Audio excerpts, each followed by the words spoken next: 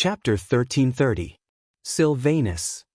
Veronica and Lebecca stood side by side in the center, looking at the huge sword hanging on the wall in front of them with grim expressions. The entire sword was pitch black in color. The huge body and hilt of the sword were covered with blood-red veins that made one's hair stand on end. They emitted a blood-like luster, as if they were alive. Inside the veins, traces of blood-like light were flowing like water. This great sword is the one Wu Yen snatched from Mikatos. It can resurrect dead dragons, it can create corpse dragons, and it's a product of magicite engineering. Is this the giant sword that can control the corpse gray dragon? Even the fearless Veronica was looking at the giant sword in front of her with fear in her eyes. The sword itself seems to be made of precious metal, but those red veins. Yes. Lebecca nodded solemnly. They are all made of dragon chi magnificent crystals. As expected. Veronica's expression darkened. Dragon chi crystals. That was a special crystal that only dragons could produce. Almost every dragon in the dragon race would secrete crystals that contained magic power at regular intervals. These crystals were known as Dragon Chi Splendor Crystals. Because the Dragon Chi Magnificent Crystal contained some excess magic power in the bodies of the dragons of the dragon race. People also began to make use of these Dragon Chi Magnificent Crystals. Those who held the Dragon Chi Magnificent Crystal could use the magic power contained within to cast dragon magic that only the dragon race could cast. At the same time, they could also do some things that only magic could do. For example, Veronica's aerial battleship was powered by the special Dragon Chi crystals. It was also because of this that the Dragon Chi Magnificent Crystal might only be a physiological substance that was secreted regularly to the dragon race, just like the metabolism of humans. Normally, they might not even take a look at it, but to humans, it was a very important thing. Dragon Chi Splendor Crystal was an extremely precious magic-conducting item. Knight Loriamin's kingdom had many production lines that relied on the Dragon Chi Magnificent Crystal. Some nobles even used dragon crystals as a status symbol or a way to flaunt their wealth. Usually, the nobles would have some luxurious decorations in their residences. For example, chandeliers. They all used the Dragon Chi Magnificent Crystals to provide the light. As a result, to the knighthood kingdom, the Dragon Chi Magnificent Crystal was a precious item that they absolutely could not lack. However, it was also because of the large amount of dragon crystals that they could use and convenience. The other countries also coveted the Dragon Chi Magnificent Crystals. After all, unlike the dragons that only contracted with citizens of Night of Nights, dragon crystals could be used by almost anyone. Although the dragon magic cast using dragon crystals would not be as powerful as those cast by dragons themselves, it was still much more powerful than using human power. In addition to the various convenient effects, who wouldn't want to obtain the Dragon Chi Magnificent Crystal? Now, the various factions of the Eruxtran continent would regularly come to Loriamin to purchase large amounts of dragon crystals. As the sovereign nation of Loriamin, the kingdom of Sheplon even requested a regular tribute of dragon crystals. Even the Sepharos Empire secretly obtained dragon crystals from various channels. That was why they had the opportunity to fuse dragon magicite with their own machinery and develop magicite engineering. That was why Veronica's expression was so ugly when she saw the veins made of dragon essence on the giant sword that she used to attack Ansari. There was nothing more unpleasant than having one's country's proud product being used by a hostile country and causing harm to one's own country. However, although Veronica was very assertive and a martial artist, it did not mean that her brain was made of muscle. Otherwise, how could she support the entire Knight of Loriamin? After a while, Veronica suppressed her emotions and calmed down. Has someone already analyzed the structure of this giant sword? There are specialists in the academy who have studied the structure of the sword. Lebecca replied before shaking her head. The experts are already analyzing the function of the veins made from the Dragon Chi Magnificent Crystal. However, the progress of the engineering research is not enough. That's inevitable. Veronica did not blame Lebecca for her incompetence. She nodded in understanding. Magic engineering is the specialty of the Knight's Kingdom. However, engineering is the domain of the Empire. Regarding engineering, the Knight's Kingdom basically knows nothing about it. It's only natural that such a result would occur. Veronica looked at Rebecca. Leave this sword to me. I will arrange for someone to study it. Understood, Rebecca replied. Then, let's put the matter of the corpse dragon aside for now and wait for the progress. Veronica's tense expression relaxed and a smile appeared on her face. Hey, Rebecca, what do you think of the duel in 3 days? This. Rebecca hesitated for a moment before speaking with some uncertainty. Is Princess Veronica referring to Sylvia or Loon? Both sides. Veronica waved her cloak and sat on the sofa. To be honest, compared to Sylvia, I'm more curious about that Loon kid. Veronica's eyes glinted. He's on par with Gulian, who's equipped with the Holy Knight armor with his own strength. He has the special ability to ride other people's dragons and the dragon riding skill that even you call unparalleled. Other than that, he's also a dragon breeder. We still don't know how powerful Fall is, and it's still a secret as to what level he's at. He's a man full of mysteries. He's not simple. Hearing this, Rebecca was stunned. Veronica was a proud and arrogant person. This could be seen from the way she mercilessly denied her own sister. To be able to gain the recognition of the proud and arrogant Veronica was definitely an incomparably glorious thing. However, no one has ever been able to make Veronica call someone not simple. Even the commander of the world's strongest Lorimon Holy Dragon Knights under Veronica's command. Although Veronica valued him highly, she didn't give him such a serious evaluation. From a certain point of view, Wu Yen received a different kind of honor. Strangely enough, Rebecca felt that it was only right and proper at the same time. Even she felt that Wu Yen was worthy of such an evaluation. Therefore, Rebecca could only smile helplessly at Veronica's words. Actually, I'm also curious about how many secrets he's hiding. Veronica paused for a moment and said in surprise, but isn't he your guard? It's a long story. This so-called guard is nothing more than a cover-up. Rebecca sighed. I've only met him recently. I gave him the name Rune, but I don't even know his real name, identity, or background. I thought I could get some information if I kept him by my side, but every time I thought he finally revealed something, he would reveal an even more shocking secret the next time I met him. I'm ashamed to say this. If he hadn't fought Captain Jirian today, I wouldn't have known he had such frightening strength. Rebecca's tone turned complicated. I only had a sliver of hope for him at first, wondering if he had a potential that even I couldn't help but sigh in admiration. Only now do I realize that his abilities have far exceeded my expectations. So mysterious. Veronica narrowed her eyes. Looks like I'll have to prepare a strong opponent for him this time. Does your Highness plan to have Captain Jirian fight? No. Veronica shook her head. Although Jirian's strength is unquestionable, I think it's still not enough to force that brat to reveal everything. After saying that, Veronica suddenly laughed out loud. I plan to have her fight. Rebecca was taken aback and her expression changed. Could it be? Veronica snorted, her eyes filled with excitement. That brat, what kind of shocking ability can he display? Let's wait and see. Chapter 1331. The next day, in the 7th Dragon's dormitory. In front of Lancelot's dragon house, Wu Yen stood at the door while Sylvia stood in front of Wu Yen. She looked like a student about to be taught by a knowledgeable professor. Or perhaps it should be said that she looked like a student participating in military training. Her body was ramrod straight and her face was solemn. Looking at this strange scene, Cosette, who was holding a plate with a teapot and teacups, couldn't help laughing. However, she didn't dare to laugh out loud on this occasion, so she could only try her best to hold it in. For the first time in her life, Cosette felt that she was having a hard time.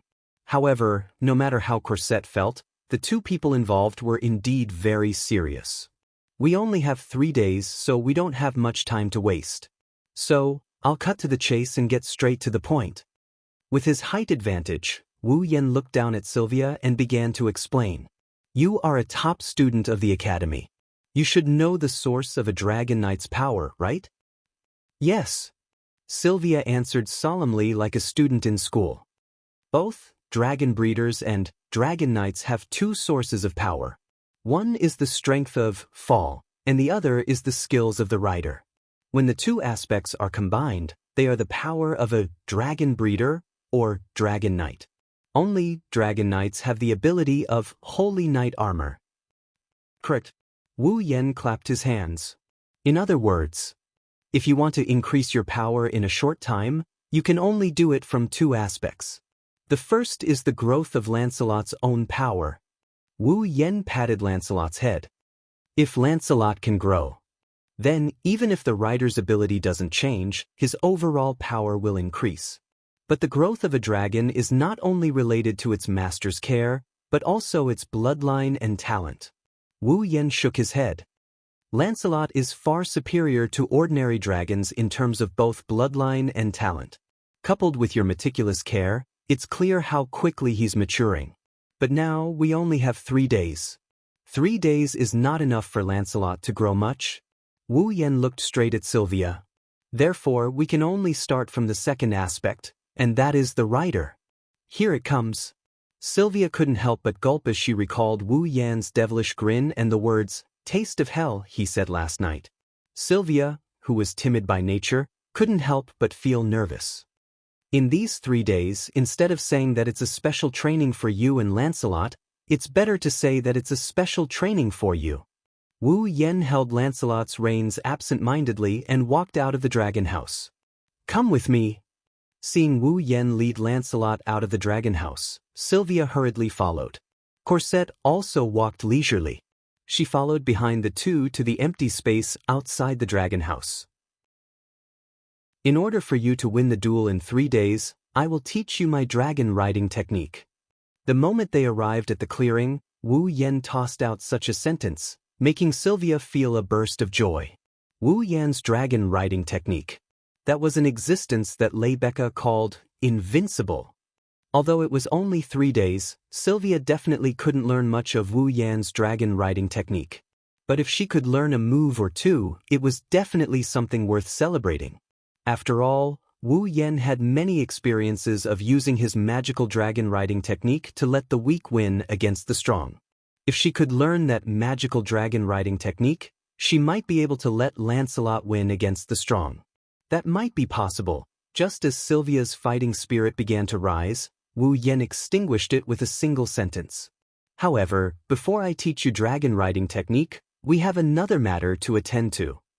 Another matter? Sylvia was slightly taken aback. Seeing Sylvia's confused expression, Wu Yen hinted. Do you still remember the flying speed that Lancelot displayed when he was dealing with the corpse ash dragon? Sylvia reflexively recalled the time when Wu Yen brought her to ride Lancelot. She also recalled the time when Wu Yen brought her to ride Lancelot. She also recalled the terrifying flying speed back then. Could it be? Sylvia shuddered. The dragon riding technique you're going to teach me is the flying method Lancelot used back then? What kind of dragon riding technique is that? However, not only did Wu Yen deny it, he even curled his lips in disdain. That's just a layer of mana covering Lancelot's body, changing the shape of the mana covering Lancelot's body, reducing the air resistance to Lancelot to 0 and giving Lancelot a push instead. As long as Lancelot remembers the shape of the mana at that time, even without a rider, Lancelot will be able to fly at the same speed. Wu Yen stroked Lancelot's dragon horn, causing Lancelot to act coquettishly. Last night, I rode Lancelot again and let Lancelot fly at the same speed. Now, Lancelot has remembered the shape of the mana. Even without me riding it, it will be able to fly at the same speed at any time. Sylvia was touched by Abel's words. It turned out that when she was sleeping, he had already thought of everything and made all the necessary preparations. He helped me so much, I can't let him down. With such conviction, Sylvia became serious. Then what should I do? Very simple. Wu Yen once again revealed that smile that made Sylvia tremble in fear. Then Wu Yan's next sentence sent Sylvia to hell. With Lancelot's speed, it will definitely increase your chances of winning by more than one level. However, you still can't get used to that speed, right? The corner of Wu Yan's mouth slowly rose. So, before learning the dragon riding technique, you must get used to Lancelot's speed and be able to control it at that speed. Wow! Sylvia was instantly terrified. Even now, Sylvia could still remember that time when she sat on Lancelot's back, the centrifugal force that almost scraped her body apart, and the extreme discomfort and nausea that came along with the extreme speed. Did he have to get used to that kind of speed and control Lancelot as he wished? No, no, no. Sylvia shook her head without hesitation. Impossible. Absolutely impossible. Oh! Wu Yan seemed to have predicted Sylvia's reaction and asked without a change in expression. What's the reason? That's too dangerous. Sylvia's face was a little pale. Let's not talk about whether I can get used to that speed for now, but if I accidentally fall off the dragon's back during practice, that's not something that can be resolved with just some injuries, right? You don't have to worry about that. Wu Yan used a bright expression to take out something from his back. It was a rope. A bad premonition surfaced in Sylvia's heart, and a chill ran down her spine. Sylvia took a step back and asked with a fearful expression. What are you trying to do? Do you even need to ask? Wu Yan revealed a dazzling expression. Unfortunately, this expression was no different from a devil's to Sylvia. Of course, what made Sylvia think that Wu Yan was a devil was Wu Yan's words. I'll tie you to Lancelot's back so that you won't be in danger of falling off. Sylvia's teeth began to chatter. I suddenly remembered. I still have something to do. Trying to escape? Wu Yan raised an eyebrow and snapped his fingers. The next moment, Sylvia's limbs were held by someone. Sylvia couldn't help but be shocked. Cosette, it's you. Your Highness, Lord Roland is doing this for your own good. Cosette's face had the same dazzling smile as Wu Yan's. For the sake of your Highness, I can only offend this lowly maid. You just think it's fun. Sylvia struggled with all her might. Let me go. Don't worry. Wu Yan grabbed the rope and approached with a ferocious expression. I'll be very gentle, I won't hurt you. Sylvia's pretty face turned ghastly pale in an instant. Then Wu Yan pounced on her. No, a sorrowful cry echoed through the sky. Chapter 1332. Ooh, a sorrowful wail that would make anyone who heard it cry reverberated throughout the seventh dragon house. It sounded like the cry of a ghost in the middle of the night. Whoosh, a sharp sound accompanied by a sorrowful wail echoed throughout the sky. A streak of light flashed through the sky above the seventh dragon house, causing a series of incessant shrieks. At the doorstep of the seventh dragon house, Wu Yan and Cosette were drinking black tea and munching on pastries. The sorrowful wail that reverberated throughout the sky seemed to be adding to their enjoyment. It was a very pleasant sight. Looking up, Wu Yan couldn't help but sigh when he saw Sylvia, who was tied to the back of Lancelot's dragon and screaming with her eyes closed. As expected of the princess. She's been screaming for an entire hour and her voice is still so loud. It's a pity that she's not singing the high notes. That's true. Cosette wasn't worried about his master at all. He looked at Sylvia, who was screaming in the sky with a big smile on his face. Her Highness seems to be very happy. If Sylvia or anyone else heard this, they would definitely stay away from Cosette and never dare to approach her again. What is bad? That is bad. What is bad taste? That is bad taste. Cosette proved to everyone in the world that in this world, there was no one who could help her. There was actually a maid who would feel happy for her mistress' misfortune. He didn't know he had a maid who was both capable and good-looking, but a powerful maid with a very bad taste. Would that be a good thing for Sylvia? Of course, if Veronica was here, she would definitely admit that she was inferior. Even though Veronica also gave Sylvia hellish special training when she was young, Sylvia wasn't that bad. At the very least, she wasn't so bad as to leisurely drink black tea and eat pastries while Sylvia's life was in danger. However, after watching Sylvia scream for an hour in the sky, Wu Yan got bored of it. She's a real demon, no doubt, so he casually mentioned it. Speaking of which, aren't there 5 holy dragons in the 7th dragon house? Why do I only see Lancelot and Guffrin every time I come here? Ha! Corset was admiring her mistress' tragic experience. Corset was also nonchalant in her reply. Apart from Guffrin and Lancelot, the other 2 holy dragons seem to always be by their master's side. They rarely stay in the dragon house. One of the holy dragon's master has been skipping classes and hasn't even been to the academy that many times. Therefore, Lancelot's master has been skipping classes. So, Lancelot and Lancelot are the most common holy dragons. You haven't even been to the academy that many times?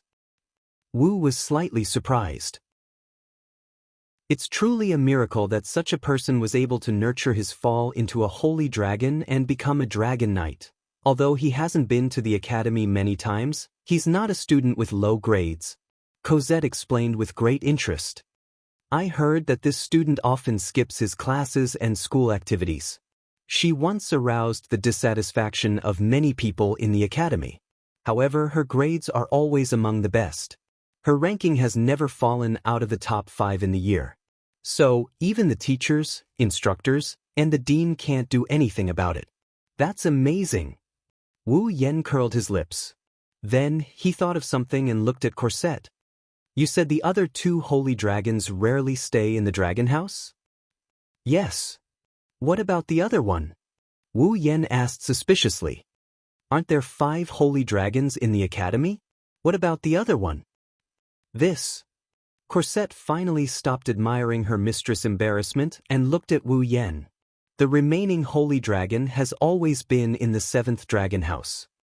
It's always been in the 7th dragon house? Wu Yen didn't feel relieved after hearing Corset's words. Instead, he became more suspicious. Then why haven't I seen it?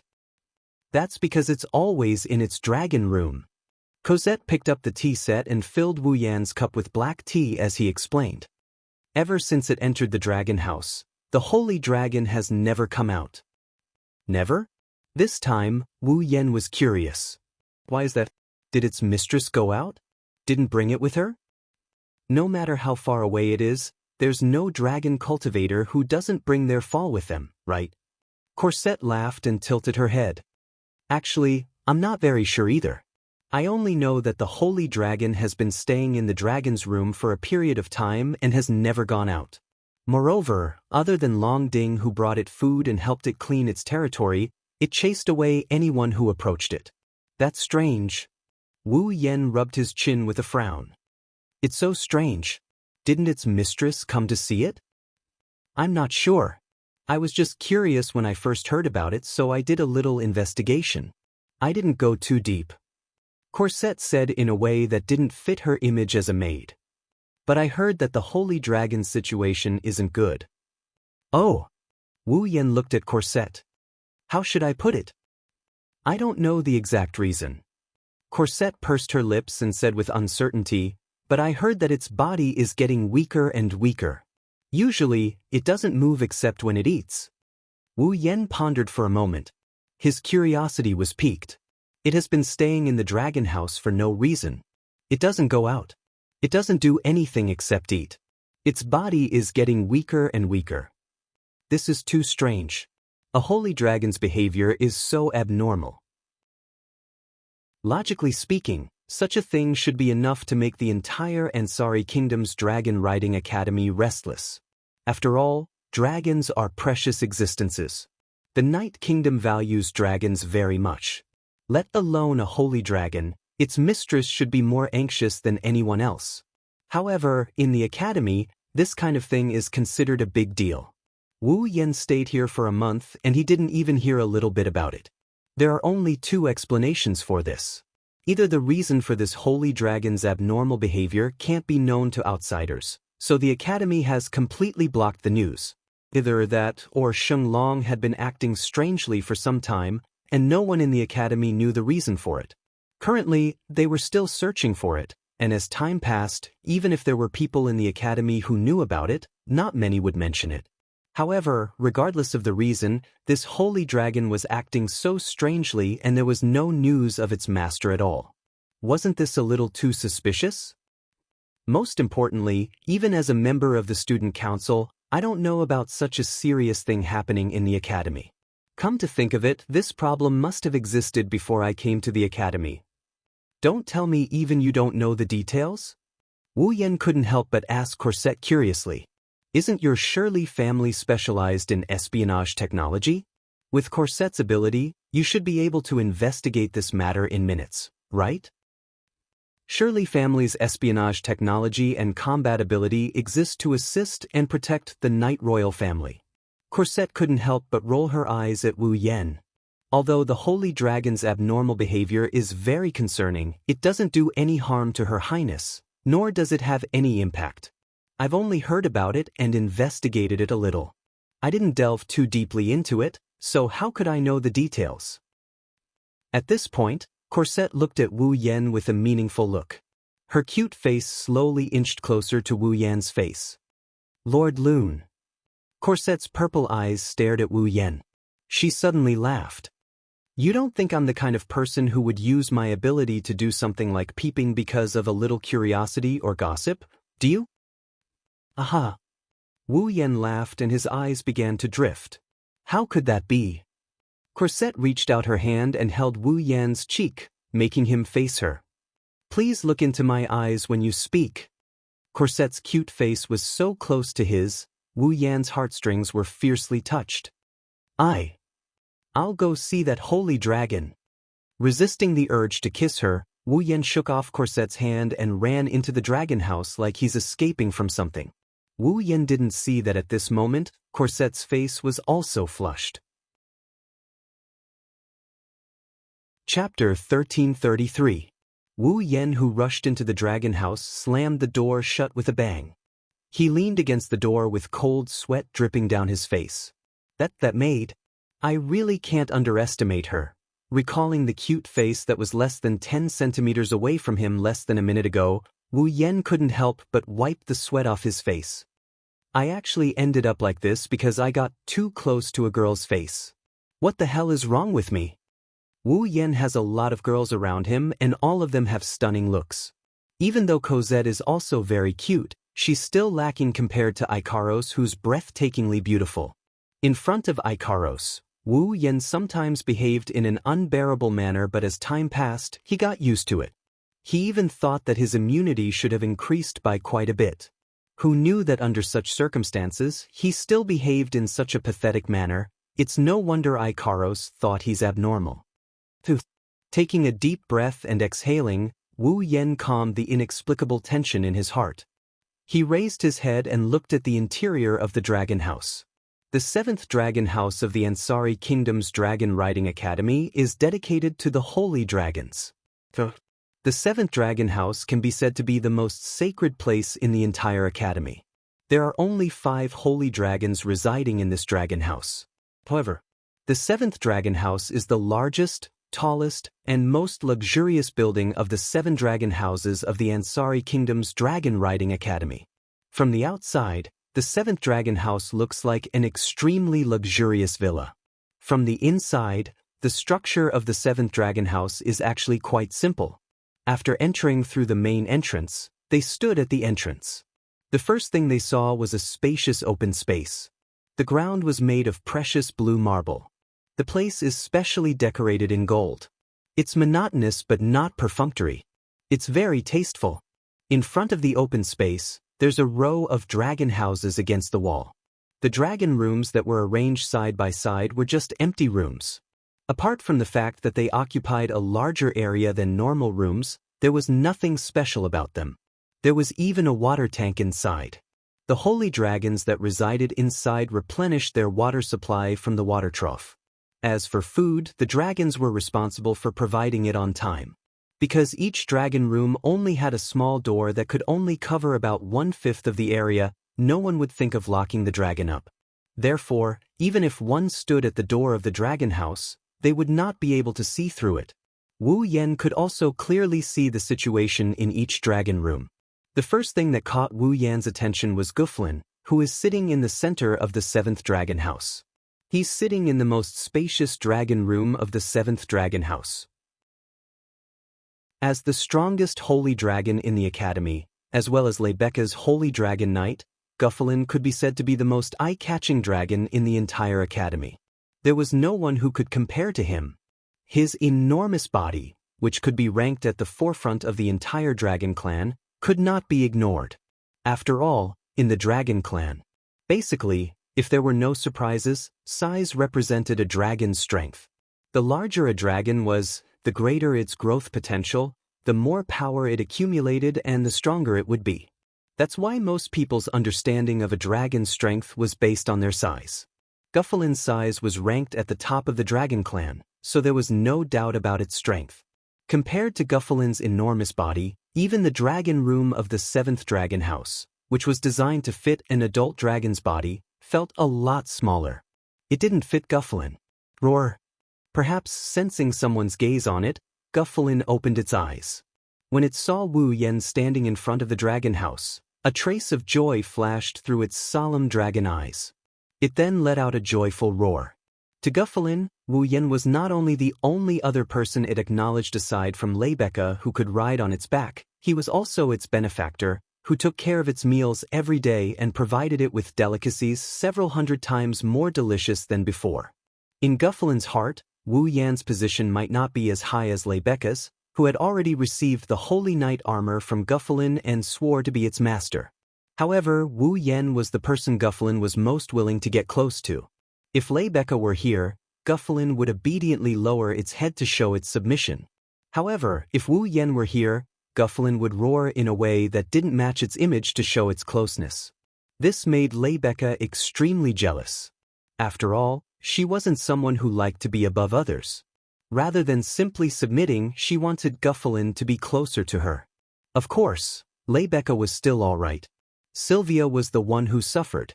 Unlike Guffalin, who had already presented his holy knight armor and swore to be his master, Lancelot, who hadn't presented his armor to Sylvia, was much closer to Wu Yen than Guffalin.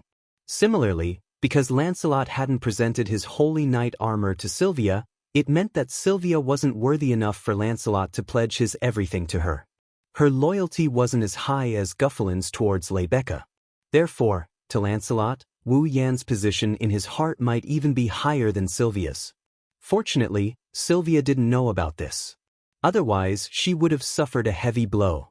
At this thought, Wu Yan couldn't help but smile and beckon Guffalin over. "It's not time to eat yet. Rest first. When it's time to eat, I'll bring you something good to eat." Roar. Guffalin let out another roar of joy before obediently lying on the ground and sleeping comfortably. It seemed that he was looking forward to Wu Yan's cooking. Dragons were able to eat 5 meals a day, and they had a special desire for delicious food. As an incredibly intelligent species, dragons weren't only capable of creating holy knight armor and researching dragon-related magic. Their desire for beautiful things far surpassed that of humans. In the hearts of dragons like Guffalin and Lancelot, Wu Yan's cooking was the pursuit of good food. Shaking his head, Wu Yan couldn't help but laugh. He then began to look around the dragon house. Lancelot was accompanying Sylvia in her special training outside. Corset had also said that the other 2 holy dragons were always by their master's side and rarely entered the 7th dragon house. Thus, in the entire 7th dragon house, other than Guffrin, there should only be that holy dragon with abnormal behavior left. In the quiet 7th dragon house, Wu Yan could clearly hear that other than Guffalin, there was also a relatively weak breathing sound echoing in this space. Following this breathing sound, Wu Yan walked to the innermost part of the 7th dragon house and arrived at a rather remote dragon house. The next moment, he saw, in this dragon house, a dragon was lying on the ground. It was a holy dragon about the same size as Lancelot. It was obvious that it was still in its infancy.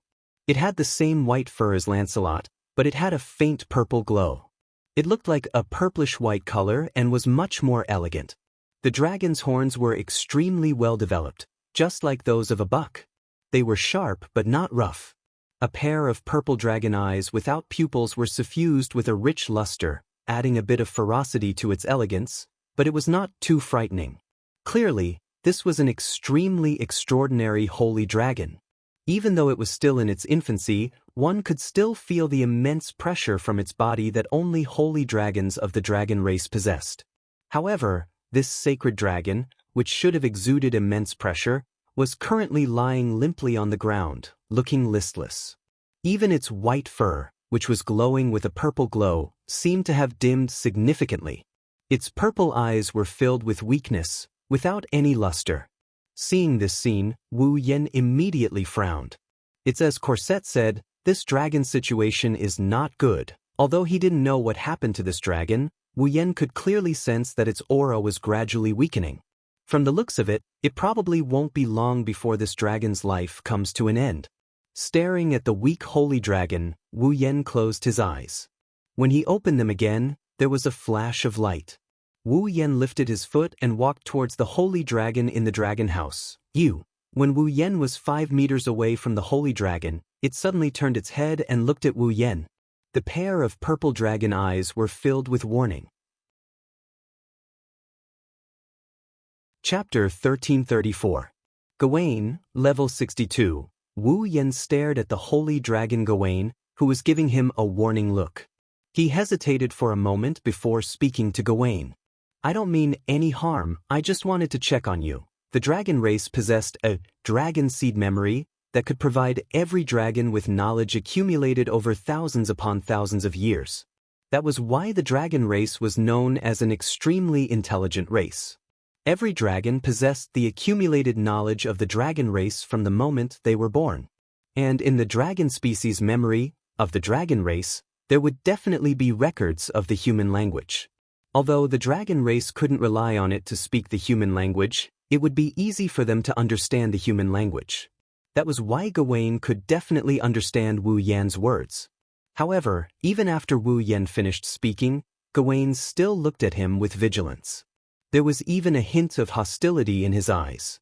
If someone else approached Gawain with Gawain's previous behavior, he would have roared and scared them away. However, Gawain could feel a trace of pressure from Wu Yan's body that was different from ordinary people. It was the pressure from the bloodline. It was because of the true ancestor bloodline's pressure on the dragon race's bloodline that Wu Yan was able to obtain the dragon race's approval and become an existence that could ride any dragon. In the past, relying on this, Wu Yan could be said to have never failed in riding a dragon. Ordinary dragons felt that Wu Yan's life force was superior to theirs. That was why they would straightforwardly submit to him. The holy dragon could resist the bloodline pressure from Wu Yan. However, the dragon race was also a race that valued bloodlines greatly. Even if they weren't of the same race, they would still give a certain amount of respect to existences whose bloodline far surpassed theirs. Take Gufflin for example. To the dragon race, it was clearly the biggest taboo to allow someone other than their master to ride on their back. Many people had died because of this in the past. However, Guffrin still gave Wu Yan a chance to gain its approval. After some comparison, it approved of Wu Yan as its mount. Because Lancelot was a dragon whelp, his resistance to Wu Yan's aura was not as strong as Guffrin's. Moreover, with the help of delicious food, Lancelot's resistance to Wu Yan had plummeted. In the end, in addition to Wu Yan's teachings to its master, Lancelot very straightforwardly agreed to let Wu Yan ride it. Although Gawain was a holy dragon, he was still in his infancy, just like Lancelot. His resistance to Wu Yan's bloodline pressure shouldn't be stronger than Gyvlin's. But Wu Yan didn't show any intention of riding it. He had merely approached, but the other party had given him an undisguised warning. Could it be that this holy dragon called Gawain had a dragon bloodline of a higher level than Gufflin and Lancelot's? Was that why he was able to ignore the pressure from his bloodline like Yak? Just as this thought appeared in his mind, Wu Yan immediately rejected it, because he saw it. In Gawain's eyes, which were filled with warning, there was also a trace of fear and respect. It was clear that Gawain also respected Wu Yan's bloodline pressure. But he still gave Wu Yan a warning. This proved that even though Gawain was respectful, he still didn't want Wu Yan to get close to him. That was why Gawain didn't even give existences of a higher level a chance to get close to him. This was a dragon with quite a personality, and also a difficult one to deal with. Almost instantly, Wu Yan had such an impression of Gawain.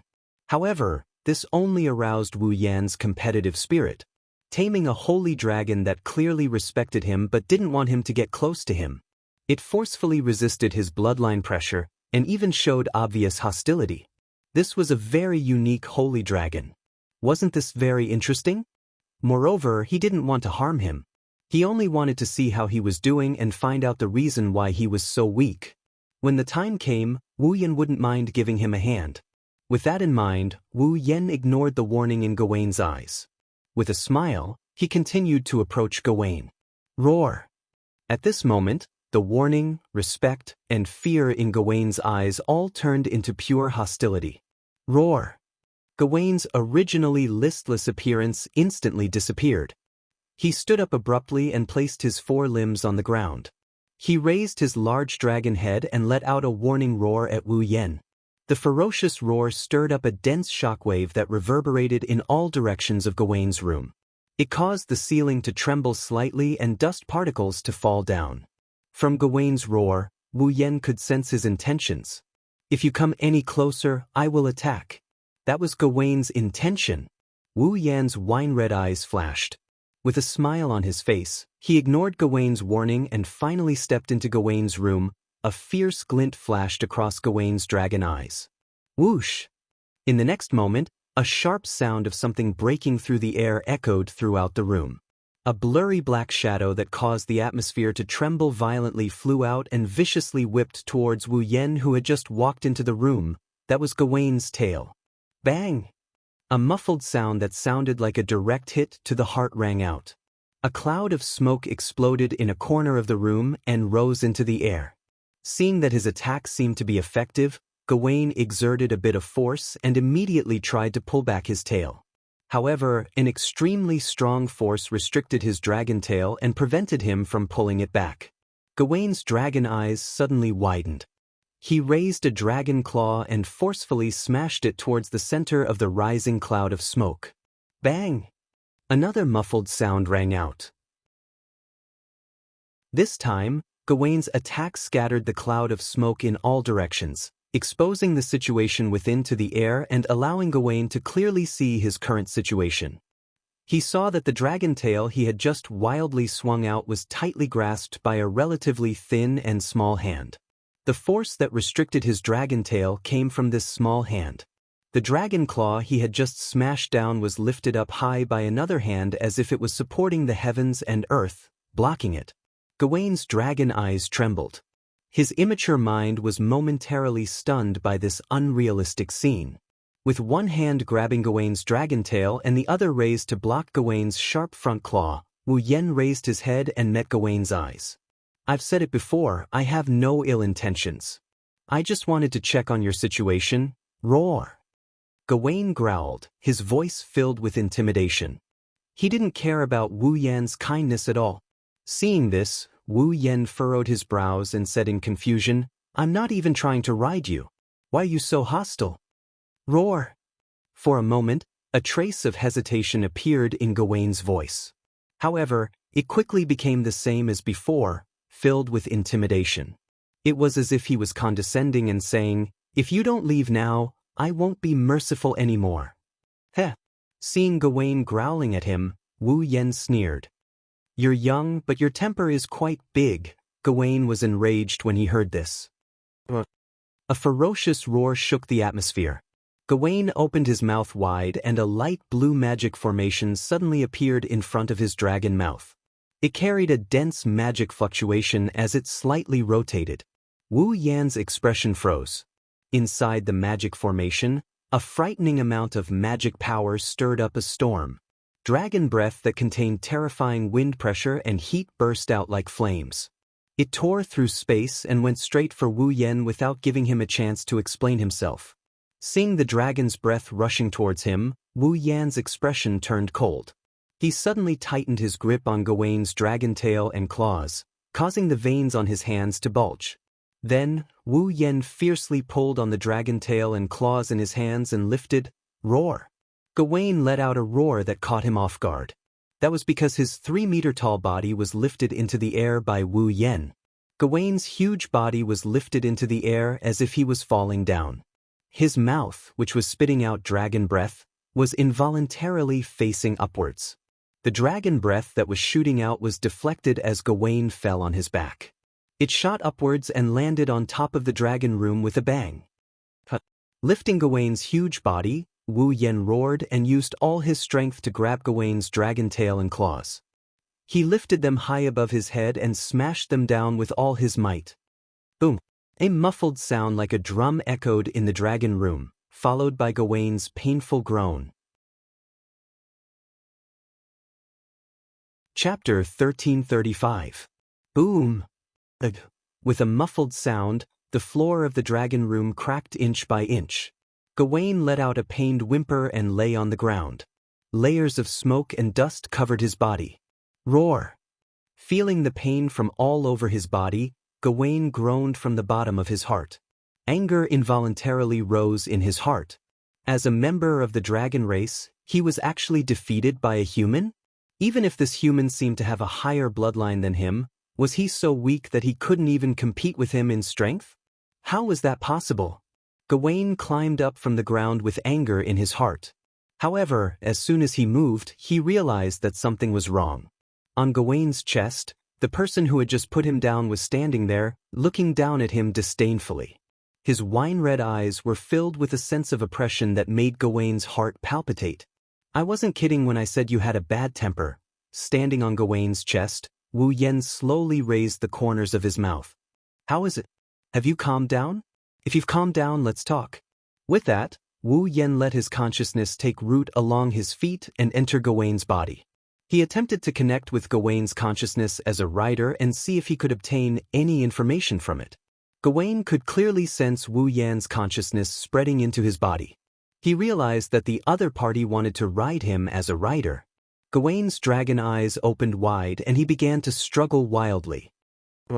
A dragon's roar rang out, carrying a strong sense of unyielding will as it reverberated in the air of the dragon room. Gawain's consciousness fiercely rejected Wu Yan's consciousness, rejecting it and not allowing it to connect with his consciousness. At the same time, he began to struggle. Unfortunately, just as Gawain had the thought to struggle, Wu Yan, who was standing on his chest, suddenly stomped down with great force. Gawain was heavily trampled under his feet. Gawain was of the dragon race. Furthermore, he had the powerful physical strength of a sacred dragon. He was unable to resist. As if a heavy mountain was pressing down on his body, Gawain only felt that his body had become incomparably heavy. He couldn't even lift his body. His limbs could only move about randomly. He couldn't move his body even an inch, let alone get up. The consciousness with Wu Yan as the source was drilling into Gawain's consciousness. Once it succeeded, then Gawain would truly be ridden. Gawain raised his head and roared. Not only was his voice unyielding, but it was also louder than any of the previous roars. With a hum, a barrier-like magic array shot out from above Gawain's body and instantly expanded to the size of Gawain's body. A wave of magic power suddenly erupted from Gawain's body, rolling into a thin film that covered Gawain's entire body.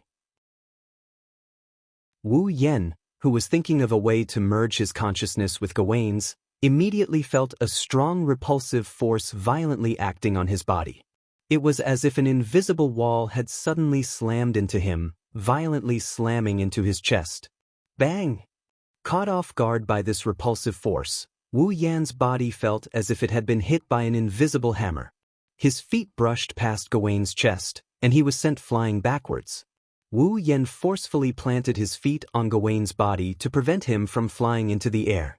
He exerted a little force and stabilized his body as he retreated. He stopped dangerously on Gawain's body and didn't fly backwards. Roar! Gawain roared angrily. A wave of magic power erupted from his body again, thickening the thin film of magic power and increasing the repulsive force acting on Wu Yan. Wu Yan clenched his teeth. He forcibly endured the invisible impact from the film on Gawain's body while looking up at the magic array rippling above him. His expression became rather displeased. A reflective defensive spell? This was an advanced magic that could only be cast by dragons of the Holy Dragon Clan. Although its defensive power wasn't as strong as a simple hexagon barrier, once it successfully blocked an attack from the outside, it would be able to reflect part of the attack. Presumably, Gawain was using Wu Yan's power to restrain him from getting up to rebound onto Wu Yan. That was why Wu Yan seemed to have been hit by an invisible attack and almost flew out of Gawain's body. Perhaps Gawain even saw Wu Yan's consciousness as an attack and reflected it back onto himself. Wu Yan snorted coldly. He exerted force with his feet and firmly planted himself on Gawain's body like the roots of an old tree. If you think that's enough to make me stop, then you're underestimating me too much. With that, Wu Yan ignored the repulsive force on his body. He closed his eyes and divided his attention into two parts. One focused on his feet, ignoring the rebounding force, and only focused on stabilizing himself on Gawain's body. The other focused on his own consciousness as a rider. Like water seeping into a rock, it flowed through the cracks in Gawain's rock and merged into Gawain's consciousness. Roar. Gawain's roar was tinged with fear. Originally, if a rider wanted to merge with a dragon's consciousness, the dragon had to open its heart to the rider and accept the merging of the rider's consciousness. Otherwise, even if the rider risked the great taboo of the dragon race to ride another dragon, he wouldn't be able to successfully control it. Yashu had the talent of a genius dragon tamer and could ride any dragon. This proved that the dragons he rode all opened their hearts to him and accepted the merging of his consciousness. As for the specific reason, Wu Yan didn't know. However, Wu Yan knew why he could ride all dragons. He used the pressure from his bloodline to make the dragons pay their respects and accept him of their own accord. However, if that was the case, the holy dragons that could more or less resist Wu Yan's pressure would also pay their respects. However, because of their resistance, they wouldn't easily accept Wu Yan's ride. For example, Gyuvlin and Lancelot had to go through a lot of trouble before accepting Wu Yan's ride. Gawain didn't accept Wu Yan's offer to ride him. He also didn't open his heart to Wu Yan and accept Wu Yan's consciousness as a rider. However, the pressure from his bloodline made Gawain truly respect Wu Yan. Therefore, it gave Wu Yan an opportunity to take advantage of it. For example, dragons were extremely resistant to riders who weren't their master riding them. Therefore, when another rider rode them, their consciousness would condense into a rock, and the rider's consciousness wouldn't be able to merge with it. Gawain was the same. Because he rejected Wu Yan's consciousness, his consciousness also condensed into a rock. However, out of respect for Wu Yan, the stone had cracks that couldn't be seen with the naked eye. If a dragon didn't open its heart to its rider, the rider wouldn't be able to control the dragon. However, because of this crack in Gawain's consciousness, although Wu Yan didn't successfully merge with his consciousness and control Gawain, he obtained a part of Gawain's memories from the depths of his consciousness, just like Yaksa did when he controlled the corpse ash dragon. Thus, Wu Yan saw a scene of Gawain flying freely in the sky. Soaring in the sky, Gawain flew at an extremely terrifying speed, following an extremely strange trajectory. It was as if he was dancing. As Gawain flew, scattered light particles seemed to be released from his body. They followed Gawain's flight path and outlined streaks of flashing light in the sky. The crisscrossing streaks of light gradually increased in number, forming a diagram. It was a magic formation shaped like a star carving. The magic formation seemed to have been drawn directly in the air, following Gawain's flight and drawing streaks of light, gradually becoming complete. However, at this moment, a figure fell from Gawain's back. Gawain abruptly stopped his flying figure and turned his head around. However, the figure that fell from his back had already landed helplessly on the ground. Gawain could only watch in despair as the figure fell. In the sky, the magic formation that was almost complete exploded like fireworks, turning into starlight and gradually dissipating. Fortunately, the figure that fell from Gawain's back didn't suffer any major injuries, only some superficial wounds. However, since then, the figure had developed a fear of riding on Gawain's back. Afraid that the figure would insist on riding him under such circumstances, Gawain began to refuse. The scene was cut off. Chapter 1336. The memory fragments replayed clearly in his mind. Wu Yan lowered his head and looked at Gawain, who was still struggling at his feet. His expression changed slightly. In the end, he sighed and withdrew his consciousness from Gawain's body. Gawain was startled when he sensed Wu Yen withdrawing his consciousness. He stopped struggling and raised his head, meeting Wu Yan's gaze. Peh. Wu Yen smiled helplessly. He shrugged and jumped down from Gawain's body, landing on the ground. Gawain came to his senses and hurriedly got up from the ground. He landed on all fours, wisps of magic flowing through his body. He stared at Wu Yen with vigilance and doubt. Gawain didn't understand. This mysterious existence seemed to have surpassed him in power. Why would he suddenly give up? As long as Gawain didn't open his heart to Wu Yen and accept Wu Yan's consciousness, Wu Yen wouldn't be able to control him. However, Gawain was well aware of his own situation. He couldn't beat him. If that was the case, there was no reason for him to give up. Even if he couldn't control him for the time being, who knew when he'd give in if he persisted? Of course, Gawain had made his own decision. He definitely wouldn't give in. Could it be that he gave up because he knew he wouldn't give in? Seeing the doubt in Gawain's eyes, Wu Yen sighed. He stretched out his hand. Gawain was slightly stunned. Gawain was stunned. You've had a hard time as well? Hearing this, Gawain was stunned once more, and then he fell silent. This sentence sounded a little strange, but Gawain unexpectedly understood it. Maybe this person already knows about my situation. Just as Gawain had guessed, Wu Yen had learned why Gawain had become so weak from the memory fragments in the depths of Gawain's consciousness. The reason why he'd stayed in the dragon house. Simply put, Gawain was refusing his master's ride.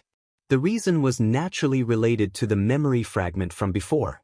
From that memory fragment, Wu Yen learned that Gawain's master seemed to be carrying Gawain through some kind of strange training. This exercise was the magic circle that Gawain had drawn in the sky in the memory fragment. Wu Yen didn't know what that magic array was. Gawain and his master were practicing something, but this practice seemed to require a terrifying flying speed and trajectory. Apart from the flying method that Lancelot had mastered to change the shape of magic power, that speed was undoubtedly the fastest flying speed that Wu Yen had ever seen. Not to mention the fact that it required an extremely fast flight speed. Gawain was also able to fly according to the flight trajectory in a posture and angle that was as difficult as ascending to the heavens. Because of this, an accident happened. Gawain's master fell off Gawain's back. Although Gawain's master was lucky enough to only suffer some light injuries in that accident, Gawain's master was lucky enough to only suffer some minor injuries. However, falling from Gao Wenlong's back had left a psychological shadow on Gao Wenlong's master, and it had a great impact on his heart. So, ever since Gawain's master fell off Gawain's back, Gawain's master had always been afraid of Gawain. A horseman is afraid of riding his own par? Ignoring the impact that this would have on Gawain, it was obvious that a rider was afraid of his par. If he continued to ride Gawain, he would definitely end up in a miserable state. If he continued to ride Gawain while traumatized, the same thing would definitely happen again. The first time, he was lucky and only suffered some light injuries. What about the second time? The third time? If he continued to ride Gawain while in that state of mind, Gawain's master would sooner or later be seriously injured or even killed. Therefore, to protect his master, Gawain began to refuse his master and no longer allowed him to ride him. That was where the problem came from. Due to the virtuous dragon magic, Abayan, dragons were able to contract with humans and obtain a slim chance of survival. However, this also caused dragons to be restricted in many aspects. After all, the contract between a dragon and a human was to recognize the contractor as the master and obtain a channel to replenish star essence to survive. If the dragon could wantonly disobey the orders of the contractor, then what was the point of the human contracting with the dragon? Therefore, after contracting with humans, dragons could no longer disobey their master's orders. If dragons disobeyed their master, then the star essence channel established by the star carvings would automatically be cut off. Dragons would no longer be able to replenish their star essence from their master. Therefore, ever since Gawain began to refuse his master's ride, the star essence channel between Gawain and his master was cut off. Gawain could no longer obtain star essence from his master. Star essence was a type of energy that life forms could not lack. It was precisely because dragons lost the ability to be self-sufficient that they needed to contract with humans to obtain a slim chance of survival. Without the supply of star essence, Gawain naturally grew weaker and weaker. When the remaining star essence in his body was completely used up, Gawain would only have one path left to take. Die. Stroking the fur on Gawain's neck, Wu Yen sighed. I didn't expect you to be such a good person with such a bad temper. No, a good dragon. Gawain snorted and turned his head away, making Wu Yen laugh inwardly. This bad-tempered dragon actually knows how to feel shy. I roughly understand your reason. Wu Yen pursed his lips. But if you're so weak, why are you still resisting my will? Am I not qualified to ride you? Roar.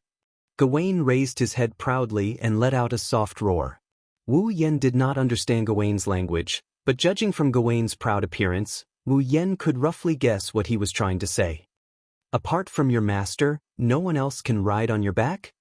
Wu Yen narrowed his eyes, a smile appearing on his face. His hand on Gawain's neck changed from caressing to strangling, slowly tightening his grip. You really are arrogant. Roar. Gawain let out a painful roar. His dragon head began to shake. Unfortunately, in terms of physical strength, even a holy dragon like him could not compare to Wu Yen, a true ancestor who had been baptized by the magical pond water. Struggling would only increase his pain. Gawain immediately looked at Wu Yen, begging for mercy. You should have done this from the start. Wu Yen smiled in satisfaction. He loosened his grip on Gawain's neck. He hesitated for a bit before continuing.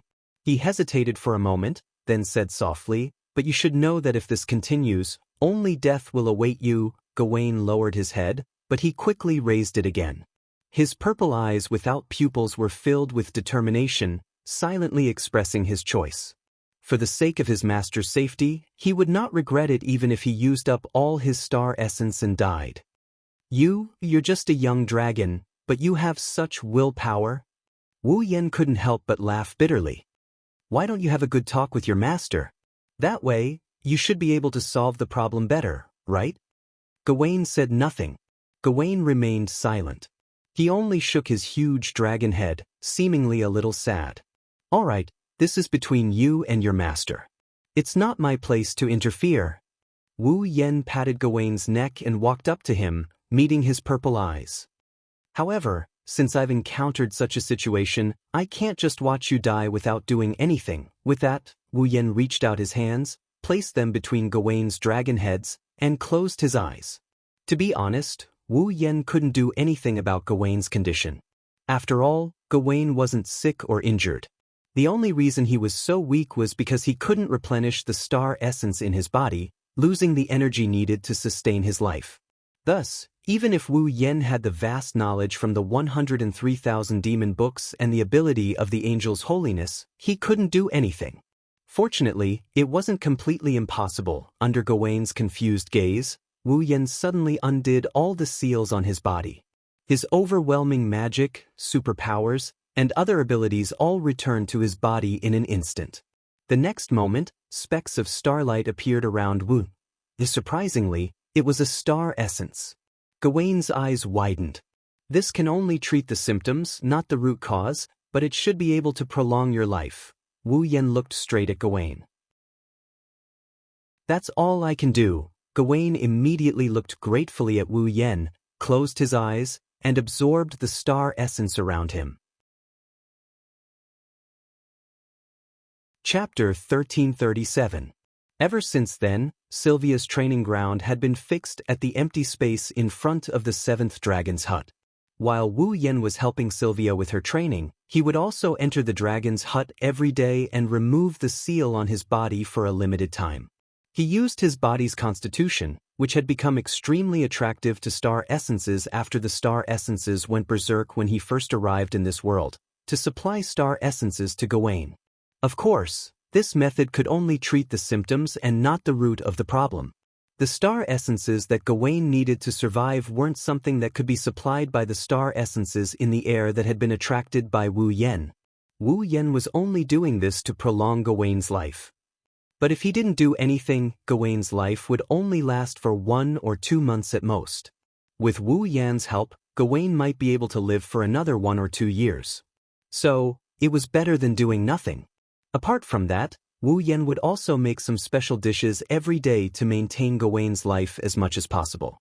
After all, in this world, all life forms needed star essence in their bodies to survive. The food that humans and dragons ate, such as meat and vegetables, were all originally living beings, so there was more or less star essence in their bodies. Wu Yan purposely chose some food that contained a lot of star essences. He made them into dishes to provide Gawain with his daily meals. This way, Gawain's life would be slightly prolonged.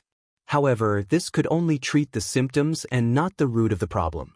Looking at Gawain, who lay motionless in the dragon's hut every day and would only move when he came, Wu Yan couldn't help but sigh inwardly. If this continued, Gawain would eventually meet his end. Should I take some action? To tell the truth, Wu Yan can't just watch this holy dragon die like this. It has a temper, it has a personality, and it's also very close to him. But Gawain didn't seem to want Wu Yan to meddle in his affairs. Wu Yan could only continue to give Gawain more star essence every day and provide him with food with a high star essence content. As for what he would do in the future, he could only take the next step. Let's take this step. Just like that, 3 days slowly passed, dusk began to replace the azure blue sky, and night was about to fall. When the sky brightened again, it would be the start of the imperial competition. Similarly, it was also the day of the duel between Wu Yan, Sylvia, and Lorea's holy dragon knights. Sylvia was panting heavily on Lancelot's back in front of the 7th dragon's hut. Her icy blue eyes rippled with fatigue, but at the same time, there was uncontrollable joy. He took a closer look. In the empty space in front of Sylvia and Lancelot, there was a path that looked as if it had been forcefully crushed by something. A huge ravine that was 4 to 5 meters wide was extending into the distance, and there was no end in sight. Looking at this terrifying ravine, Corset's eyes were filled with shock. Wu Yan looked at Sylvia and Lancelot with a smile on his face. "Looks like we made it in time," Sylvia nodded her head hard. She looked at the huge ravine that continued to extend forward with Lancelot as the source. She tightened her grip on the reins, and her eyes shone with a light that was completely different from her weak self from 3 days ago. There was even a hint of confidence in her eyes. "With Lancelot's flying speed and this, I might really be able to win. I've already given you the conditions for victory." Wu Yan didn't deny Sylvia's words and shrugged. "But that doesn't mean you'll definitely win. In the end, whether you can win or not will still depend on yourself. I understand. You've already helped me enough." Sylvia's expression turned solemn. She flipped over and got off Lancelot's back. She walked in front of Wu Yan, took a deep breath, and then bowed deeply. "Thank you, Roland." "You brat." Wu Yan didn't avoid Sylvia, who gave him the most formal greeting. Instead, he accepted it with a helpless expression on his face. "You're the 4th princess, and I'm only a guard. If others see you like this, it won't do you any good. This has nothing to do with identity." Sylvia's face was full of seriousness, and her tone was also very solemn. "If it wasn't for you, I wouldn't even have the qualifications to struggle a little in the hands of my royal sister. Moreover, you've given me the opportunity and capital to control my own fate. Your kindness is not something that can be repaid with just a simple gratitude. You don't have to take it to heart. I simply can't stand Veronica's actions and your depressed appearance." Wu Yan first glanced at Sylvia, then at Corset. He couldn't help but touch his cheek, and a smile hung on his face. "Furthermore, it's not like I don't have any benefits." Seeing Wu Yan touch his cheek with a meaningful expression, Corset's charming face revealed a reproachful expression, causing Sylvia to be somewhat puzzled. "Benefits? What do you mean?" Well, don't mind it." Wu Yan shrugged, then walked in front of Lancelot and patted its neck. "You have to work harder tomorrow. I've spent a lot of effort on you, so don't embarrass me, roar." Lancelot growled, its head held high, as if to say, "That's impossible." Wu Yan, Sylvia, and Corset couldn't help but laugh. "Roland, what about you?" After laughing, Sylvia looked at Wu Yen and hesitated for a moment. I haven't seen you do anything in the past 3 days. Don't you need to prepare? What do I need to prepare? Wu Yen was rather annoyed. Do you want me to undergo special training like you? It's impossible for me to improve even a little bit in 3 days. Then you should at least consider some countermeasures. Sylvia shuddered. Royal Sister isn't a kind-hearted person. You've already exposed your strength in your battle with Sir Gulian 3 days ago. Royal Sister will definitely make some difficult decisions for you because of that. You have to be careful with that person's bad taste. It's not impossible. Despite saying that, Wu Yen didn't seem to care about it at all. However, I'm looking forward to it. Looking forward? Sylvia and Corset looked at each other in confusion. Confusion was written all over their faces.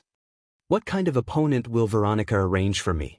Wu Yan's eyes flashed with shrewdness, the corner of his mouth raised. She should know that ordinary Saint Sky Dragon Knights are no match for me, so I'm looking forward to what kind of person she will send to be my opponent. Sylvia and Corset looked at each other. It was as Wu Yan said, an ordinary Saint Dragon Knight was no match for him. Wu Yan didn't even have a Saint Knight's armor, yet he was able to fight Gulian to a standstill. Under these circumstances, Wu Yan didn't even need to send Fallout. He just needed to ride Gufflin, and the two of them together would be enough to give Gulian a run for his money. Why was he only able to fight? The Saint Knight's armor was a piece of magical equipment created by Boer. The armor's magical power came from the same source as Boer's. When riding Boer, the Saint Dragon Knight could infuse the armor's magical power back into Boer's body to increase Boer's power. Just like Leibeka when fighting the Corpse Grey Dragon, Guffrin could completely suppress the Corpse Grey Dragon by fusing the armor's magical power with Guffrin's.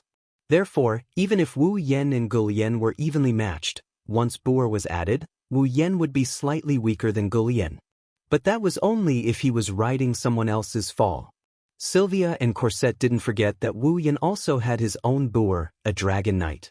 He might even be a Saint Heavenly Dragon Knight. If Wu Yen summoned his Boer would be slightly stronger than Guffrin and equipped with the Saint Knight's armor. Gulian would be no match for him. Sylvia and Corset couldn't help but look forward to it. They looked forward to tomorrow.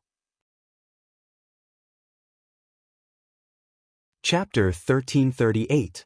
The next day, early in the morning, the light blue sky hung high on the edge of the sky. There were no clouds in the clear blue sky for thousands of miles. The sunlight poured down like flowing water, but it didn't seem blazing. Instead, it made the people who were illuminated feel a touch of warmth and joy in their hearts. Today, the weather was beautiful, making the imperial competition that was supposed to come unprecedentedly enthusiastic. Oh, oh, oh, oh, the cheers that resounded through the sky kept echoing in the arena of the Ansari State's Dragon Riding Academy. It turned into an echo that kept going on and on. The audience seats in the arena had long been filled by the students, instructors, teachers of the Ansari Dragon Riding Academy, and the citizens of Ansari City. Even the standing seats were full of people, squeezing the audience seats of the entire arena until not even a drop of water could trickle through. As far as the eye could see, it was full of black heads. At the front of the arena, on the top of a wall, there were special seats specially prepared for the nobles who came to watch the imperial competition. Veronica sat on the only chair in the special seats and looked down. Her hawk-like sharp eyes swept across the arena below. On her mouth, a faint arc hung on Veronica's face. Obviously, Veronica was also looking forward to today's arrival. Of course, what Veronica was looking forward to was not this performance like the imperial competition, but the duel after the competition. Or rather, today. 90% of the spectators who came to the arena of the Ansari Kingdom's Dragon Riding Academy were here for the duel after the Imperial Tournament. For the citizens of the Knights, the Lorimon Holy Dragon Knights were the most glorious group. Naturally, as long as they were citizens of the Knights, there was no one who didn't have a vision for the Lorimon Holy Dragon Knights. Now, the Academy's latecomer, who could be said to be the most famous dragon-riding genius in the first grade of the advanced course and the fourth princess of the Knights country, would duel with the Lorimon Holy Dragon Knights. Who didn't want to see it? So, today's imperial competition had instead become an entertainment. The duel after the competition was the theme that people were looking forward to. On the VIP seats, the captain of the guards, Gu Lian, who was equipped with the Holy Knight's armor all the time so that he could unleash his strongest combat power when he was protecting Veronica, stood beside her like a shadow. By the side, the rest of Veronica's personal guards also took Veronica as the center. They surrounded Veronica in the middle. Veronica, who was known as the iron-blooded Valkyrie, had many achievements, but she had made too many enemies, especially in such a public place. If someone wanted to kill Veronica, it was not impossible for them to sneak in among the audience and find an opportunity to kill her in one blow. Therefore, Gu Lian and the personal guards were already on high alert. They only hoped to be able to react in time if something happened. Other than Veronica, Gu Lian, and the personal guards, Wu Yan, Sylvia, Yashur, and Yak were also present. However, all four of them had different reactions. Wu Yan's expression was calm as he stood there casually, as if he didn't care about today's duel at all. Sylvia's body was tense, and her face was solemn. However, if one looked closely, they would see that her forehead was dripping with sweat.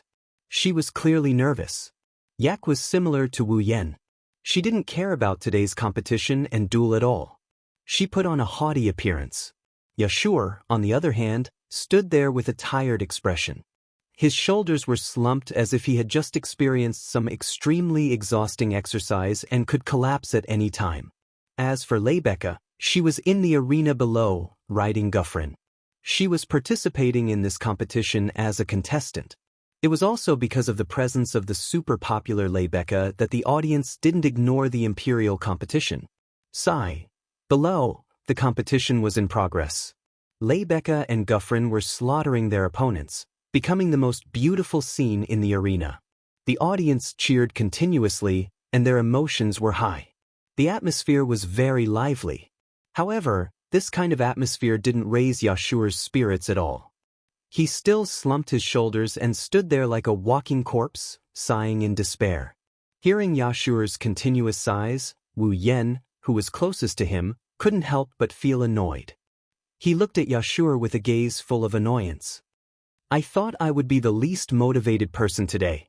Now I know I was wrong. Yashur, I suddenly want to hit you. I want to too. Yak immediately supported him and pointed at Yashur's nose with a grimace. Can you still be considered a noble and holy subordinate of the dragon race? You're a disgrace to me, your master. So what if I'm a disgrace? However, when he heard Wu Yan and Yak's sarcasm, Yashur still looked as if his heart had given up.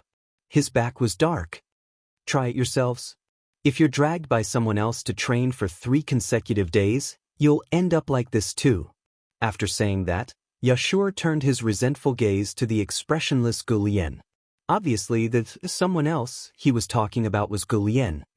That's why I said you're a disgrace. So disgraceful. Yak roared as if she was exasperated at Yashur's failure to live up to her expectations. You clearly have the Holy Knight armor that I forged for you. You actually lost to a small personal guard. You're really useless. What? Small personal guard? He's the captain of the personal guard. He's an authentic Holy Sky Dragon Knight. Yashur went crazy when he heard Yak's words. And the Holy Knight armor that you forged was not only pieced together, it also has a time limit. How could you possibly win against that guy with facial paralysis? Yak widened her eyes and grabbed Yashur's neck. She exerted a lot of strength. You're just a guard dog. It's already a great honor to be able to obtain the Holy Knight armor that I benevolently forged for you. You actually dare to look down on it. But I didn't look down on it. Yashur struggled in pain. However, compared to Yak, who was a dragon, it was undoubtedly a foolish thing to do. Not long after, Yashur's eyes rolled back and he fell limply to the ground. Some kind of white cloud-like substance floated out of his mouth. He looked like he was about to ascend to the heavens. Looking at the 2 clowns fooling around, Wu Yan couldn't help but shake his head and sigh. Veronica smiled faintly at him. Look at you. You don't seem to be worried about the duel at all. Can I take it that you're looking down on my Lorimon Holy Dragon Knights? Hearing Veronica's words, everyone turned their attention to Wu Yen. However, what they saw was Wu Yan's soft smile. Then, what should I do to show that I'm not looking down on Lorimon Holy Dragon Knights? Veronica snorted. If you're too careless, be careful. You'll fall hard later. Actually, it's been a long time since I fell into someone else's hands. Wu Yen showed a provocative smile. So, if it's possible, please allow me to look forward to it, oh? Veronica took a deep look at Wu Yen and smiled meaningfully. Don't worry, I won't disappoint you. Sylvia, who has been nervous all this while, couldn't help but admire Wu Yen when she saw Wu Yen and Veronica going at each other's throats. Wu Yen was probably the only person in the entire Lorimon Holy Dragon Knights who could speak to the ruthless Valkyrie in such a manner. At the same time, Sylvia felt a deep sense of disappointment. As expected, his royal sister was only interested in the other duel and did not have any expectations for him. While Sylvia was having such complicated thoughts, the competition in front of the stage came to an end. In the end, Rebecca's team obtained a complete victory and the battle ended. It wasn't until the referee announced the victory that the audience erupted into cheers. Not only were these cheers celebrating their idol, Rebecca, they were also cheering for the main event that was about to unfold, pushing the atmosphere to its peak. Veronica opened her eyes abruptly after all the contestants had left the arena. She stood up with a swish, and the sound of metal clashing could be heard. In the next moment, a loud and clear voice resounded throughout the entire place. Today, 2 students from the Ansari Dragon Riding Academy will challenge the Lorimon Holy Dragon Knights. Hearing this, the entire place fell into a state of absolute silence. Wu Yen and Sylvia both flinched for a bit before gnashing their teeth in anger. It was clearly a duel, but when Veronica said it, it became a challenge. Come to think of it, the audience must be laughing at Wu Yen and Sylvia for overestimating themselves. This despicable guy. Chapter 1339. As the most famous and strongest knight order, the Lorimon Holy Dragon Knights were all the top elites of the knighthood. They were also the most powerful military force of the knighthood. The knighthood of Lorimon was only a small country. Compared to a suzerain like the Shepron Kingdom and the Sephiroth Empire that persisted in the Shepron Kingdom, the difference was not just a little bit. However, even so, no force in the Eruxtran continent would underestimate the knighthood of Lorimon. This was not only because the knighthood of Lorimon was the dragon-raising country and was protected by the Dragon Clan. They could use the power of the Dragon Clan and their strength could not be underestimated. The biggest reason was because of the Lorimon Holy Dragon Knights. The power of the Dragon Clan was not something that could be resisted by humans, and the knighthood was the only country that could contract with the Dragon Clan. Under such circumstances, a knight order that gathered the most elite Holy Dragon Knights and Dragon Knights, even if they could not run amok in the Eruxtran continent, they would definitely not be afraid of any force. For example, in the war between the Shepron Kingdom and the Sephiroth Empire 50 years ago, it was because of the participation of the knighthood of Lorimon that the Shepron Kingdom was able to contend against the Sephiroth Empire. Otherwise, facing the Sephiroth Empire that had developed mechanical engineering and even developed guns, even if the Shepron Kingdom was not destroyed, it was inevitable that they would be defeated. So, no one dared to underestimate the knighthood that was favored by the Dragon Clan, and no one dared to underestimate the Lorimon Holy Dragon Knights that gathered the strongest Holy Dragon Knights and Dragon Knights. Therefore, the Lorimon Holy Dragon Knights were the target of all the citizens of the knighthood. Now, 2 first-year students who had not graduated from the Dragon Raising Academy actually wanted to challenge such the strongest knight order? Wasn't that the same as a student in a military police school wanting to challenge the elites of the strongest army, or a child wanting to challenge an adult? Therefore, the entire arena fell silent, and the spectators looked at each other in dismay.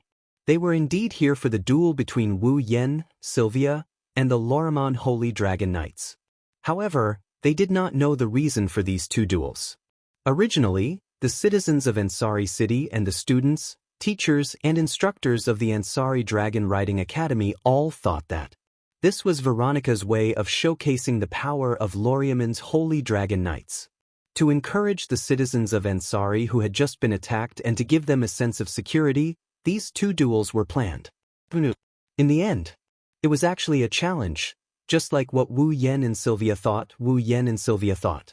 Everyone present had the same thought. That would be overestimating his capabilities. Veronica continued to speak with a natural expression. First up is the first year of the advanced course class, Sylvia Green. Lorleman. Oh, although the audience was a little surprised by what had happened, it didn't stop them from looking forward to the duel. Almost at the same time, Veronica's voice fell. In the arena, passionate cheers of support resounded. Veronica sat back down and glanced at Sylvia. Sylvia, go on stage. She didn't have the attitude an elder sister should have towards her younger sister. Her words were like an order, causing Sylvia's body to slightly stiffen and the nervousness in her heart to surge out. It wasn't like Sylvia had never appeared in front of so many people before. She was already used to it and shouldn't be nervous. However, when she thought about how her demon sister was also looking at her and how she had to show her strength to her sister, Sylvia couldn't help but feel nervous. Seeing Sylvia's body stiffen and not even taking a step forward, Veronica coldly snorted, causing Sylvia to tremble. She clenched her teeth and lifted her heavy steps and walked towards the arena. Seeing Sylvia was about to step out of the VIP seats, Wu Yen closed his eyes and helplessly smiled. Under everyone's stunned gaze, Wu Yen suddenly raised his hand and unceremoniously slapped Sylvia's delicate butt. Pa! When the crisp sound of the slap sounded, the originally noisy surroundings suddenly became quiet. Then, Yashu was stunned. Yak was stunned. Veronica was stunned. Everyone in the surrounding area was stunned. It's not just the others, even Sylvia, who was about to step down, froze up in an instant. She had a blank look on her face. Obviously, she was also struck dumb by Wu Yan's slap. Following that, her little face turned red from her neck all the way to her ears. Facing Sylvia's face that was so red that it was about to explode, Wu Yan nonchalantly retracted his hand and sighed. Not bad, quite soft. Poof! Light smoke began to rise from Sylvia's head. The fourth princess of Lorraine's knighthood was actually slapped in the butt in front of so many people and was even taken liberties with. How could the prim and proper Sylvia not be ashamed and angry to the point of wanting to die? It's not over yet. Wu Yen licked his lips and revealed a rather sinister smile. If you lose later, then it won't be something that can be solved with a slap on the butt. Sylvia's entire face was so red that it looked like water was about to drip out. She looked at Wu Yen with eyes full of shame and anger. In the end, unable to withstand Wu Yan's teasing gaze, Sylvia escaped by summoning Lancelot and jumped into the arena. Looking at Sylvia, who jumped into the arena like she was fleeing for her life and landed on Lancelot's back, Wu Yan's expression didn't change at all, even though he endured the sharp gazes from the crowd. You're really something. Veronica was the only one who spoke in admiration. After being slapped by you, all of Sylvia's nervousness disappeared. Now, she should be able to display her full strength. Hearing this, Yashu, Yak and the others were slightly startled and finally understood. No wonder Wu Yen dared to slap the fourth princesses but in front of the royal family. So he had this plan in mind. Seeing Sylvia riding on Lancelot's back with a blood-red face but no trace of nervousness, whether it was Yashu, who was Wu Yan's friend, or Gu Lian, who didn't get along with Wu Yen, they all felt admiration for him. Because of this, no one noticed that Veronica's gaze towards Wu Yen contained traces of displeasure and envy. On the other side, Sylvia, who was filled with shame and indignation, welcomed her opponent. A roar that could suppress the cheers of the audience suddenly shook the arena. In a corner below the arena, a black shadow suddenly shot out and soared into the sky. It hovered in the air for a while before slowly descending and imprinting itself into everyone's eyes. It was a holy dragon that wasn't as big as Guffrin but was still a size larger than Lancelot. It was obvious that it was an adult holy dragon. On the holy dragon's back, a young man with a knight's sword sat there. He looked down and stared at Sylvia. Your Highness Sylvia, please forgive me for not being able to dismount from my mount. Please allow me to salute you. The young man lowered his head and saluted her. "I'm a member of the Lorimon Holy Dragon Knights Dragon Knights. Walter Turner." "Walter? Walter Turner?" Sylvia's expression changed immediately. "Walter? Walter Turner?" In the VIP seats, Wu Yen frowned when he heard the name of Sylvia's opponent, the Dragon Knight, and the slight change in Sylvia's expression. He looked at Veronica, who had a smug smile on her face. "This Walter Turner? Walter Turner is very famous?" The smile on Veronica's face froze.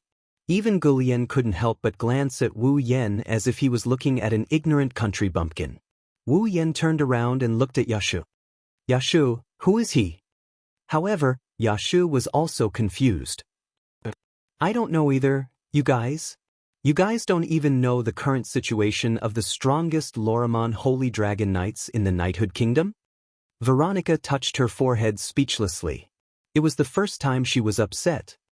"Walter Turner? He graduated with the first place in the Ansari Dragon Academy. He's an elite who was qualified to join the Lorimon Holy Dragon Knights. You guys are from the Ansari Dragon Academy and you guys don't know about him?" Yasha looked awkward while Wu Yen narrowed his eyes. "Elite? How elite is he?" Veronica smirked. "He's ranked in the top 10 among all the Dragon Knights in the Lorimon Holy Dragon Knights." Chapter 1340. Top 10. This time, Yashur's expression changed. Top 10 among all the Dragon Knights in Loriamon's Holy Dragon Knights? What does that mean? This meant that even among all the Dragon Knights in the world, this Dragon Knight named Wall could at least be ranked in the top 20. Top 20 Dragon Knights in the world? Yashu shuddered and looked at Veronica angrily. "Your Highness Veronica, don't you think that this is too much?" "Too much?" Veronica glanced at Yashu. "How is it too much? How is it too much?" Yashu was so angry that he laughed. "Her Highness is just a first-year student who hasn't graduated yet. Don't you think it's too much to ask her to fight such a strong opponent?" "Is this what you mean by too much?" Veronica laughed. She laughed mockingly. "Do you know how strong Gulian was when he was in the first year of the advanced class?" "Gulian?" Yashio looked at Gulian in disbelief. When Gulian was in the first year of the advanced class, he defeated the top 5 Dragon Knights in Loriamon's Holy Dragon Knights as a Dragon Knight. Veronica said coldly. As for Leibeka, she became a Saint Sky Dragon Knight when she was in her first year in the advanced course class. His gaze, which was as sharp as a blade, swept towards Sylvia, who was in the middle of the field. Veronica said coldly. "As a member of the royal family of knights, I don't expect Sylvia to reach Leibeka's level, nor do I expect her to reach Jerlian's level.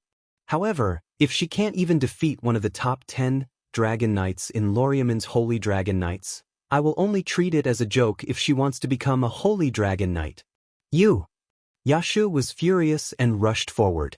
Gulian suddenly turned his head and looked at Yashio with killing intent in his eyes, causing him to freeze on the spot. He didn't dare to say anything. After all, offending the princess is a serious crime. Veronica turned her head non-committally. She was about to look at the field, but she glanced at Wu Yen from the corner of her eyes. "So?" Wu Yen looked at the field with a faint smile. Veronica looked at him. Veronica narrowed her sharp eyes. "You seem to have a lot of confidence in Sylvia?" Wu Yen raised an eyebrow and he looked at Veronica with an amused expression. "In other words, you don't have confidence in Sylvia?" Veronica was speechless. She couldn't answer for a moment. "Ma." Wu Yen crossed his arms in front of his chest. He looked at the stage with an amused expression. "Open your eyes and take a look at the performance of my temporary student." Veronica lowered her head thoughtfully, fell into deep thought, and murmured. "A student taught at the last minute." Different from Wu Yen and Yashir, who didn't know anything, Sylvia knew what kind of experience her opponent had and what kind of strength he had. Thus, Sylvia's expression instantly turned serious. Duel with the top 10 Dragon Knights of Loriamon and the top 20 Dragon Knights in the world and win? Perhaps, in the past, this would be an impossible task. But now, thinking back to the past 3 days of special training, Sylvia smiled and the battle intent in her heart surged. Roar! Sensing the battle intent in Sylvia's heart, Lancelot raised his head and roared, causing Sylvia to laugh. Sylvia? Loriaman, first year of the advanced class. Sylvia raised her head and looked at Wall. Her eyes shone brightly as she made such an introduction. Please enlighten me. Looking at Sylvia's eyes that were full of fighting spirit, Wall's originally relaxed mood suddenly sank. In the VIP seats, Veronica, Gulian, and the others were also surprised to see Sylvia like this. The entire audience erupted into loud cheers of support. I won't go easy on you, Wall solemnly declared. His intuition told him that if he didn't get serious, he would lose miserably. In the VIP seats, Veronica seemed to have the same feeling. Finally, a look of anticipation appeared in her eyes. A smile appeared on her emotionless face as she waved her arm. Begin. Oh. The audience went wild. Hein! Wall shouted sternly, and his eyes became sharp. The divine dragon named Hein let out a roar and soared into the sky. When it arrived above the arena, it unfurled its body, and a magic array with a geometric pattern appeared around it. At the same time, an airflow of mana surged out of the magic array. Sylvia's expression froze. In the next instant, the magic array above them suddenly exploded. Magical fireballs the size of a human head rained down like falling meteors. Lancelot!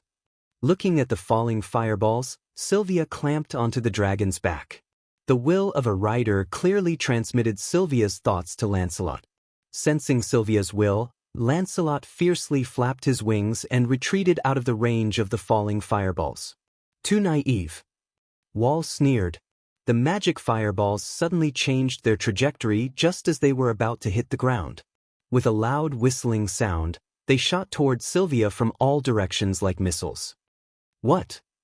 It seemed that even Sylvia didn't expect the magic fireballs to change their direction.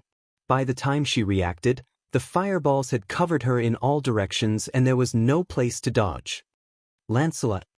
At that moment, Sylvia hurriedly pulled on the reins in her hand, and hexagonal defensive magical arrays suddenly appeared around Lancelot's body, protecting Sylvia and Lancelot like a sturdy wall.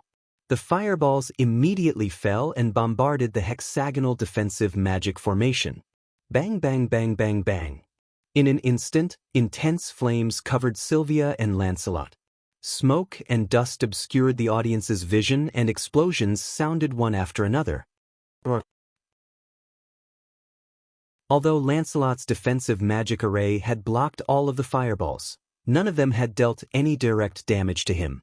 However, despite being in the center of the explosion, Lancelot was still affected by the shockwaves.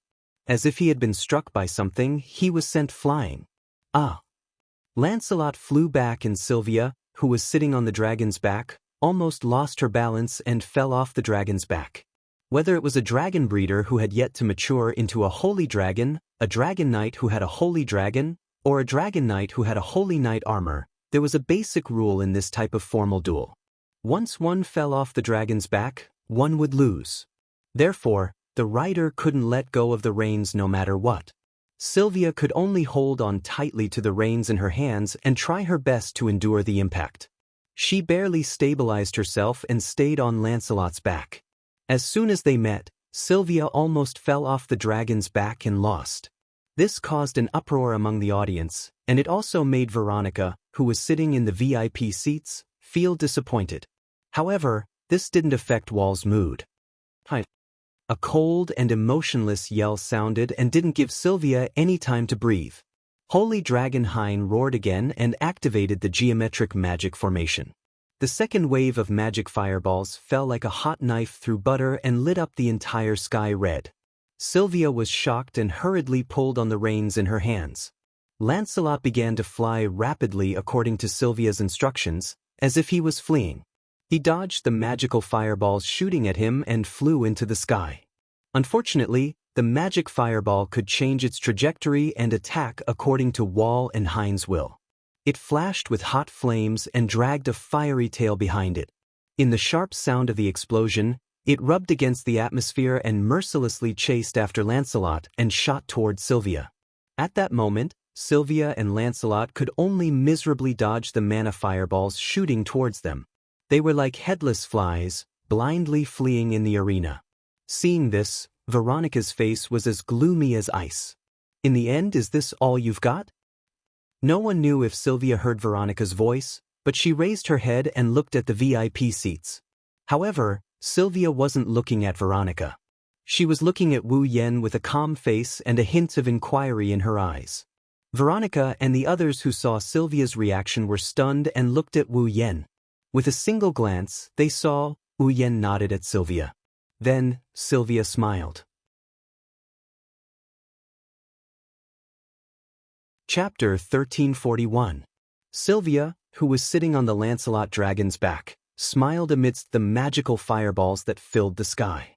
Her smile stunned everyone on the spot. Sylvia's expression suddenly froze as she cried out in a delicate voice. "Fly! Lancelot!" Roar! Lancelot, who was fleeing in a sorry state, suddenly raised his head, and a bloody light that caused one's heart to palpitate flashed through his eyes.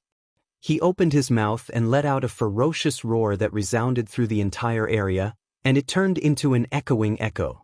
A violent magic power suddenly surged from Lancelot's body, instantly covering his entire body. It turned into a layer of film invisible to the naked eye and condensed into a rather peculiar shape.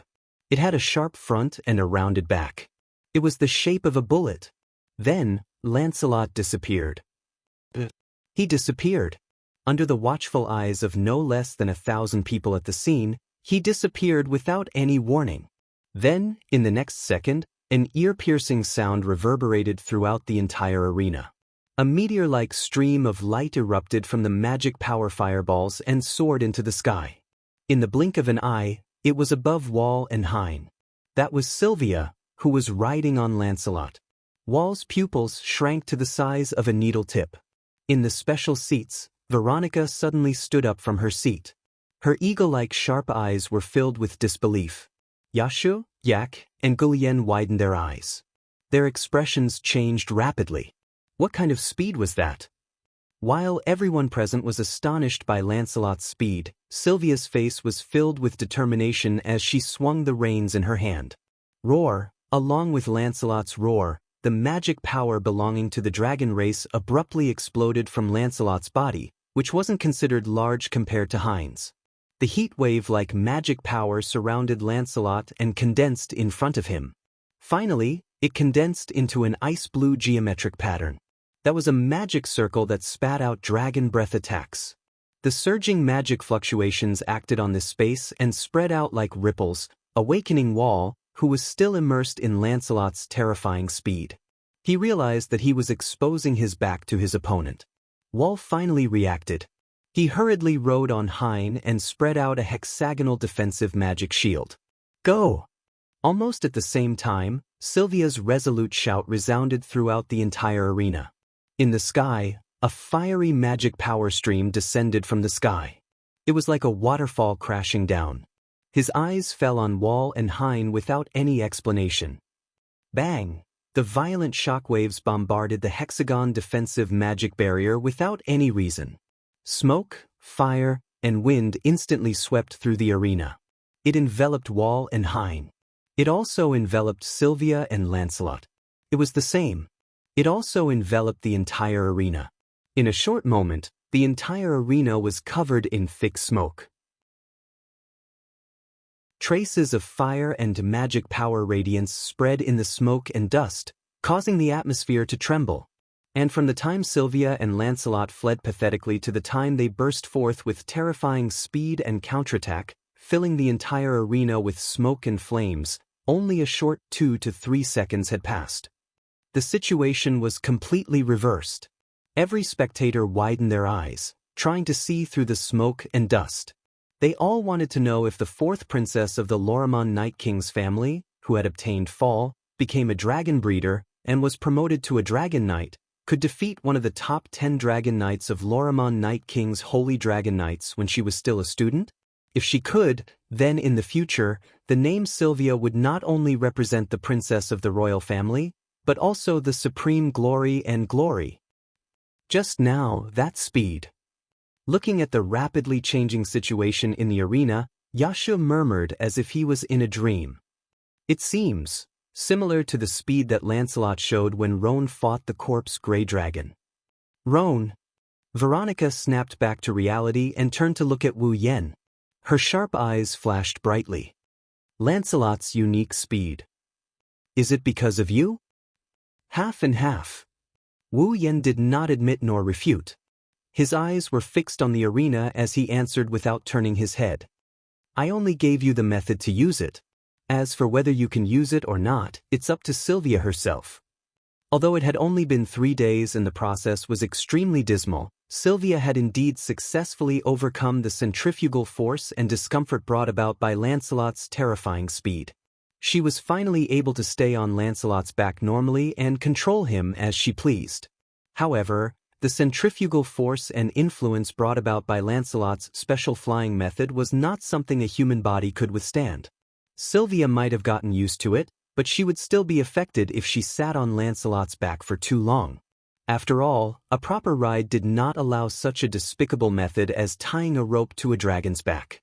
Sylvia could only rely on her own efforts to hold onto the reins, balance herself, and withstand the impact of the air pressure so as not to be thrown off by Lancelot. It was just like a bullfight. It was very exhausting. Once her strength was exhausted, Sylvia would no longer be able to withstand the air pressure and centrifugal force to hold the reins. She could only fall off the dragon's back. Not to mention, in addition to this, staying in Lancelot's body as a mortal body would also have a mental and physical impact. Due to the undulating blood flow caused by extreme speed, fatigue of the 5 senses, and other effects, Sylvia would be slightly injured. It was even possible for her to faint. Therefore, Sylvia could only stay on Lancelot's back for about 10 minutes. After 10 minutes, Sylvia's body would begin to be affected. She would feel dizzy, her consciousness would become blurry, her breathing would become difficult, and her strength would be almost exhausted. She could basically admit defeat. That was why Sylvia still had time to look at Wu Yen while being attacked by magic fireballs. She wanted to get Wu Yen to agree to her using Lancelot's special flying method. 10 minutes. Sylvia had to defeat Wall in this period of time. Otherwise, she could only admit defeat. Sylvia. Veronica raised her eyes and looked at the arena. She clenched her fists, and her eyes bloomed with unconcealable anticipation. Let me see your growth, your possibilities. At the same time, the smoke and dust that covered the entire arena began to change. A gust of wind blew from the center of the smoke without warning and spread in all directions, causing the smoke that covered the entire arena to constantly change its shape. 2 sonic booms caused by friction with the atmosphere reverberated from the smoke and dust and entered the ears of everyone present. Immediately, a corner above the smoke and dust suddenly protruded. A stream of light and an afterimage swiftly shot out from it and flew into the sky, instantly attracting the attention of everyone present. Whoosh, with the sound of breaking through the air, Lancelot soared up at a terrifying speed, shooting straight into the sky. Hein, on the other hand, was barely able to keep up with him as he chased after him. Upon closer inspection, one could see that Hein's body was emitting light smoke, and he was in a rather sorry state. Wall's face was also a little ugly. Clearly, Lancelot's dragon breath earlier was not completely blocked. This made Wall full of anger, and he shouted loudly. Hein! What? Hein burst out a roar, opened his dragon mouth, and propped up a geometric magic array. A flame-like breath burst out and rushed toward Lancelot, who was flying straight into the sky. Lancelot. Not to be outdone, Sylvia tightened her grip on the reins. Lancelot immediately turned into a stream of light and rapidly turned around as if he had pierced through space. While avoiding the flame dragon breath that was chasing after him, he also appeared behind Wall and Hein as if he had teleported. Following Sylvia's shout, Lancelot suddenly raised his head, and the magic power in his body surged out. He also propped up a magic array with a geometric pattern, and the flames of the dragon's breath appeared and rushed toward Hein. Wall's face changed slightly, and Hein, who reacted a little later, also deployed a hexagonal defensive barrier. Boom! The hexagonal defensive barrier was deployed at the critical moment, and the dragon breath hit it, and in the roar, there was a burst of fire. Roar! Hein's painful howl resounded in the arena. Chapter 1342. Under the impact of the dragon's breath, Hein let out a painful howl as he was blown away by the impact of the dragon's breath. He was like a kite with a broken string, almost falling to the ground. Looking at Hein, who almost fell to the ground, and Wall, who was struggling to support him, there was a burst of exclamations from the audience. However, it didn't take long for all the exclamations to turn into cheers for Sylvia and Lancelot. This was an acknowledgement of Sylvia and Lancelot. Listening to the cheers that resounded through the sky from all directions, Sylvia felt an uncontrollable heat in her heart. She felt her body heat up and her blood was boiling. Sylvia couldn't help but tighten her grip on the reins as she looked at Wall and Hein's sorry state. If this goes on, it will work. He had a great chance of winning the duel with this dragon knight, ranked in the top 10 of Lorea's holy dragon knights. Sylvia's heart surged at the thought of this. She waved the reins and controlled Lancelot to descend slowly.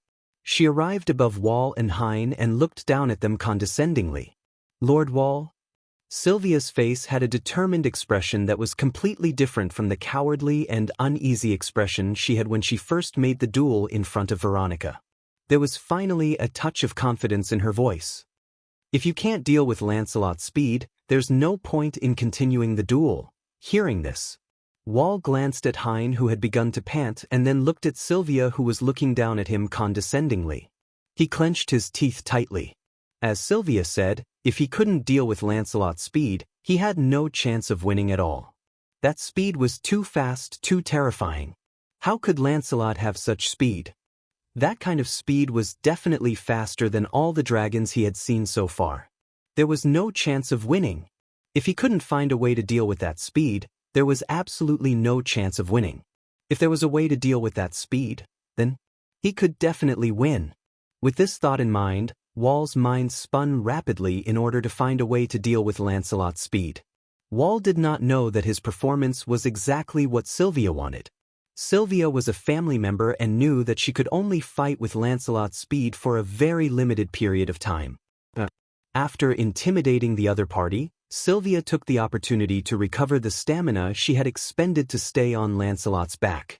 Her body slowly recovered to its peak condition so that she could extend the time she could use Lancelot's speed. Therefore, Sylvia was now bluffing.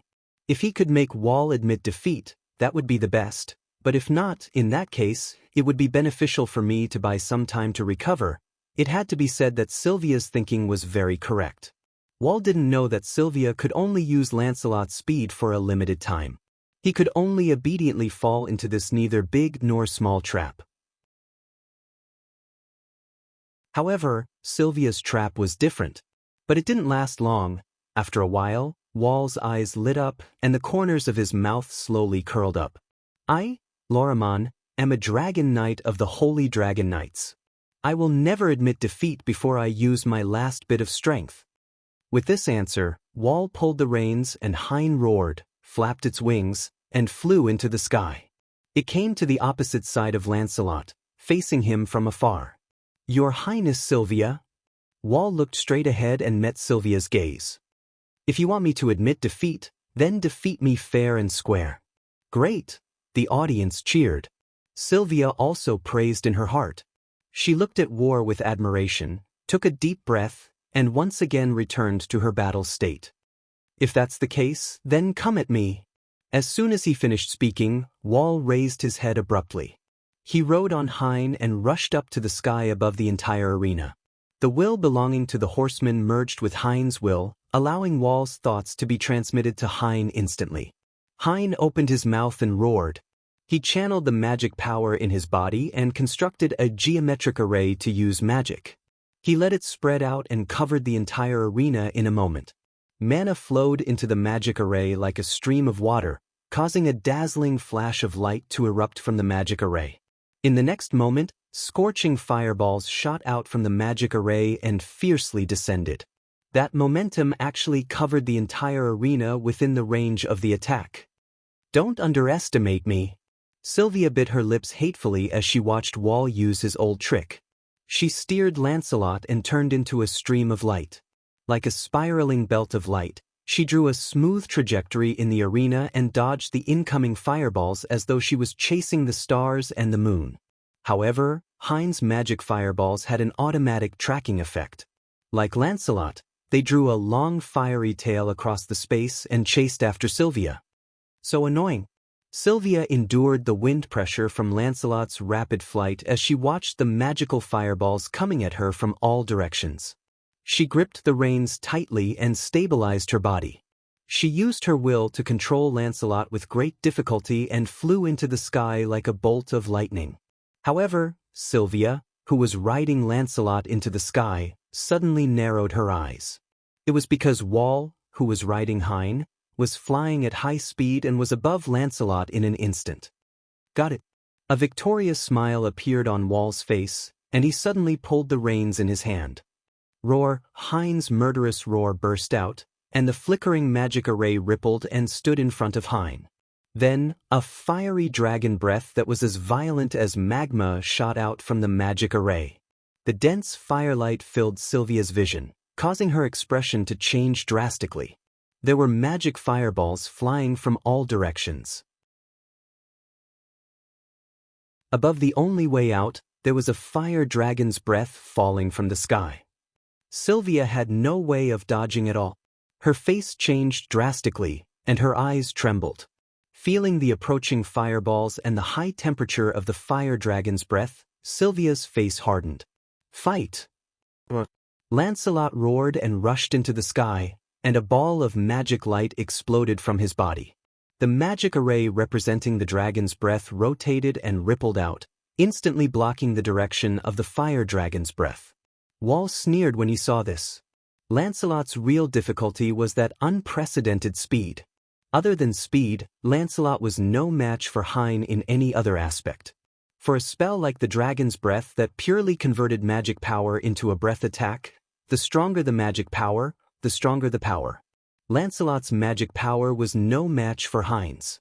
If he were to compete with Hein's dragon's breath, he would definitely lose miserably. Wall felt that he could already see Lancelot covered in flames and falling down from the arena. Unfortunately, Wall did not see a cold glint flashing across Sylvia's ice-blue eyes. Roar! Lancelot suddenly roared, raised his head, and opened his dragon's mouth wide. In an instant, a violent gust of wind blew in the surrounding space, and visible streams of air rolled into the magic array in front of Lancelot like flowing water, covering it. The magic array suddenly rotated, and the surging streams of air wrapped around it, condensing into a halo on the magic array's wheel. "What's that?" Wall was stunned. Looking at the fire dragon's breath falling from the sky, Sylvia coldly shouted, "Penetrating dragon's breath dance." Roar! A crisp dragon's roar accompanied by Sylvia's cold shout reverberated throughout the arena. Lancelot, who was surrounded by fireballs, exploded with a violent stream of air, blowing away all the magic fireballs that were sweeping toward him. A spiral dragon breath that had been compressed to the extreme and was spinning like a whirlpool suddenly shot out. It was mixed with a layer of dazzling halo that covered it as it soared into the sky and collided head-on with the flame dragon breath that was descending from the sky. Bang!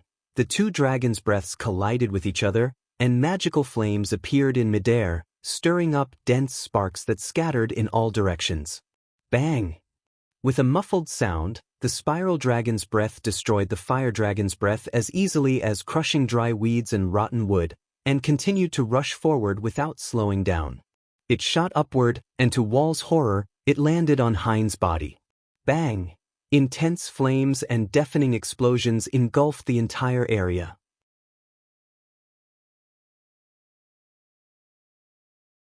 Chapter 1343. Bam! The spiral dragon breath with a dazzling edge hit Hein without any deviation, bringing about a loud bang and a strong flame. Violent waves of wind surged out like an explosion, engulfing the entire arena. The storm-like aftershocks surged toward the audience like an invisible wave, blowing the audience off balance and causing them to cry out in surprise. Papers, hats, bottles and jars were flying everywhere. The arena was in chaos.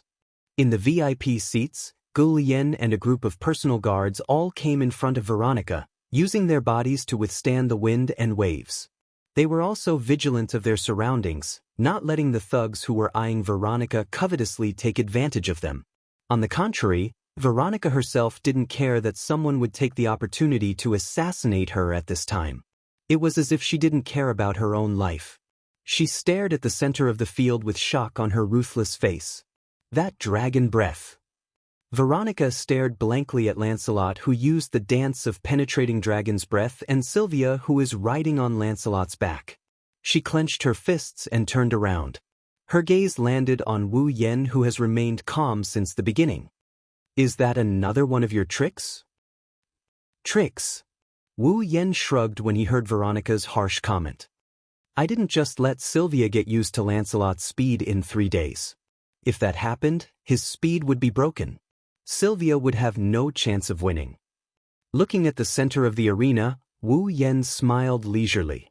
So, this trick became the key to Sylvia's comeback. In order to teach it to Sylvia, I spent a lot of effort. Unlike Lancelot's speed that only required her to get used to, the dance of the penetrating dragon breath was a dragon breath technique created from the chaotic return to horizon dance. If she wanted to use it, she would have to. Lancelot alone wouldn't be able to do it. There had to be a rider to steer the dragon and use the principles of the chaotic return to horizon dance through the connection of their wills. That's why if she wanted to use the dance of the penetrating dragon breath, Sylvia had to learn how to use the chaotic return to horizon dance. Fortunately, he only let Sylvia understand the chaotic return to horizon dance theory, not let her learn the chaotic return to horizon dance. Otherwise, with Sylvia's understanding of the sword and her powerless body, she might not be able to learn it even after 3 years. In short, Sylvia used 2 days to get used to Lancelot's speed. On the last day, Sylvia listened to Wu Yen explain the theory behind chaotic return to horizon waltz and tried to understand it by controlling Lancelot. Lancelot performed. However, even if that was the case, it also tormented Sylvia quite a bit. If not for the fact that Wu Yen had used the dance of the penetrating dragon breath on Lancelot and had a successful experience, saving Sylvia a lot of effort, there wouldn't have been enough time. Looking at Wu Yan's leisurely smile, Veronica was speechless for a long time. In the end, she gave an evaluation. The rider of the gods. He deserves the name. The wind and waves slowly calmed down. The flames in the sky also gradually dissipated. In the audience stands, the crowd looked at the flames that suddenly appeared in the sky and recalled the storm-like wind and waves. Their eyes and faces were filled with lingering fear. After calming down the commotion, the audience raised their heads and looked up. They stared at the gradually dissipating flames and held their breaths. They began to feel nervous. In the end, what was the result? With such feelings, in the silent atmosphere, the flames in the sky finally dissipated, revealing the situation inside. However, when the situation in the fire was imprinted in everyone's eyes, the audience at the scene burst into a unified cry of surprise. In the center of the dissipating flames in the sky, Hein's body was surrounded by layers of hexagonal barriers that belonged to advanced defensive magic. The barriers rippled with the light of the flames and mana that had not dissipated in time. It seemed that Hein had used defensive magic at the critical moment to block the dance of the penetrating dragon breath. Unfortunately, it did not completely block the attack. The evidence was that wisps of smoke were slowly rising from Hein's body. A part of its fur was even charred as if it had been burned by fire, emitting a charred smell. As for Hein himself, his body was hovering in the air unsteadily. From the looks of it, it was extremely difficult for him to even fly. Traces of blood seeped out from one of its wings and dyed one of its wings red. Hai Ying's ferocious dragon eyes were filled with pain. Obviously, Hein's defensive magic barrier could not completely block the dance of the penetrating dragon breath. The dance of the penetrating dragon breath still managed to injure it. As for Hyde's owner, Wall, he was lying on the back of Hyde's dragon. His body was also emitting light smoke. There were some charred marks on his body, and a lot of his armor was broken. His eyes were closed, and he was unconscious. He had fainted. The entire arena was silent. In the special seats, Veronica closed her eyes and remained silent. After a while, she opened her eyes again and stood up. The loud voice of the judge echoed in the arena. "The winner is Sylvia? Loriaman." Oh. Everyone in the arena stood up as deafening cheers enveloped the entire arena. Lancelot also let out a roar full of joy. Sylvia, who was sitting on Lancelot's dragon back, was in a daze. She did not react for a long time. Looking at Wall, who had fainted, and Hein, who was barely hanging in the air, some of the people in charge of first aid had already ridden the dragons and rushed forward to catch them. There were also bursts of enthusiastic cheers from the surrounding audience, and Sylvia felt that it was unreal. I won against Loriaman, the top 10 Dragon Knight in the Holy Dragon Knight Legion? I won against the existence of the top 20 in the world? Did I really win? Sylvia asked herself again and again in her heart. She had a strong sense of unreality as she flew to the VIP seats under Lancelot's lead. "Congratulations, Your Highness!" Yashur rushed forward excitedly and yelled at Sylvia. "You won." "I won?" Sylvia asked in a daze as she got down from the Lancelot dragon's back. Yashur nodded vigorously and Yak snorted softly. "Although your opponent was just a small dragon, you won." "I won." Sylvia repeated these 2 words. An indescribable ecstasy finally surged in her heart. Her icy blue eyes were filled with tears. Although Sylvia was timid at times and would show her weak and cowardly side, she was not to the extent of crying so easily. Right now, Sylvia was on the verge of tears. Everyone gave her a kind smile, including Wu Yen. Only Veronica snorted coldly. "Don't you want to be a Saint Heavenly Dragon Knight? What? You're so happy just because you won against a Dragon Knight?" "Woo!" Sylvia let out a strange cry. She shrunk her shoulders and the tears in her eyes disappeared. She subconsciously hid beside Wu Yen. Wu Yen shook his head helplessly. "Looks like there's still a lot of room for growth." "She's still far from it." Veronica's mouth twitched, and her words caused Sylvia's heart to turn cold. She had been so excited about her victory just a moment ago, and all the joy in her heart disappeared. "In the end, my sister still won't accept me?" Sylvia started to feel disheartened as such thoughts arose in her mind. At this moment, Veronica glanced at Sylvia with a rare smile on her face. "However, to be able to defeat Wall, you have indeed grown a lot." Veronica turned her back to Sylvia. "Congratulations on your victory, Sylvia." "The royal sister?" Sylvia was once again stunned on the spot. Uncontrollable joy surged in her heart, causing her eyes to moisten once again. "Don't celebrate too early. Without that boy's help, you couldn't have won." Veronica turned her head away sullenly. "Before you can truly grow, my test for you will not be cancelled." After hearing Veronica's words, Sylvia didn't cower this time. Instead, she rubbed her eyes, puffed out her chest, and replied resolutely. "Sister."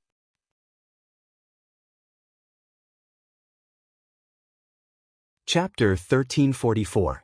Looking at Veronica, who is obviously not used to praising Sylvia with an awkward expression, Wu Yen couldn't help but have an idea. Sylvia, who is brimming with energy and happiness because of Veronica's praise, Wu Yen couldn't help but think of something. Perhaps Veronica wasn't truly cold and heartless to Sylvia, but the exact opposite. Perhaps Veronica loved Sylvia very much. That was hard to say. Come to think of it, no matter if it was on the first day, in the reception room, or in Sylvanus, even though Veronica had always denied Sylvia, she never forced Sylvia to act according to her will. Instead, she gave Sylvia the chance to prove herself again and again. Didn't this prove that Veronica had high hopes for Sylvia as well? Otherwise, when Veronica saw that Sylvia had really defeated Wall, she wouldn't have resisted her discomfort and insisted on praising Sylvia. The first princess with the title of Iron-Blooded Valkyrie shouldn't be good at expressing her feelings. She could only say harsh words every time. But in fact, that was Veronica's clumsy way of showing concern for Sylvia. Veronica turned her head away with a sullen expression. She did not look at Sylvia, but there was not a hint of displeasure in her sharp eyes. Instead, there was a faint smile on her face which confirmed Wu Yan's guess. What? Wu Yan was speechless. After all this time, I went to teach Sylvia because I was displeased with Veronica's attitude. Is it completely meaningless? The reason why Wu Yan is so concerned about Sylvia is because of Corset's request. Secondly, he can't bear to see the princess disheartened. Thirdly, he can't bear to see Sylvia being ridiculed by Veronica, and he can't bear to see her like this. As a result, Veronica's mocking of Sylvia was just a clumsy way of showing concern for her. This made Wu Yan feel like he was overthinking things. You can't think like that. A beautiful figure with a sweet fragrance came to Wu Yan's side. The familiar voice attracted Wu Yan's attention. A beautiful face with a confident smile entered Wu Yan's vision. He was stunned. Rebecca? I'm sorry. It's because of the end of the Imperial tournament. I've wasted some time. Rebecca smiled helplessly before turning her gaze to Sylvia. For Sylvia. Without you, she wouldn't have dared to raise her head in front of Her Highness Veronica. Maybe. Wu Yan sighed and he grumbled. But I keep having the feeling that I've been cheated. It makes me feel indignant. Rebecca raised an eyebrow when she heard Wu Yan's words. I should be the one feeling angry. Wu Yan was taken aback. But why? Rebecca's beautiful face showed an expression of unhappiness that had never appeared before, one that came from the bottom of her heart. You taught Sylvia speed burst and the dance of the penetrating dragon's breath, but not me. Tell me, should I be angry? You're a sacred dragon knight and you want me to teach you how to ride a dragon. Wu Yan chuckled and he started doubting her. By the way, what is this speed burst? It's Lancelot's terrifying way of using speed, Rebecca said matter-of-factly. How can such an amazing technique not have a name? So you gave it a name? Wu Yan didn't know whether to laugh or cry. It's not an amazing technique. If you understand the theory, you can learn it even without my teaching. Is that so? Rebecca nodded in a contemplative manner. Then, she teased Wu Yan with a teasing tone. Then, can Lord Roland teach me the theory behind speed burst? Wu Yan rolled his eyes at her teasing tone. However, if he really did teach explosive speed to Rebecca, it should be a powerful aid to her, right? After all, unlike Sylvia who had a time limit, Rebecca didn't have to worry about the discomfort caused by centrifugal force and wind pressure. With the support of the Holy Knight armor, she could stay firmly on Guffrin's back no matter how bad her condition was. In other words, Rebecca didn't need to use any stamina to use speed burst. There was no limit to it and she could use it as she wished. Of course, that was under the condition that she was equipped with the armor. Stand down, Sylvia. Veronica dismissed Sylvia and she looked at Wu Yan. Her sharp eyes flashed with a sharp light. I'm really looking forward to the second duel. Hearing this, the entire VIP seating area instantly fell into silence. Everyone looked at Wu Yan. Their eyes and hearts were filled with anticipation. Wu Yan's strength had always been a mystery. Forget about his strength, even what his fall looked like, what level he was at, what his growth rate was, and so on were all complete mysteries. What Wu Yan displayed in front of everyone is the world's #1 dragon riding skill and the battle prowess he displayed during his fight with Gulian. Other than that, everything else is a mystery. Even Yashur and Yak couldn't help but feel curious about this mysterious person, let alone Rebecca, Sylvia, Veronica, and the others. If today's duel could make this mysterious existence reveal something, then it would definitely be worth it. Because of that, everyone's hearts were filled with anticipation. This was especially true for Rebecca and Sylvia. Out of the two of them, one has been with Wu Yan the longest, so she knows him the best. The other one has been greatly influenced by Wu Yan. In just a month, be it in terms of strength or mentality, because of Wu Yan, she grew tremendously. Under these circumstances, Rebecca and Sylvia naturally wanted to understand Wu Yan. It should be said that Rebecca and Sylvia wanted to understand everything about Wu Yan. Don't worry. Perhaps she saw through Rebecca and Sylvia's thoughts, but Veronica curled her lips into a meaningful smile. The opponent I prepared for this kid is definitely strong enough to force him to show some things. Roar! Almost at the same time as Veronica's voice trailed off, a deafening roar descended from the sky above the arena like a storm, causing the air and ground to tremble. What's going on? In the audience seats of the arena, the spectators who were shocked by the sudden roar looked up at the sky with blank expressions. Look over there! Someone in the audience suddenly exclaimed and pointed to a corner of the sky. At the scene, everyone looked in that direction. Then they saw. On the other side of the sky, a dragon was gradually approaching. Whoosh, like a shooting star, the dragon flew over from the other side of the sky with a sharp piercing sound, shooting towards the direction of the arena. Whoosh! As the sharp piercing sound became louder and louder, the dragon's body became clearer and clearer. The whistling sound of a fierce wind also descended in this direction, bringing with it a strong wind that suddenly fell on the entire area. The spectators cried out in surprise once more. They braved the wind and looked up at the sky above the arena. Boom! The dragon that had shot over was in its most berserk state. Its speed did not decrease at all as it plummeted down, smashing into the center of the arena like a meteor and landing right in the middle.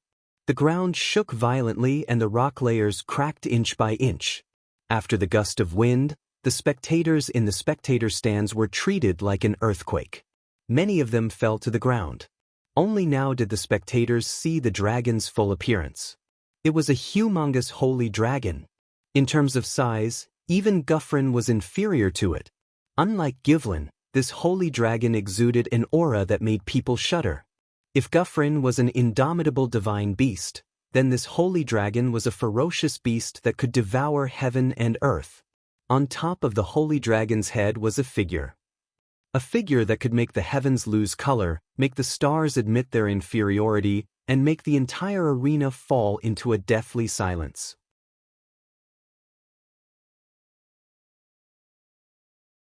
Chapter 1345. Dazzling like stardust, the dazzling golden armor covered the beautiful figure that made people feel that it was blasphemous to even look at. It looked as if it was emitting some kind of sacred light that one could not bear to look at directly. It was both breathtaking and extremely attractive. Her waterfall-like long hair fluttered in the wind, and her lake-like clear eyes sparkled like stars. Her heaven-shaking appearance was already indescribable. It could only be said that she did not belong to the human world, and could only exist in fantasy. The cloak on her back fluttered loudly in the wind, becoming the only sound that was still ringing in the arena at this moment. She clearly had a beauty that was worthy of being called a holy maiden and a figure that was praised as an angel. However, at this moment, the absolutely beautiful young lady standing on the mighty holy dragon's head exuded an oppressive feeling that only experts would have. Raising her head and looking around the entire arena, the beautiful young lady shot her gaze towards the VIP seats in the arena with an indifferent look on her face. In the next second, a crisp, heroic, and beautiful voice entered the ears of everyone present. "I'm not late, right?" Everyone was silent, looking at the beautiful girl who looked like a compassionate saintess and also like a noble knight who was fully equipped with the holy knight armor. Everyone in the audience seat looked at each other in bewilderment. Excitement that was difficult to control gradually appeared on their faces and eyes. Then, ooh! The air above the entire arena was filled with fervent roars that sounded like stormy waves. That was right. It was fanaticism. It was as if he had seen the idol that he had admired since he was young, the god that he believed in. It was a fanaticism that was comparable to extreme fans and fanatics.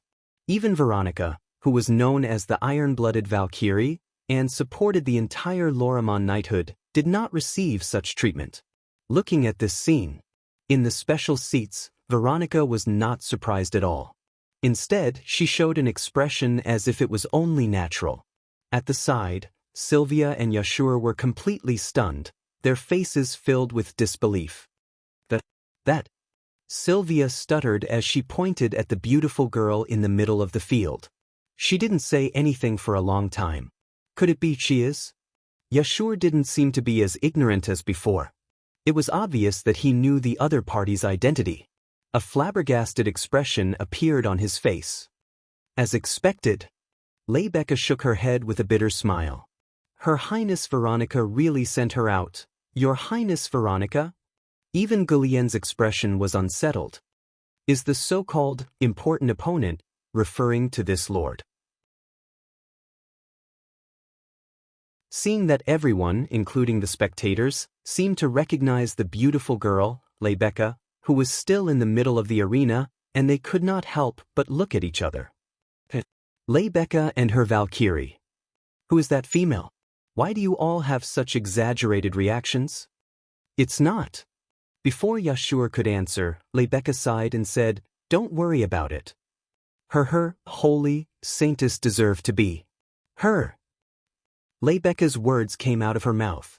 Wu Yen suddenly recalled a character he read about in the textbooks of the academy and he frowned.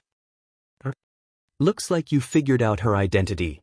Leibecca looked at Wu Yen with a serious expression. She emphasized each and every word she said.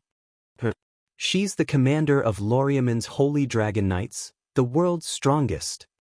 The Silent Knight Saintess, Yuzura? Sarvan. The world's strongest? Leibecca was shocked. Wu Yen swept his gaze over the beautiful girl in the middle of the field, his wine-red eyes flashed with intense interest.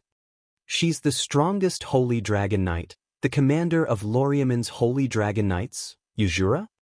That's right. Veronica glanced at Wu Yen with a smile that isn't a smile. What do you think? This opponent is strong enough, right? Strong enough? This was not something that could be described with the word sufficient. As an opponent, Yuzura was someone that all dragon cultivators, dragon knights, and even holy dragon knights wanted to surpass. She was also the strongest obstacle on the path to the top. The world's strongest that wasn't just for show. Wu Yan's opponent was the world's strongest holy dragon knight. At this moment, everyone's heart was filled with absurd emotions. Sister Royal, isn't this a little too much? Sylvia was the first to speak as if she couldn't accept the outcome. Why you're sending Commander Yuzura? Can this still be considered a duel? Sylvia's meaning was clear. She almost said that Yuzura would be defeated as soon as she entered the arena. As the strongest holy heavenly dragon knight, Yuzura's strength was something that even other holy heavenly dragon knights couldn't compare to. It wasn't that Ursula had defeated all the holy sky dragon knights. If she only relied on defeating to stand at the top, then she wouldn't have been so legendary. Yuzura's true strength lay in the fact that no holy dragon knight had been able to injure her in a one-on-one duel. Yes, they couldn't even injure Yuzura. That was a kind of strength that bordered on despair. This is a little too much. Even Yashur couldn't help but make a sarcastic remark. Princess Veronica, are you trying to say that someone defeated Commander Yuzura in the first year of the advanced class? Veronica shot an indifferent glance at Sylvia and Yashur before replying. Then, let me ask you, if I don't send Yuzura, who else can I send? Hearing this, everyone was stunned. Veronica narrowed her eyes as she looked at Wu Yen. Without the Holy Knight armor, this kid is already able to fight evenly with Gulian, who is equipped with the Holy Knight armor. In that case, why don't we boldly imagine, what if he's a Saint Heavenly Dragon Knight? What would happen then? Hearing this, everyone's expression froze. Gulian, who is already as strong as a Saint Dragon Knight in his normal state, is already one of the most powerful ones among all the Saint Dragon Knights. Then, how strong will he be after equipping the Holy Knight armor? Veronica stared at Wu Yen, who didn't say a word. She didn't do anything out of the ordinary as she continued to bombard Wu Yen. So, to be on the safe side, I asked Yuzura to put down her work and come to Ansari Kingdom. It's not just because it's the most confident, It's also because I can't think of anyone else who can guarantee a 100% victory against this kid. Veronica's words reverberated clearly in the ears of the VIP seats. Her words set off waves of shock in everyone's heart. The way they looked at Wu Yen changed as well. If he really is a Saint Heavenly Dragon Knight, then Veronica's guess might be correct. Other than Yuzura, no one can guarantee a 100% victory against him. Realizing this point, the crowd finally realized just how strong this person could possibly be. The entire VIP seats were dead silent. No one spoke. They were all immersed in the phenomenon of Wu Yan's true strength. However, Wu Yan suddenly spoke. So, you're saying that I will definitely lose against Yuzura? This time, it was Veronica's turn to be stunned. Could it be? Veronica hesitated and asked with uncertainty. You think you can win against Yuzura? Against Yuzura, can win. To this day, no one in the world dared to say this in a one-on-one fight against Yuzura. As for those who spoke out, they were treated as pure jokes by others. Wu Yan glanced at everyone in the VIP seats. He didn't answer, but the corner of his mouth hooked up. In his heart, all the thoughts were condensed into 6 words. This is going to be interesting. Bang! In the VIP seats, Wu Yan stomped his foot on the ground. His body tensed up, and his entire body bounced off the VIP seats. He turned into a black shadow and shot into the arena. Guvlin! Roar! A roar exploded from the corner of the arena. Guvlin shot out like a red lightning bolt into the air. He caught the black shadow falling from the sky and shot into the arena. Guvlin's wings flapped, carrying a dense vortex of air pressure. He circled in a smooth trajectory and landed in the center of the arena. Ursula and the ferocious holy dragon were right across from each other.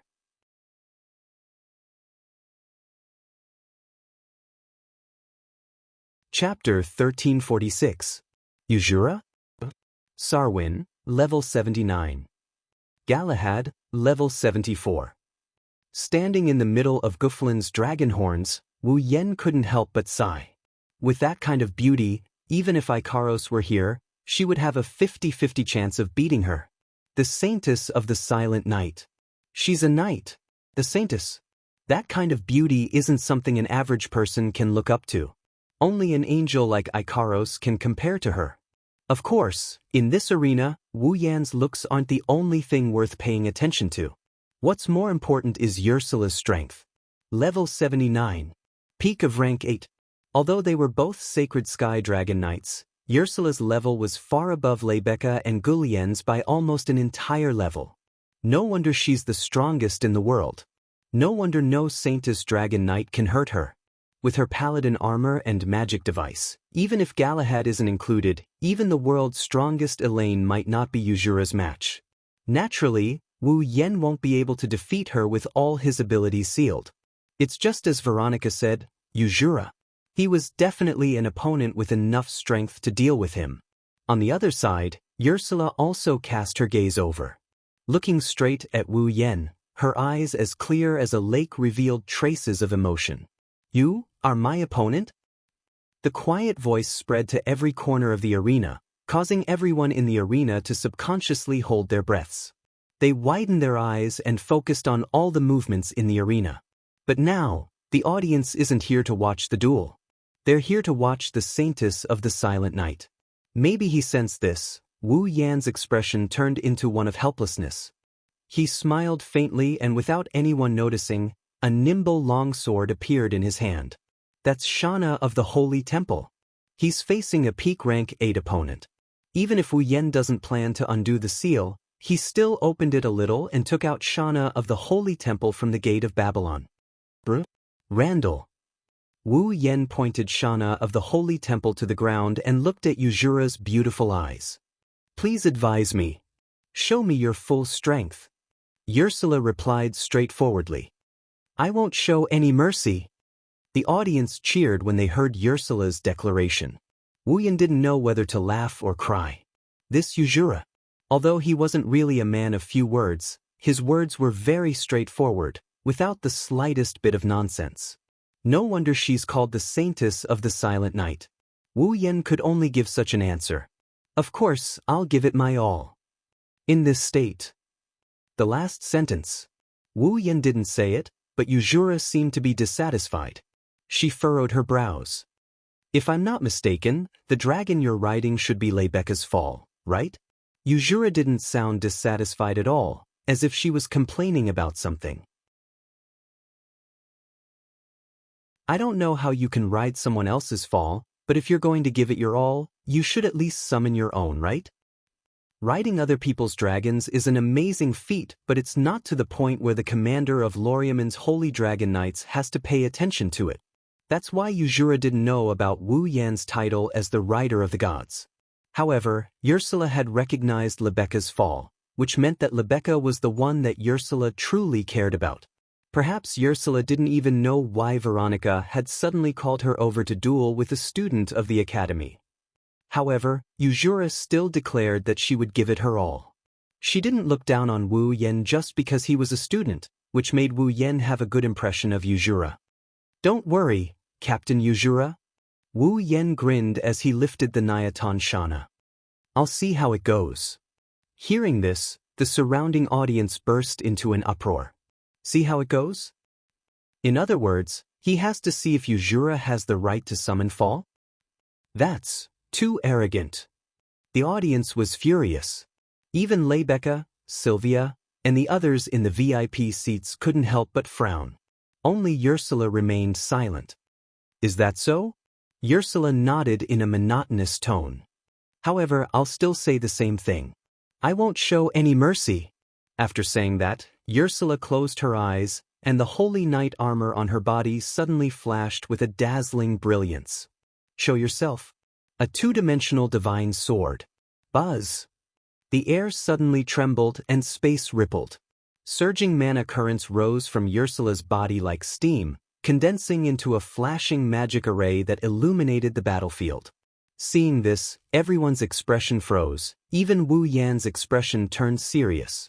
In the first clash, Ursula had actually used the intrinsic magic device. Just as she had said, she did not intend to be merciful at all. Ursula opened her beautiful eyes and stretched her hand forward. The glowing magic circle followed her palm and slowly slid down from top to bottom. In the next moment, a sword gradually appeared as the magic circle slid from top to bottom. It was an inconceivable sword. At first glance, only the hilt could be seen. The blade was nowhere to be seen. But upon closer inspection, one could see that there was a thin, transparent wing-like object on the blade of the sword. It was flowing like a stream of water in an arc while emitting the radiance of magic. Yuzura grabbed the hilt and swung it. A bright flash of sword light flashed in front of her, proving the existence of the sword. Its name is Fergalaha. As Yuzura spoke, Wu Yan couldn't help but look at the divine sword called Fergalaha. He could clearly see that at the position where the Fergala was supposed to be, a magic power was flowing regularly at a very high frequency, causing the part of the sword body to flash with a faint brilliance. Fergalaha. Wu Yan tightened his grip on the Nyandan Shana. An invisible blade? My Fergalaha isn't just a sword that can't be seen. The leader of the Holy Dragon Knights, Lorea, who was known as the Silent Knight Saintess, explained indifferently. It's a 2D divine sword. The thickness of the blade is infinitely close to 0. The thickness of the blade is infinitely close to 0? Wu Yan looked at Yuzura in surprise.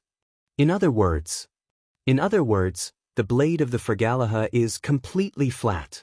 Yuzura raised the 2D divine sword in her hand and pointed it at Wu Yan. No matter how hard the material is, the godly sword, Fergala, can cut it apart, even if it's holy knight armor. Wu Yan's face tensed up when he heard this. Wu Yan looked at Ursula and then at Fergalaha before he mumbled to himself. Looks like it's going to be a little tricky. Unfortunately, Yuzura didn't give Wu Yan time to sigh. Let's begin. Leaving these words behind, Ursula suddenly raised his free hand. Roar! The holy dragon Galahad raised its head and roared. Its body, which was one size bigger than Guthrin, exploded with a powerful magical heat. Galahad stepped on the cracked ground with a heavy stomp. Like a heavy mountain, Galahad charged forward in a blur against the dense air pressure and the heavy sound of the sonic boom. Guffrin! Galahad was 30 meters away a second ago, but now it's only 20 meters away. Wu Yen didn't dare to be careless. He stomped on Guffrin's head and through the will of the rider he steered Guffrin forward. Roar! Gyuvlin immediately let out a roar, not to be outdone. He tilted his body, and the wings on his back flapped violently. Like a cannonball, he advanced instead of retreating and met the oncoming Galahad head-on. In the next instant, the two holy dragons, whose sizes were definitely at the forefront of the dragon race, collided heavily with each other like a brawl. Boom! Instantly, a thunderous sound reverberated throughout the entire arena. The battle was about to start.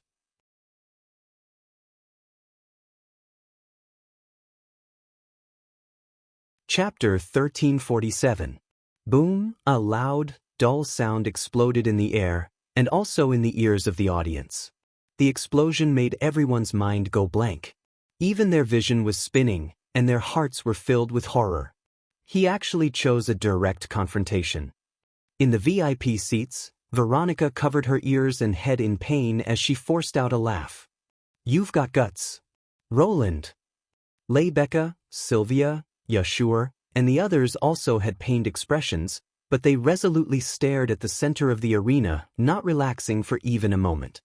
Boom! However, right after the first boom, a second boom followed, shaking everyone so much that they almost screamed out loud. Their ears were already in a half-ringing state. Boom, boom, boom, boom. Under everyone's gaze, two streams of light shot out from the center of the arena, spiraling into the sky.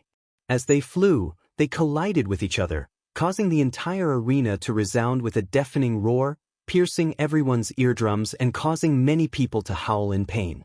Everyone's face was pale as they watched the two streaks of light colliding with each other. It was as if the two streaks of light were colliding with each other. It was just a collision, but it was already so powerful. Boom! A muffled boom louder than ever before reverberated through the air like a sound wave. The audience was so frightened that they covered their ears in fright, and a riot almost broke out. Amidst the muffled boom, which was even louder than before, the two divine dragons collided with each other with greater force than ever before.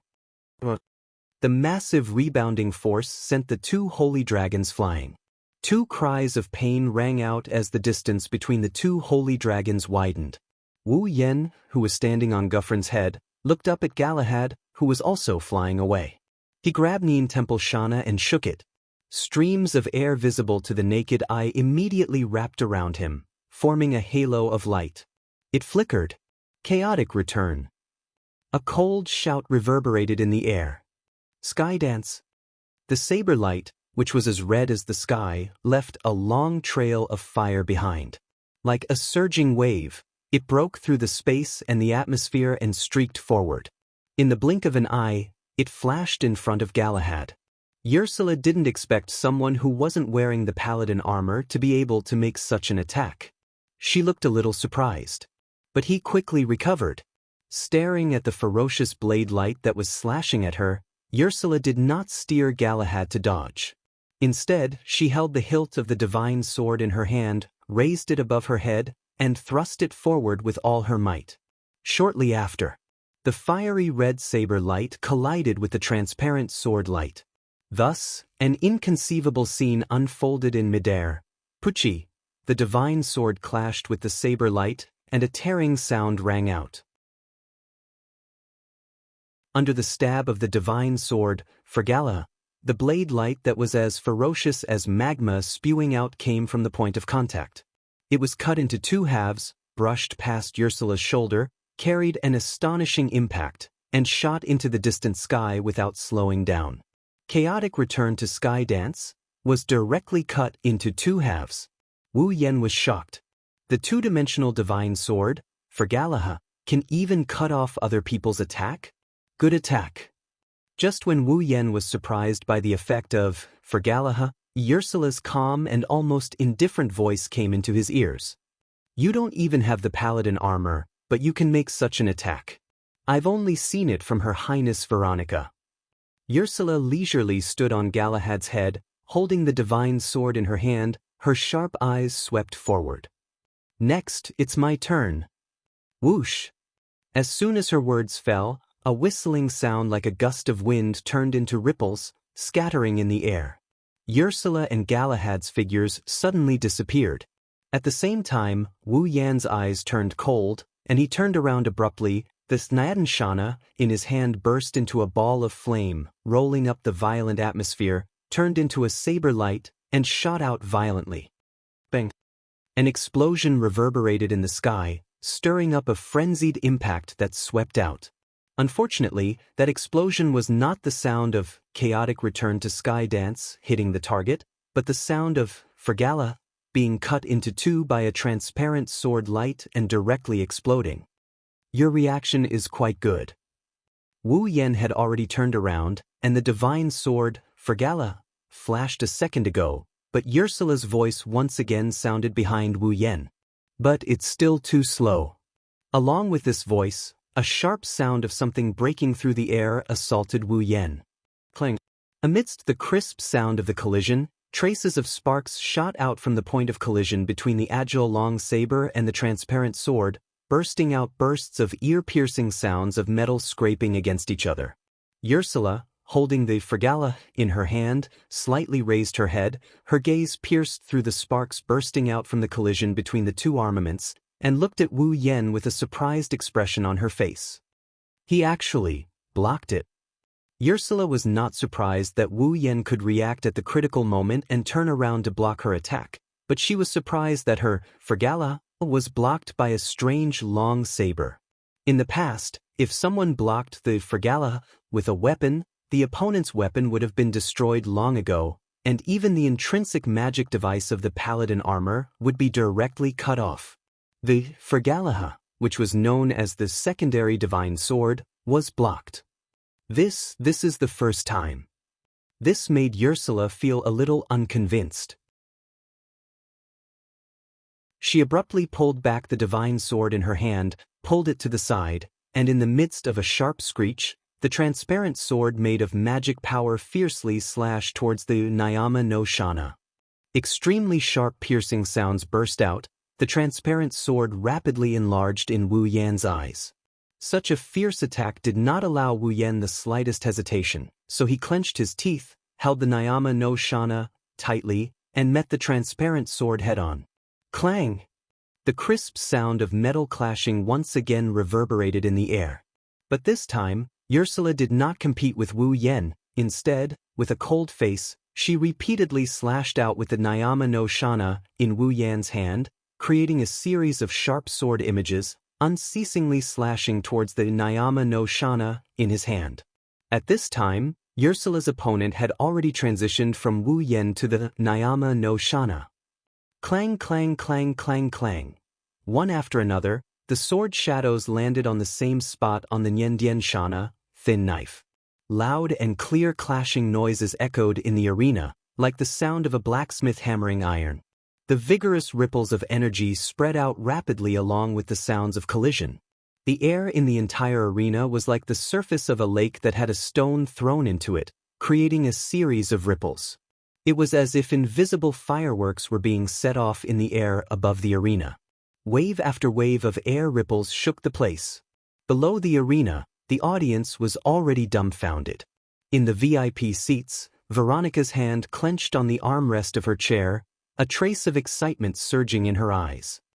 To be able to fight with Ursula for so long, that kid really has some skill. That weapon? Leibecca frowned, her expression somewhat uncertain. It can actually block the Fergalaha. It's very ordinary. It's indeed extraordinary. Veronica nodded in agreement, but she soon smiled again. But it's almost the end. A 2D divine sword isn't that easy to block. Just as Veronica finished her sentence, a different sound finally emerged from the continuous echoes of the collision in the air. Crack! The moment this sound rang out, Wu Yan's expression changed, but Ursula revealed a faint smile. Then the Fergala slashed down fiercely from top to bottom. Pa! After this sound, a small blade flew out of the air and fell to the ground. Wu Yan's pupils constricted. Nyama no Shana. Broke, a gold armament that only a Tier 9 powerhouse has the right to wear, and it's also a noble artifact, was broken by a single slash. Whoosh! At this time, the sound of something breaking through the air rang out in everyone's ears. A blurry shadow rushed out like a spirit snake and arrived in front of Wu Yen in the blink of an eye. Ursula raised her head, her beautiful face that could overshadow the heavens and earth was exposed to Wu Yan's vision. But also exposed to Wu Yan's vision was a flickering sword light. With a tearing sound, dark red blood splattered across the arena.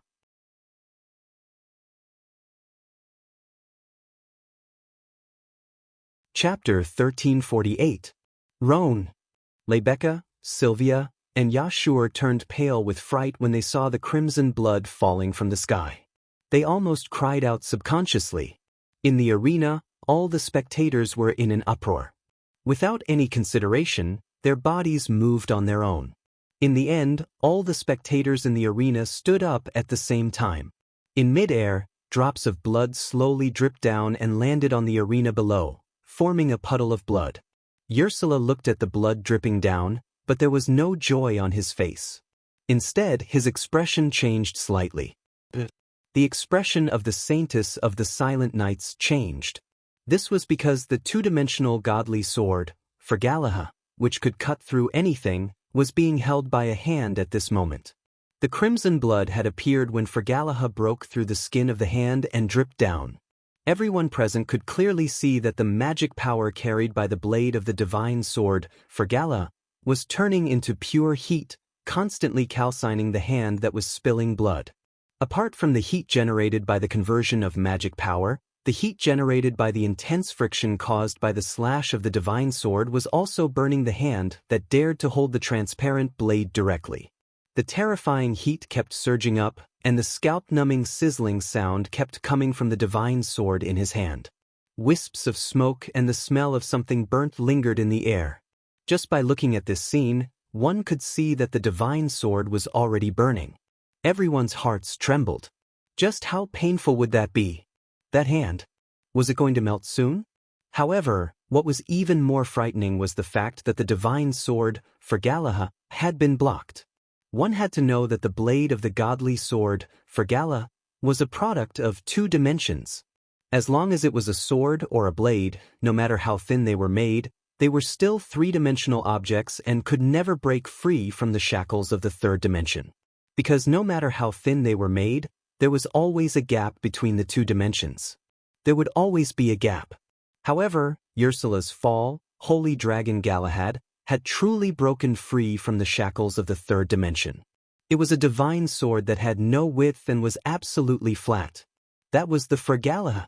Because there was no width, the entire sword, whether it was from the front or the side, it was a straight line that was thinner than a line. It was purely made of magical power. Therefore, Fergalaha could cut through anything. It was even a gold armament. Moreover, it was a noble artifact, but in the end, it couldn't escape the fate of being cut in half. Just think about it, using one hand to block such a sword was a display of bravado and lack of strategy. A divine sword that could cut through any object. How could it not be able to cut through a hand? Therefore, they watched as Wu Yen directly blocked Fergalaha with his hand. Not to mention Rebecca, Sylvia, and the audience, even the commander of the Holy Dragon Knights, Loriaman, who was known as the Silent Saintess of the Knights, and Ursula, who was indifferent to people, changed their expressions. Ursula took a deep breath as she watched Wu Yen, who was holding Fergalaha so tightly that his hand was beginning to burn under the heat. Even his blood was no longer dripping. However, his head was lowered, and his expression couldn't be seen clearly. Using your hand to block my Fergalaha, this is the stupidest thing I've ever seen. As the sound of his voice faded, not long after, a soft laugh resounded clearly in the center of the entire arena and was heard by everyone. Wu Yen slowly raised his head. His wine-red pupils met Ursula's clear eyes. The calmness in his eyes surprised Ursula. It was as if the hand that was gradually being burned wasn't his. Wu Yen glanced at it, and the corner of his mouth slowly rose. But didn't I block it? Ursula raised an eyebrow and she looked at Wu Yen with a deep gaze. Aren't you afraid that I'll cut off your hand? Afraid? Wu Yen chuckled as if he heard the funniest joke in the world. If I was afraid, I wouldn't have used this method. Ursula's beautiful eyes flashed with a strange light when she heard Wu Yan's words. Her expression became serious. But if this goes on, even if I don't chop it off, your hand will be charred, and you will be completely crippled. Blocking Fragalaha with his hand was already an extremely ridiculous thing. Now, Wu Yan's hand was still tightly gripping the sword, and it was already severely burned. If it was someone else, they would probably be in so much pain that their face would be distorted. As for their hand, they would probably lose all feeling, right? However, no matter how wise Ursula was, it was impossible for her to guess without knowing. Wu Yen wasn't a human. He was a true ancestor. A true ancestor who could be resurrected in an instant even if he died. Although his superpower was sealed, his physique as a true ancestor couldn't be sealed. Therefore, even if it was his head that was burned, it wouldn't matter, let alone his hand. Destroyed? Wu Yen murmured and suddenly laughed. Wu Yen tightened his grip on the Vlakalaha sword. He ignored the smoke and blood that came out of the sword as he forcefully pressed the sword down on the ground. Although I don't really care, it will be troublesome, so let's get this over with. Roar! Guffrin roared and slammed into Galahad, who was right in front of him. Bang! Caught off guard, Galahad was sent flying by the impact. Ursula, who was standing on Galahad's head, was also forced to withdraw her Fragalaha. She grabbed Galahad's dragon horn and put some distance between herself and Wu Yen. Get this over with? Ursula didn't care at all. Instead, she fixed her eyes on Wu Yen. You mean, get rid of me earlier? Ursula's words echoed in the silent arena. Everyone looked at Wu Yen, waiting for Wu Yan's answer. Wu Yen didn't answer Ursula. Looking down at his hand, Wu Yen touched the star carving on the back of his hand, which was his seal. My fall is a little special? Special? Hearing such strange words, the audience was puzzled. Special? On the VIP seats, Rebecca, Sylvia, and the others pricked up their ears and listened carefully to Wu Yan's words. When every dragon breeder first obtains a newborn, the newborn will be attached to the body of its owner. It will only be independent when it is born. Through the star essence path, it will obtain the star essence from its owner and survive in the world. Wu Yan's voice reverberated throughout the arena. But my fall is different. Wu Yen shrugged and explained. It can retain the ability to be a baby and stay in my body.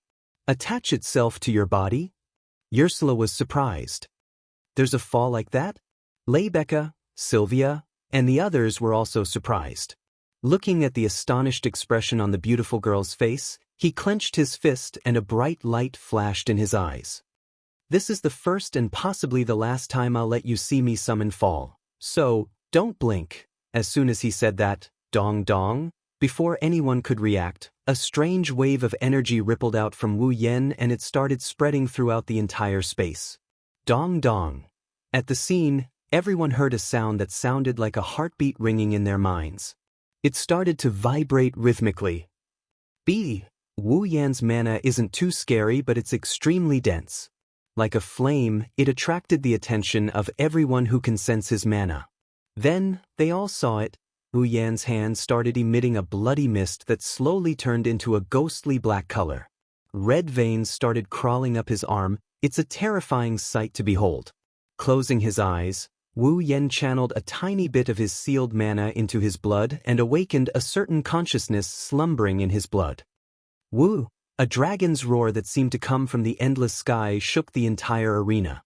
In an instant, Ursula felt an inexplicable sense of danger and she couldn't help but be startled. Then, a voice sounded, "Descend."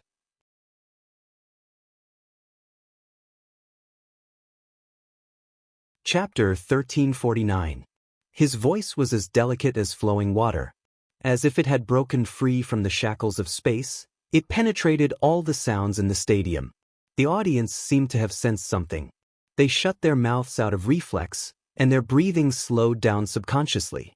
Their eyes were fixed on the figure standing on Guffrin's head, and they felt nervous for no reason. Even the ordinary audience reacted this way, let alone the powerhouses who could clearly feel the vast magic power emerging from Wu Yan. Rebecca, Sylvia, Veronica, Yashur, Yak, Jirian, and the others all tensed up. Ursula's grip on the divine sword, Fergalaha, became tighter and tighter until her hands turned white. Her face was unprecedentedly solemn. Feeling the magic power rising from Wu Yan's body, Ursula's heart couldn't help but feel alarmed. Her heartstrings suddenly tightened. Ursula's intuition told her that something extremely frightening was awakening. Her clear eyes gradually changed as the alarm in her heart screamed frantically. Ursula's eyes were filled with uncertainty. She looked at Wu Yan, who was as calm as the calm before the storm. In the end, Ursula didn't choose to continue watching. If this continues, I will lose without a doubt. For some reason, Ursula had such a thought that she couldn't help but jump in fright. But Ursula didn't doubt it, because, with the passage of time, the frantic alarm in her heart had turned into a complete sense of crisis. I can't watch any longer. Otherwise, I will lose. Yuzura's tense heartstrings completely collapsed under the urging of this thought, and her eyes became sharp. Ursula's eyes sharpened and she grabbed the divine sword, for Galahad. The holy dragon Galahad, who also felt a sense of crisis, roared as soon as it received Ursula's order. As if it was released, almost all the remaining magic power in its body was detonated and exploded in the space around it. Galahad seemed to be equipped with some kind of engine. Under the impetus of the explosion of mana, it turned into a ferocious behemoth and flew out violently. In a flash, he appeared in front of Gu Feline and pressed his forelimbs on Gu Feline's shoulder. At the same time, a burst of mana burst out of Guffrin's body and landed on Galahad like a shockwave. Ping! A muffled sound exploded from Gahara's body, causing him to let out a low groan. At the same time, his dragon eyes flashed with a fierce light. Like an injured beast, not only did he not let go of Guffrin, but he also restrained him even more. So, while Galahad was restraining Guffrin, Ursula flung the cloak on her paladin armor and shot out. His body turned into a bolt of lightning, and in an instant he was surrounded by bloody mist. Wu Yan, whose eyes were closed, had one of his hands completely transformed into a ghost hand. Be careful! At the VIP seats, Rebecca, Sylvia, Yashur, and the others couldn't help but cry out in surprise. Ha! Ursula's eyes flashed with determination. She raised the viraha above her head and mercilessly stabbed it towards Wu Yan's chest. Teeth! The sound echoed between Wu Yan and Ursula. However, it wasn't the sound of the Vile Galaha piercing through Wu Yan's body. Instead, it was the sound of a ball of white flame that appeared out of nowhere. It was the sound of a ball of white flame burning. Yuzura's intrinsic magic device, the divine sword, Fergalaha, happened to stab into the white flame, but the white flame blocked it as if it was blocking it. What?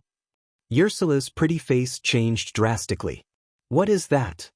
Rebecca, Sylvia, and the others couldn't help but look up from the VIP seats. White flame. Veronica frowned. A touch of surprise appeared on her face. Looking at the white flame that suddenly burned and blocked the divine sword, Fergalaha, like a flowing shield, Ursula constantly mobilized the magic power in the paladin armor to replenish the divine sword in an attempt to directly cut the white flame blocking the way in half. However, the small white flame was still burning there, completely unaffected by the divine sword, Fergalaha. Instead, it was the divine sword, Fergalaha, itself, the blade made of pure magic power, that actually began to slowly incinerate from the tip of the sword that came into contact with the white flame. Ursula finally had a look of disbelief on her face. Don't worry, Ursula raised her head and looked in the direction of the voice. Ursula's face was filled with disbelief. In the next moment, Wu Yan's smiling face appeared in Ursula's vision. Because I didn't use my full strength, the power of my fall will decrease. However, the summoning time will also decrease a lot. You don't have to be in such a hurry.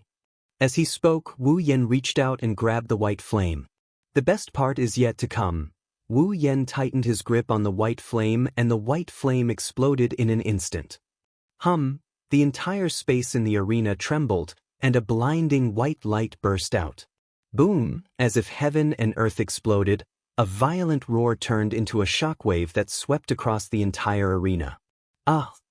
Everyone's vision was taken away by the dazzling white light and their hearing was robbed by the violent roar. Screams resounded throughout the entire arena. By the time the white light scattered, the rumbling noises had subsided, and the shockwaves had also gradually disappeared.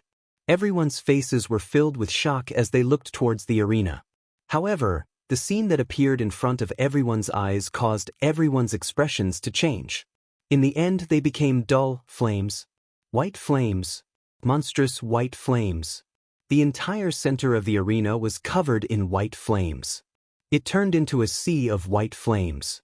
In the center of the sea of white flames, a figure floated there. Fluffy hair made of white flames fluttered along with the rolling flames. Two flame-like objects that looked like long whiskers and ribbons adorned between his eyebrows.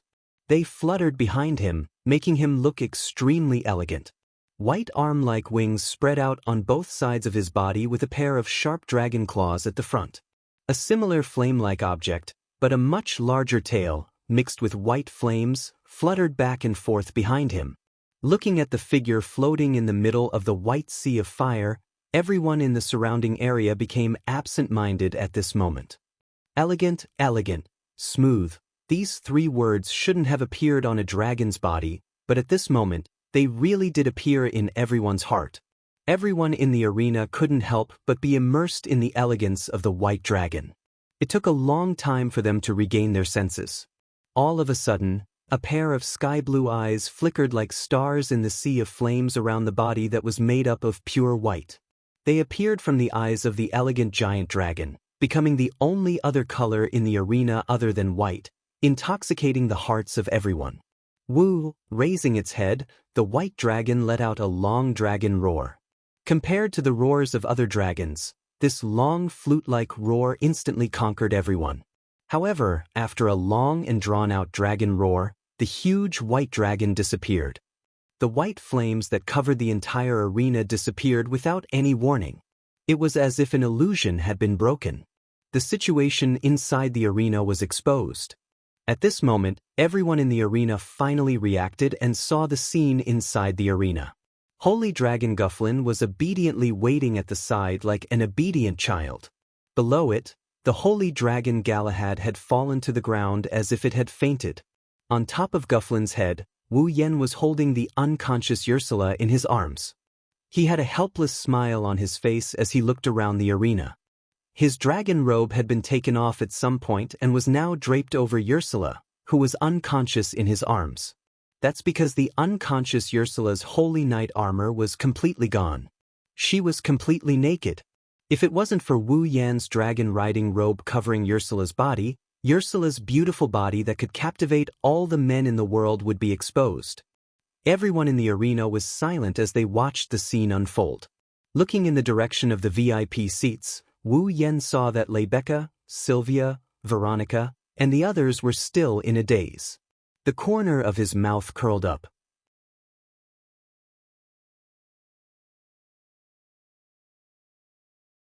Chapter 1350. In just one day, everyone in the Knights' Kingdom of Lorimon was shocked. The leader of the Lorimon Holy Dragon Knights, the most powerful, silent knight saintess, Uzura Sarver was defeated.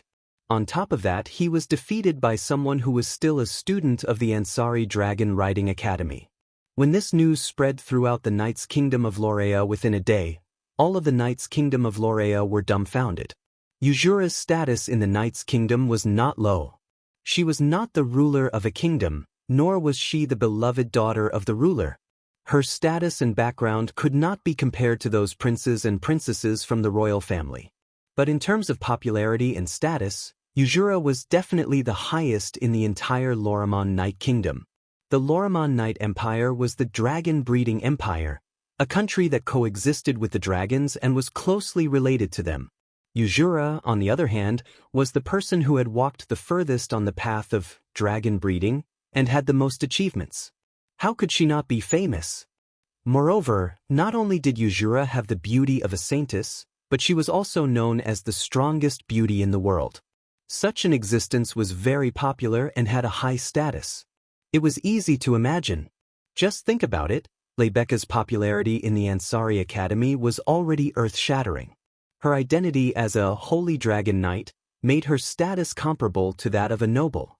Even Veronica, the first princess who supported the entire kingdom, could not forget Leibeka and hoped to recruit her. Then, in the hearts of the knight's citizens, Yuzura, who enjoyed the most popularity and was known as the strongest in the entire Lorimon Night Kingdom.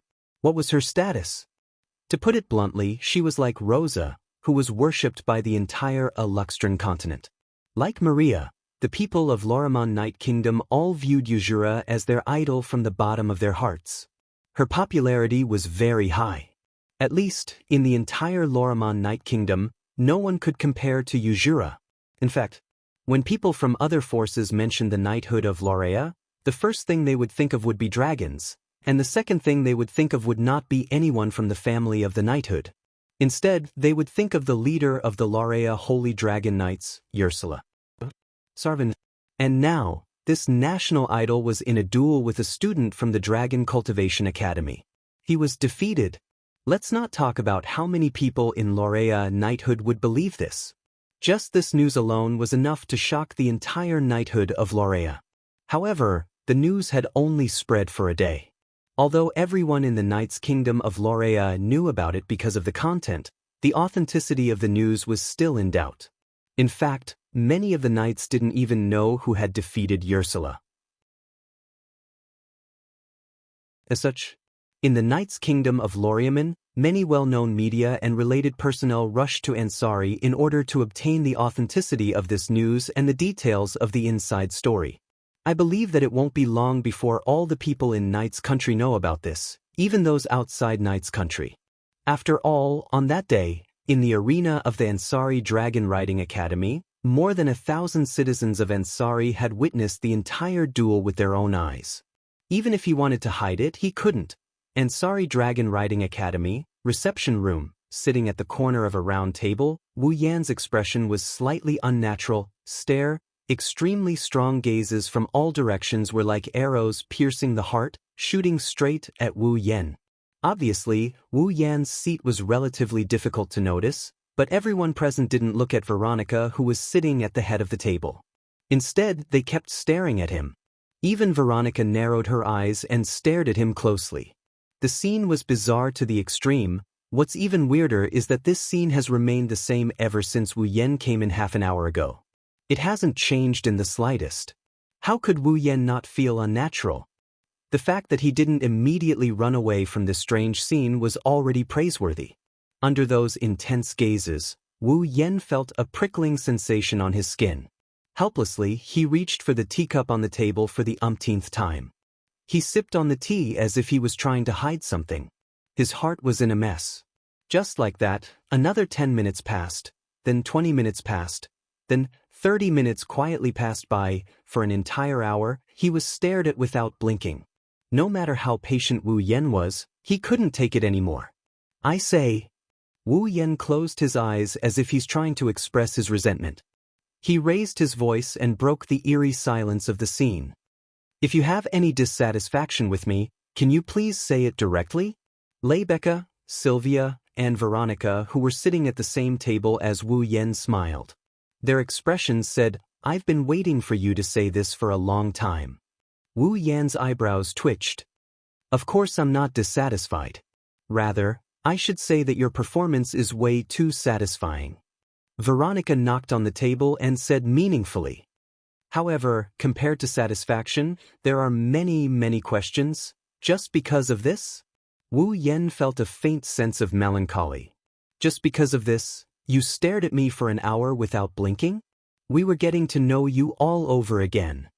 Leibeka's expression was both teasing and serious as she spoke in an extremely contradictory manner. After all, you're the one who defeated Commander Ursula and became the strongest person in the world. Don't put such a big hat on me. Wu Yan hurriedly shook his head and waved his hand, looking like he's afraid he can't avoid her.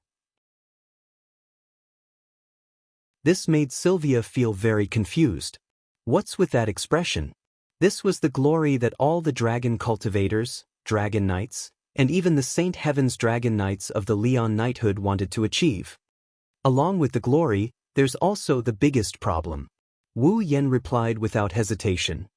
I still want to live a peaceful life, so please don't make things difficult for me. Become the strongest in the world. While it sounds like a good thing, Wu Yen already tried it out in the Sword Blade God domain world. He knows that fame is just as troublesome as it is.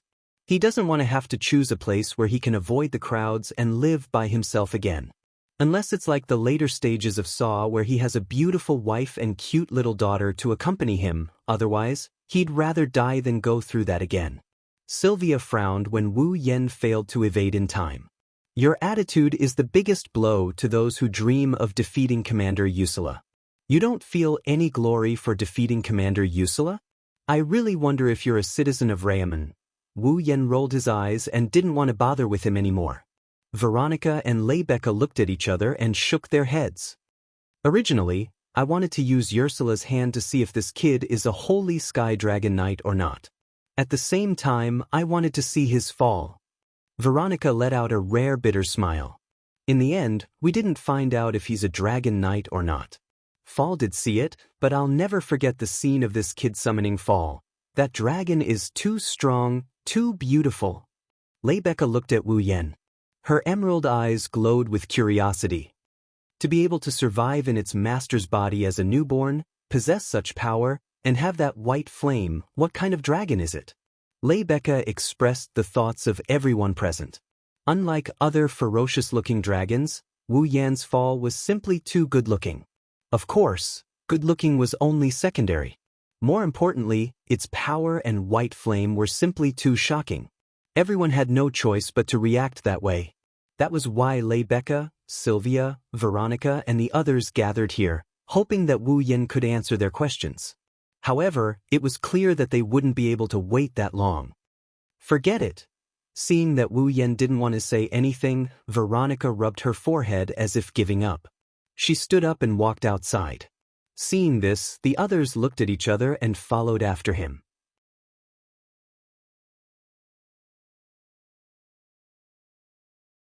Chapter 1351.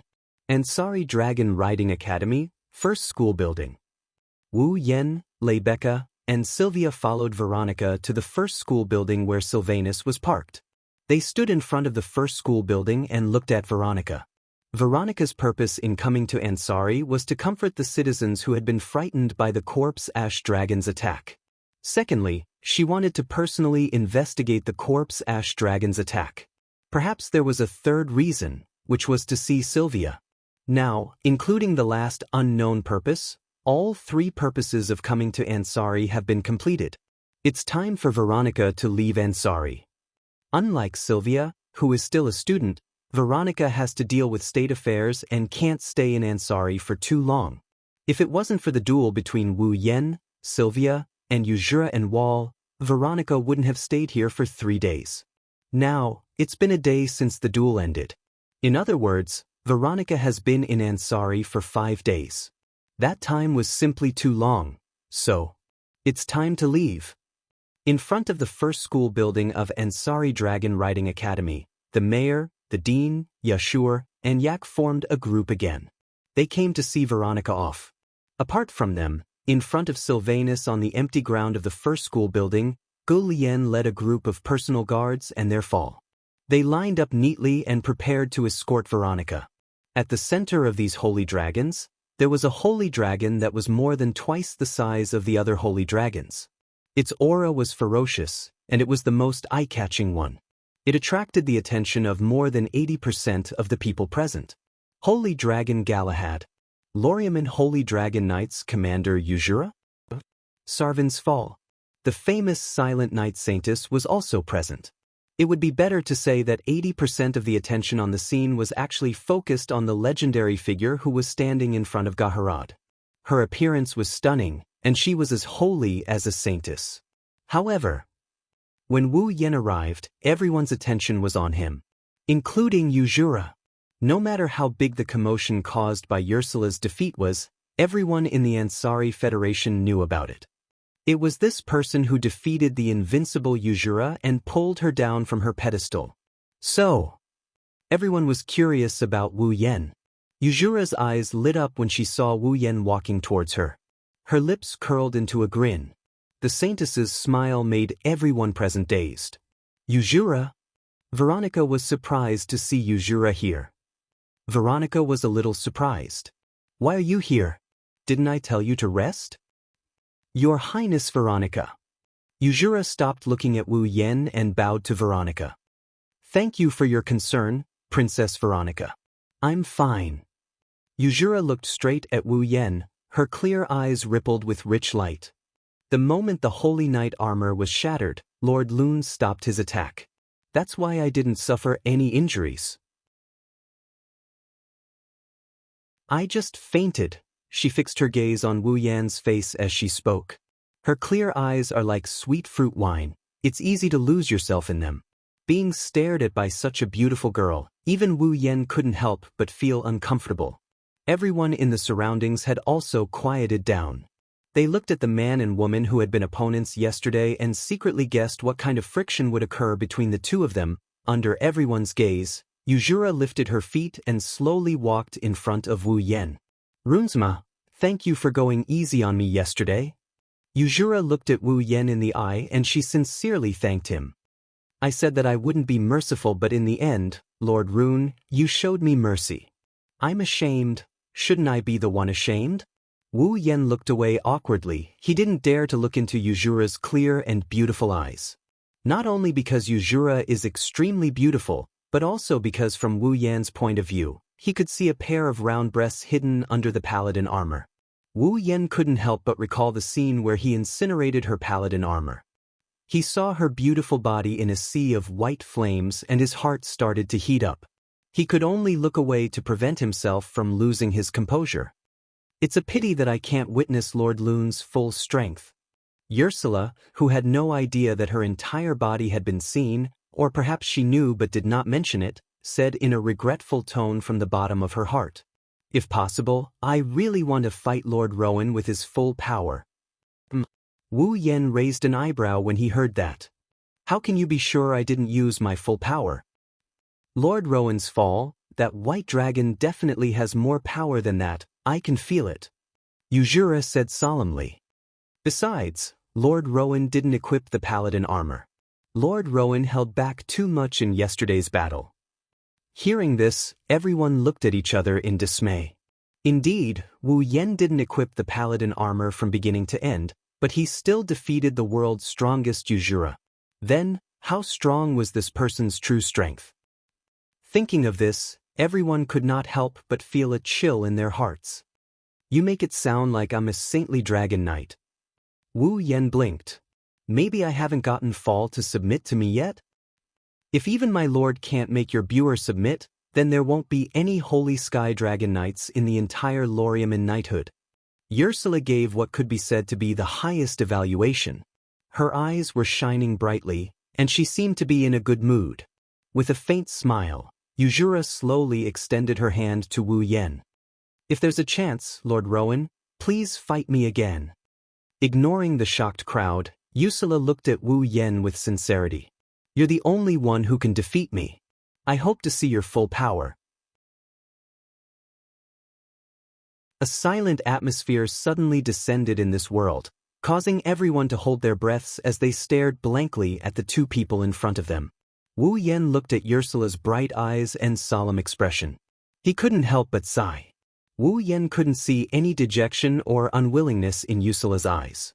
Instead, he could see excitement and optimism coming from the bottom of her heart. So what if she's famous? So what if she's beautiful? Invincible? Strongest? This also means that there are no like-minded friends who are qualified to stay by his side. It means that he's lonely.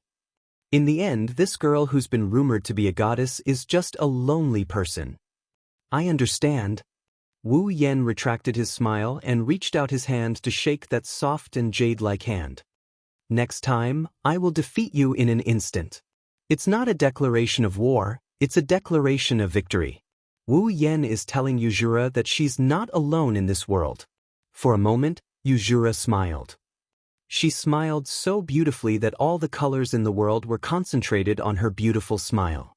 Everyone around, regardless of whether they were men or women, was mesmerized by that unbelievably beautiful smile. Thank you. Yuzhura bowed respectfully, flung her cloak, and walked back to Veronica's side with her head held high and her chest puffed out. Her steps were extremely light. The dream that she thought she had lost once again returned to her heart. This time, Yuzhura's dream, her goal, is to surpass this man who declared victory. Rebecca, Sylvia, Veronica, and the rest couldn't help but chuckle at the sight of Ursula glowing from head to toe. It's worth coming to Ansari this time. Veronica chuckled, then looked at Wu Yan. So, Lorimon, do you really not intend to join my Lorimon Holy Dragon Knights?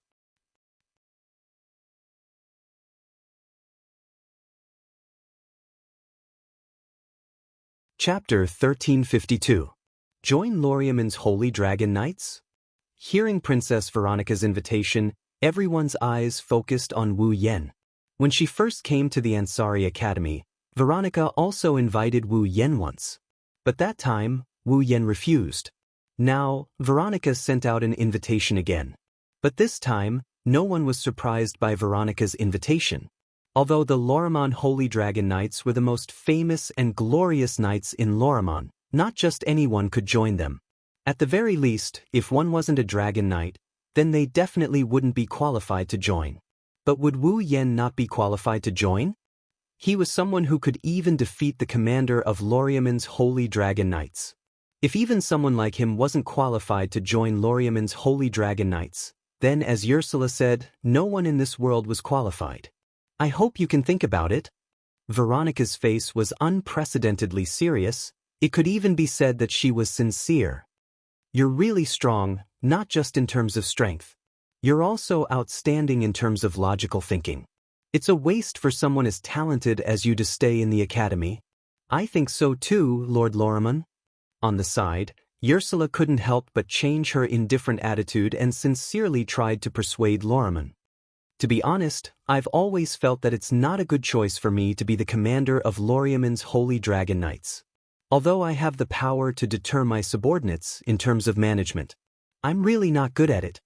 After saying that, Ursula seemed to think that her words weren't shocking enough, so she didn't give up until she was shocked to death. If you're willing to join Loriamon's Holy Dragon Knights, Ursula is willing to step down and give you the position of commander. Lord Lorimon. When these words came out, everyone's expression changed. Veronica was also silent. Obviously, Veronica didn't have any objections to Ursula's words. Become the commander of Loriamon's Holy Dragon Knights? Yashur was shocked. Lorimon. Sylvia slightly shifted her gaze to Wu Yan. In her heart, she was happy for Wu Yan's honor, but there was also a trace of reluctance that even Sylvia didn't notice. Commander. Rebecca lowered her head and pondered for a moment before looking at Wu Yan. Lorimon, you should really consider Highness Veronica's words. This is a rare opportunity. When she said this, she felt a stab of pain in her heart. She didn't want to admit that she had such a stupid idea, but she wanted to keep Wu Yan by her side. She didn't want him to leave with Veronica. But Rebecca still decided Lord Lorimon Dragon Knights. After all, Lorimon was the commander of the Holy Dragon Knights. Whether it was status or reputation, he was second only to one and above all. At the very least, in the Kingdom of Knights, apart from the Night King and Veronica, no one could make Ursula kneel. Even the Night King and Veronica could only make Ursula kneel on one knee. If Wu Yan could become the commander, he would reach the heavens in a single bound. As if he saw through everyone's thoughts, Wu Yan glanced at the crowd and sighed. Veronica. Wu Yan didn't address Veronica as Her Highness anymore. He called her by her name. Veronica wasn't displeased at all. Instead, she looked straight at Wu Yan. Veronica knew that Wu Yan didn't have any respect for her. Their usual honorifics were nothing more than a casual way of addressing each other. This also meant that once Wu Yan called her by her name, it was time for Wu Yen to get serious. "Thank you for your invitation." Wu Yen glanced at the impatient yak. "However, I have my own reasons for staying in the academy." Hearing Wu Yan's rejection, the people around him sucked in a deep breath. They didn't think that there would be someone in Lorimon who would refuse to become the commander of the Holy Dragon Knights. Wasn't this a little too foolish? Even Ursula felt pity for Wu Yen. Only Lebecca and Sylvia heaved a sigh of relief, and their expressions eased considerably. Veronica's expression didn't change. She probably expected Wu Yan's answer. "It seems that subduing you is much harder than I thought." Veronica shook her head and stared at Wu Yen. "Since you won't accept my invitation, then you'll have to accept the other thing." Wu Yen and Ko flinched when they heard this. Sylvia's eyes, which were the same color as Sylvia's, gradually focused. Sylvia suddenly reached out her hand to Gu Lien. "A sword." Gu Lien respectfully bowed and handed a luxurious golden knight's sword to Veronica. Veronica grabbed the sword and pulled it out of its scabbard. She slowly walked towards Wu Yen. "Your Highness Veronica? Royal sister?" Lebecca and Sylvia were rather shocked at this sight. The people in the surroundings began to clamor as well. Could it be that Her Highness Veronica is angry because of Wu Yan's repeated rejections? Wu Yen frowned but didn't do anything. Instead, he silently watched Veronica approach. Veronica nodded and raised her voice as if she was announcing something. "First year of the Ansari Dragon Riding Academy's advanced course, Rune Randall. In the name of Veronica Yamamoto, I hereby appoint Veronica Yamamoto. In the name of Loriaman, I hereby appoint you as a Dragon Knight." A Dragon Knight? Lebecca, Sylvia, and the others' eyes lit up. They finally understood Veronica's actions. There were different levels of masters who had dragons as their partners. The most basic of all was to obtain a dragon cultivator who had successfully obtained fall. Following that was the Dragon Knight. The difference between a Dragon Knight and a Dragon Breeder was the state of Ball. When a dragon was born, it was divided into 3 forms: a pterosaur, an earth dragon, and a water dragon. However, in the process of being nurtured by humans, they had a chance to evolve into a holy dragon based on their master's ability and the bloodline growth of the pterosaur, earth dragon, and water dragon. The moment a dragon breeder, Ball, transformed into a holy dragon, a dragon breeder would have the right to become a dragon knight. At that time, the royal family of the Knights of Lorimon would summon the outstanding dragon breeder and give him a silver pocket watch called the Dragon Knight's Certificate, officially appointing him as a dragon knight. That was what Veronica was doing right now. As for whether Wu Yan's Ball was a holy dragon or not, there was no need to prove it. If a dragon that wasn't a holy dragon could defeat Ursula, it would truly be heaven-defying. "Rune Randall?" Veronica rested her knight's sword on Wu Yan's shoulder. "Are you willing to swear an oath and sacrifice everything you have in the name of a dragon knight to protect the knighthood of Lorimon?" Looking at Veronica's grim expression, Wu Yen bitterly laughed inside. He knelt down on one knee and with a completely formulaic tone, he made a statement that didn't even scratch an itch.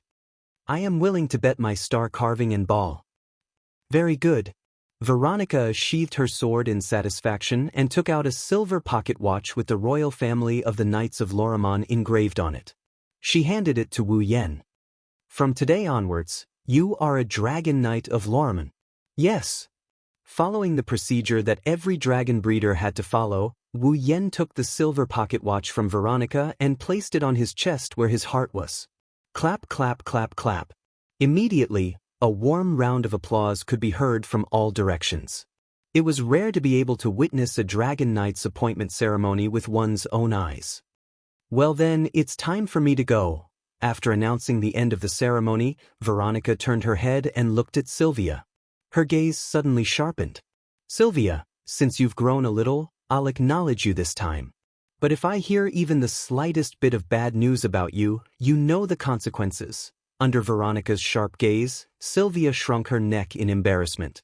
But when she saw Wu Yan's smiling eyes, she calmed down and puffed out her chest. "I won't let you down, royal sister." Veronica curled her lips and a smile appeared on her face.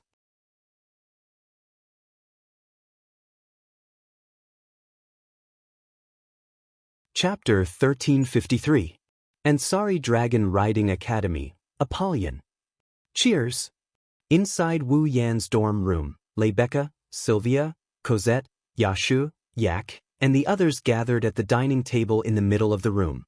They raised their cups filled with fruit wine and they clinked them against Wu Yan's cup before he could react. With a ding sound, they downed the wine. Ha! Yak was the first to finish the large cup of fruit wine in her hand. She couldn't wait to look at the dishes on the table. Can we eat now? At the side, Yashio picked up a handkerchief and wiped the fruit wine from the corner of Aiku's mouth. You haven't congratulated Roland yet. Tisk, humans sure are troublesome to the core. Aiku pursed her lips in displeasure. She looked at Wu Yan unwillingly. Congratulations on becoming a dragon rider. Congratulations, Roland. Congratulations. Rebecca, Sylvia, Yashur, and the others also smiled and gave their congratulations. Even Cosette smiled and raised his cup to express his congratulations. Well, thank you guys. Wu Yan said that, but he still couldn't let go of the burden on his face. But it's only becoming a dragon rider. Is there a need to go to such lengths to celebrate? What do you mean only becoming a dragon rider? Sylvia was the first to put on a serious face.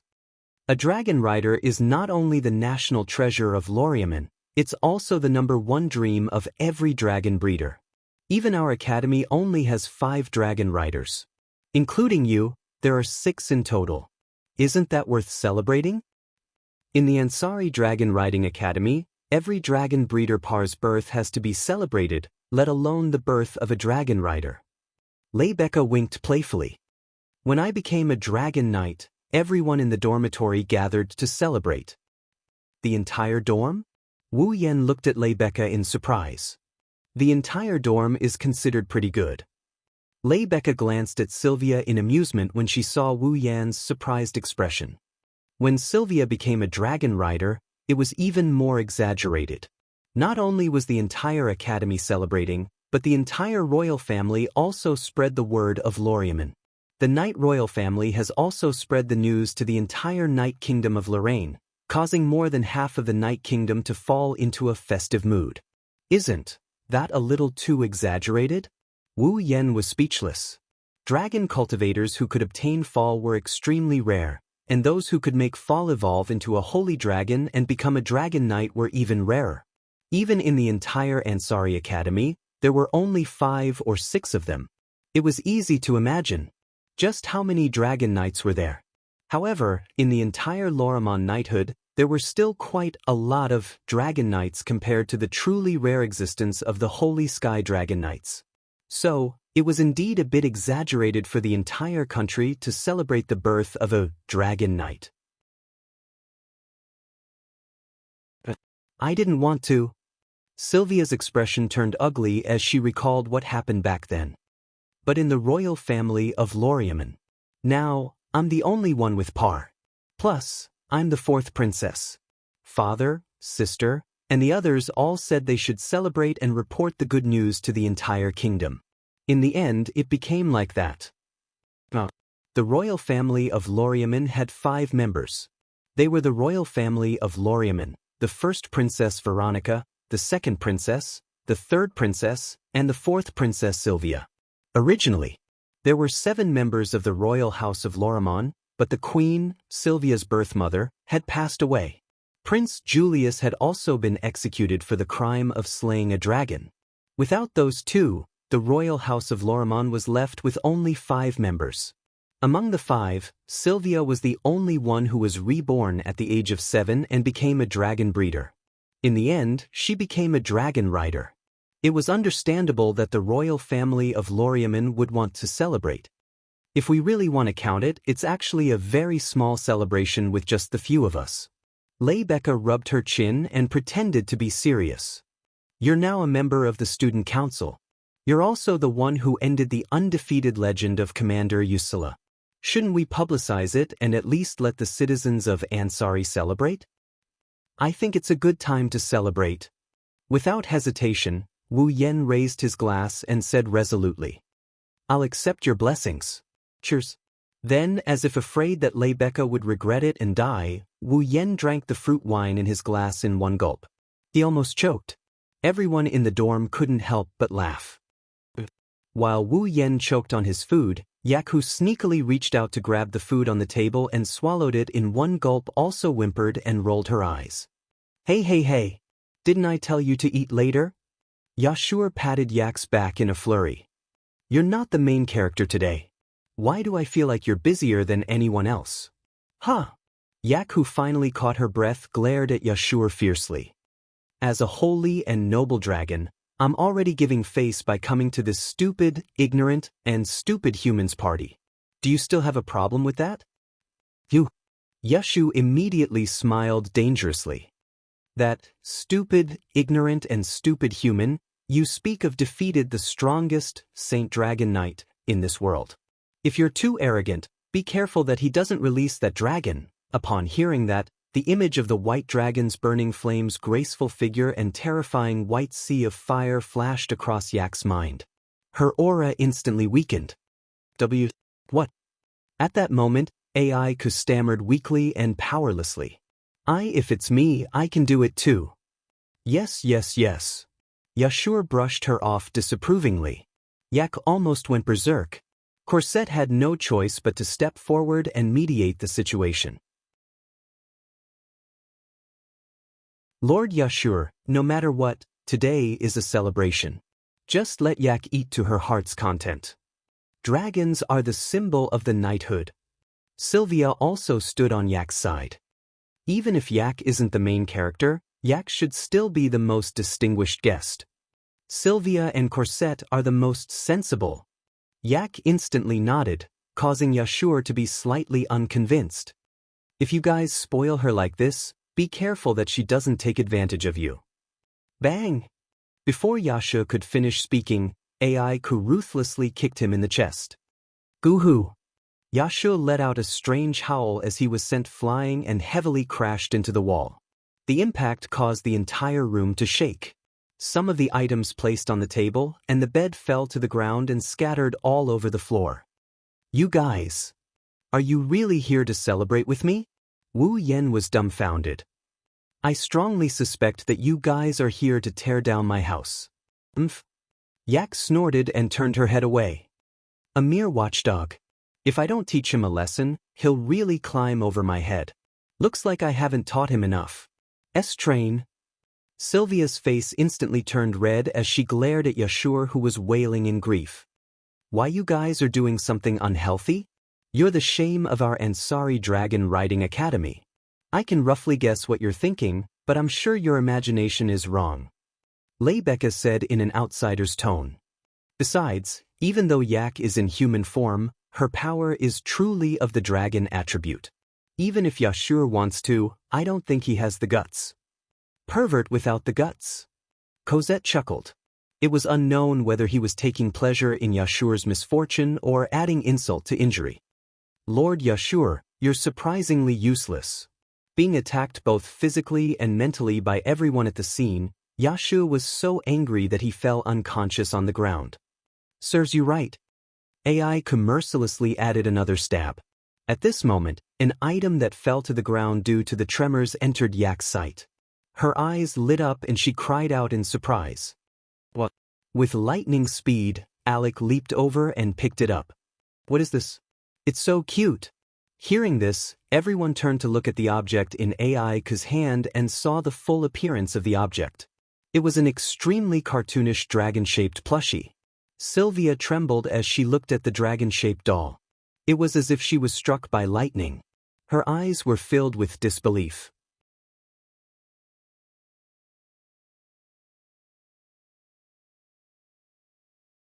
Chapter 1354. HM?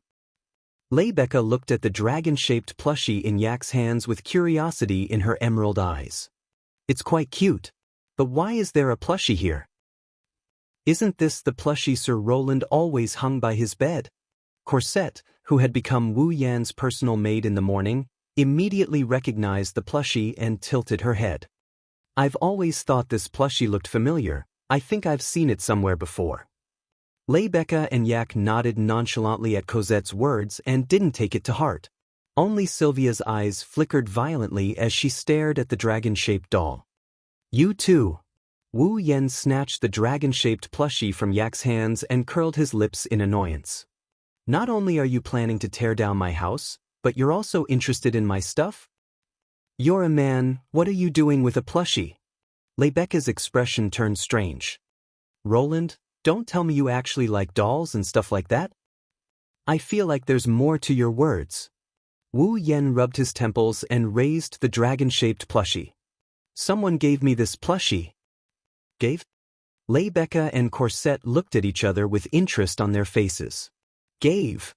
Sylvia abruptly took a step forward and asked with an agitated expression. Who gave it to you? When did you give it to me? Where did you give it to me? Sylvia? Her Highness? Sylvia's agitated expression made her even more agitated. Rebecca, Cosette, Yak, and the others were surprised. What's wrong? Wu Yen looked at the doll in his hand with a doubtful look. He asked in a doubtful tone, Is there something wrong? Don't worry about it. Tell me. Sylvia became more and more agitated and her eyes reddened. She grabbed Wu Yan's hand with all her might. This is very important to me. Please tell me. This. Rebecca, Corset, and Yak looked at each other when they saw that Sylvia seemed to be on the verge of hysteria.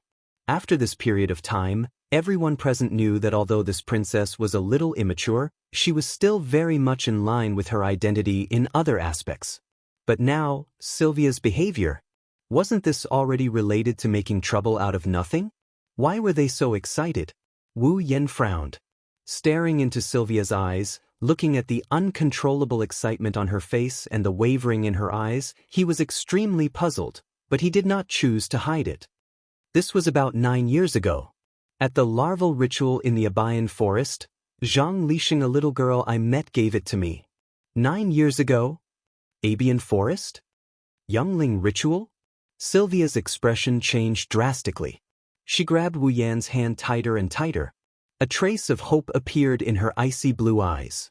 She was a little nervous and nervous. With a hint of nervousness, Sylvia's gaze seemed to want to burn a hole in Wu Yan's face. It became extremely intense. Then do you remember when it was 9 years ago?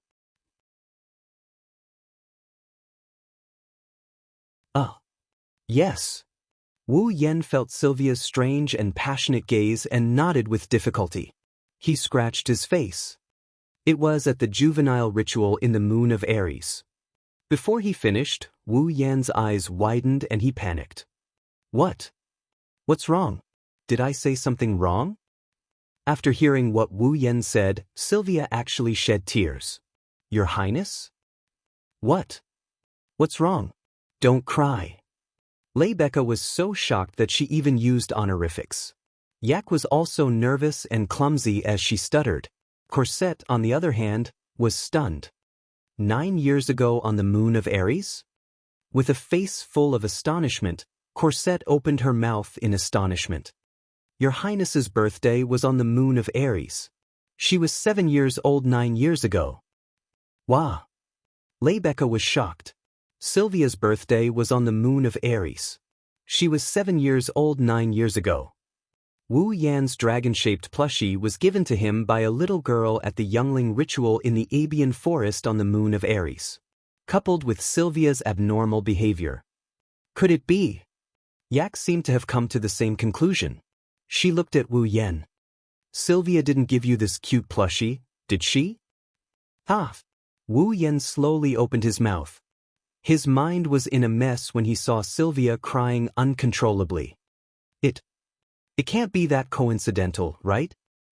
Sylvia was the little girl he met 9 years ago, the one who failed to be selected in the youngling ceremony and was given a youngling by him?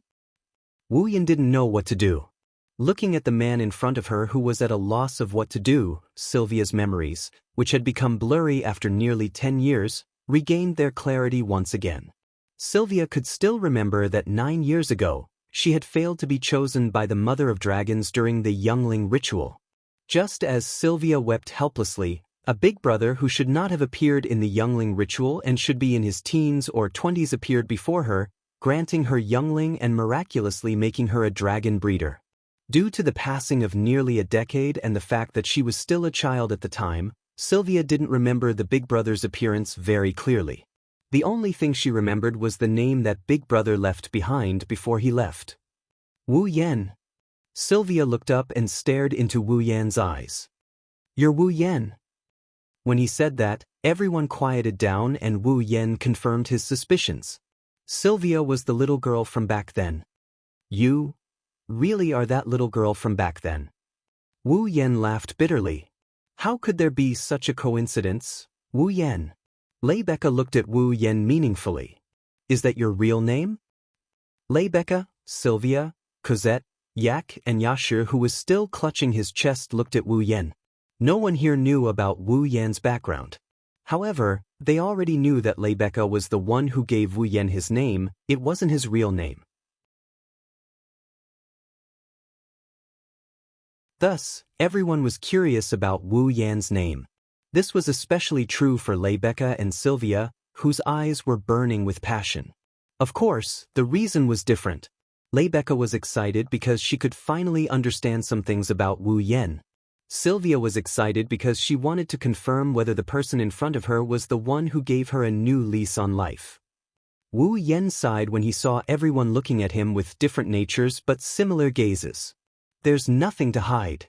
Indeed, my real name is Wu Yan." Hearing this, everyone fell silent. "It's really you?" Sylvia looked at Wu Yan in a daze. But, that's not right." Sylvia didn't remember the big brother who gave her life clearly because too much time had passed, but she at least remembered that he was a big brother in his teens or 20s. As for Wu Yan, he looked to be in his teens or 20s. Could it be that Wu Yan's appearance didn't change at all after 10 years? He even became her classmate? Sylvia wanted to laugh, but she couldn't bring herself to do so. Of course, Wu Yan knows what Sylvia is thinking. This is also the reason why he didn't know what to do when he found out that Sylvia is the little girl from back then. He quickly pulled Sylvia over and turned around with his back facing everyone. "Sylvia, I was already like this when you saw me as a child. Please, don't tell anyone about this." Sylvia wanted to ask why, but when she saw Wu Yan's pleading expression, her heart softened. "I understand." Sylvia clenched her teeth and agreed. She didn't know what kind of emotion she was feeling. "I'll say that you're from the same batch of children as me to participate in the youngsters' ceremony. That's good." Wu Yan nodded gratefully at Sylvia and explained to Rebecca and the others in distress. Sylvia looked at Wu Yan the entire time. She didn't shift her gaze for a single moment.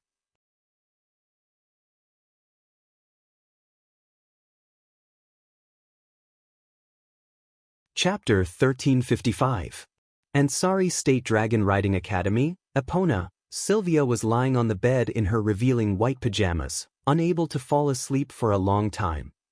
Raising her head and looking at the bright moon and stars hanging high in the night sky outside the window, such a peaceful scene was unable to calm the restless heart in Sylvia's heart, causing her to sigh repeatedly. Sitting up from the bed, Sylvia lowered her head and looked at the star carving that was slightly above the center of her chest. She could not help but reach out and stroke it. This star carving shouldn't have appeared on Sylvia's body. After all, Sylvia didn't make it to the youngling ritual. However, that man had given Sylvia hope, a miracle that she had thought was impossible to obtain. Even now, Sylvia was still puzzled. Why is it that after almost 10 years, Wu Yan still looks so young? With that appearance, even if she didn't know his exact age, she could still pass as a student. Also, wasn't the Mother of Dragons the only one who could give a human youngling life? Why was Wu Yan able to give her a youngling? Thinking about it, Sylvia realized that her understanding of Wu Yan was close to nothing, be it in the past or the present. However, it was the same. Be it in the past or the present, Wu Yan helped Sylvia regain her new life. During the youngling ritual, he gave her a youngling and made her a dragon cultivator. When the youngling went berserk, not only did he save her, he even gave her a slap and helped her walk out of her misconceptions. During the corpse ash dragon's attack, Lancelot had personally taught him a lesson, telling him what courage was, what strength was. When Veronica arrived, she gave her a chance to prove herself, helped her become stronger, and helped her obtain unimaginable achievements. Even now, Sylvia still couldn't believe that she relied on her own strength. She defeated one of the top 20 dragon knights in the world. However, the method of using the dance of the penetrating dragon's breath that entered her mind told her that it was all true. The past returned to Sylvia's mind one by one. She realized that without Wu Yan's help, she was nothing. He had already sworn an oath during the ceremony of youth. She swore to become an outstanding knight and not let down Wu Yan's kindness. But in the end, without Wu Yan's help, she wouldn't be where she is now. If Wu Yan didn't come to the Ansari Dragon Academy, then she would still be like before and close herself off to the path of becoming an outstanding knight. She was still that aggressive and unreasonable Princess Blue Ice, wasn't she? Of course, if that was the case, she wouldn't have friends like Leibeka, Yak, and Yashur. Furthermore, when the corpse ash dragon attacked Ansari, she could only hide in the academy and tremble in fear. After that, when Sister Veronica came to Ansari, she wouldn't admit that she was like that. She would think that Sylvia was a disgrace to the Wang family and marry Sir Jirian so that she could become a breeding tool. So, it was because of him that I could walk the path of becoming an outstanding knight. Sylvia could feel the warmth from Wu Yan's body through the star carving on her chest. Her face started to burn. Of course, what Sylvia isn't sure about is how she's going to face Wu Yan with these complicated feelings in the future. Actually, Your Highness, you just need to face your own feelings. Just as this thought surfaced in Sylvia's mind, a voice that seemed to have seen through her thoughts and as if it had been calculated rang out in a timely manner. It was a pity that the timid Sylvia was frightened by this sudden response. She wanted to scream, but a soft hand covered her mouth and stuffed her words in her throat. Shortly after, the owner of the voice didn't know whether to laugh or cry. I thought Your Highness would have changed a lot by now. Who knew that your reaction would still be so timid?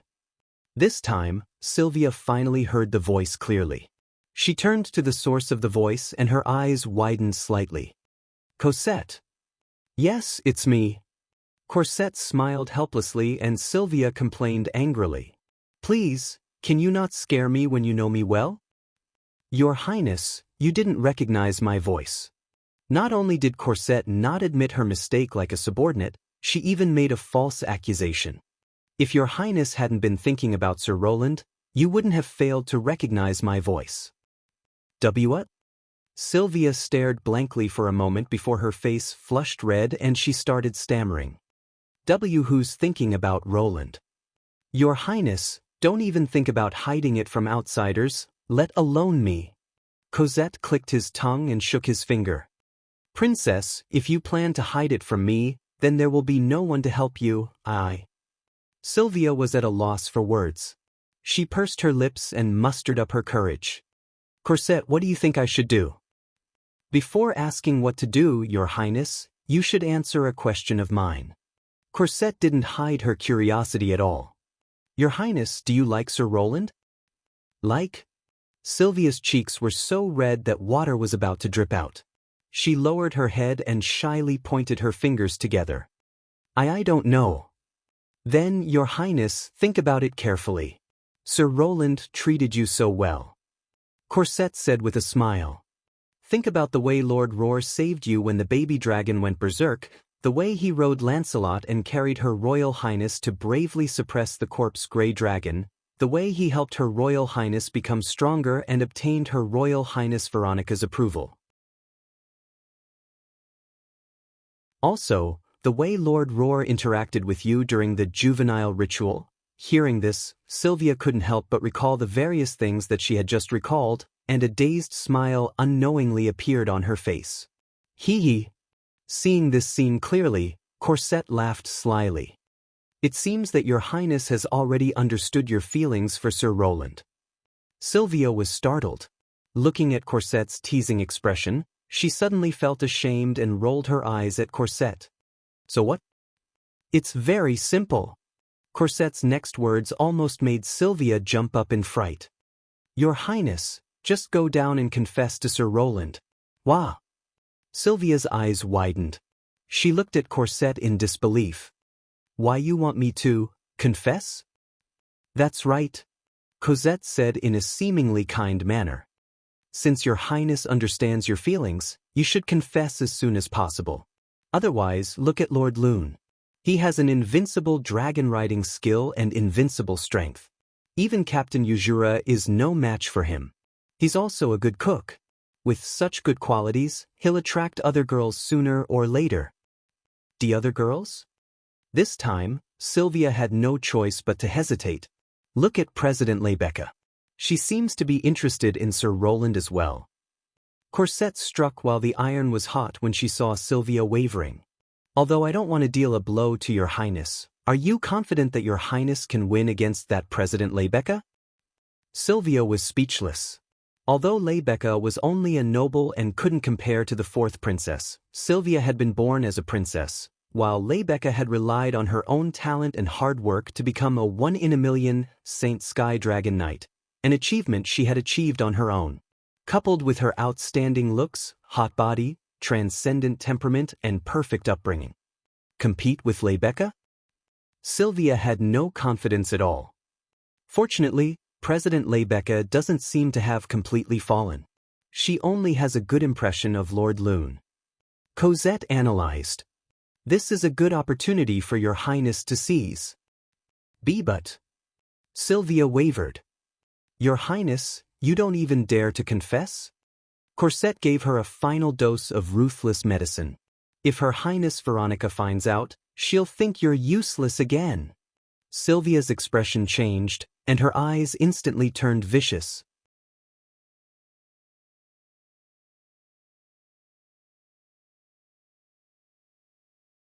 Chapter 1356. Ansari Dragon Academy, Apollo Lodge. Apollo Lodge was very quiet at night. It was so quiet that even the chirping of cicadas could be heard as a lullaby, lulling everyone in Apollo Lodge into a deep sleep. Or rather, it was already so late at night. As long as they had a normal routine, they would be asleep at this time. However, at this time when everyone was supposed to be sleeping, two girls were quietly walking along the corridor of Apollo's abode, heading straight in a certain direction. These two girls were none other than Sylvia and Corset, who had just been exchanging thoughts in the Epinache royal family's private room. If others knew that the dignified fourth princess of Laurea knighthood actually brought her personal maid to sneak into the boys' dormitory at night, it would probably cause a huge uproar in the knighthood of Laurea knighthood.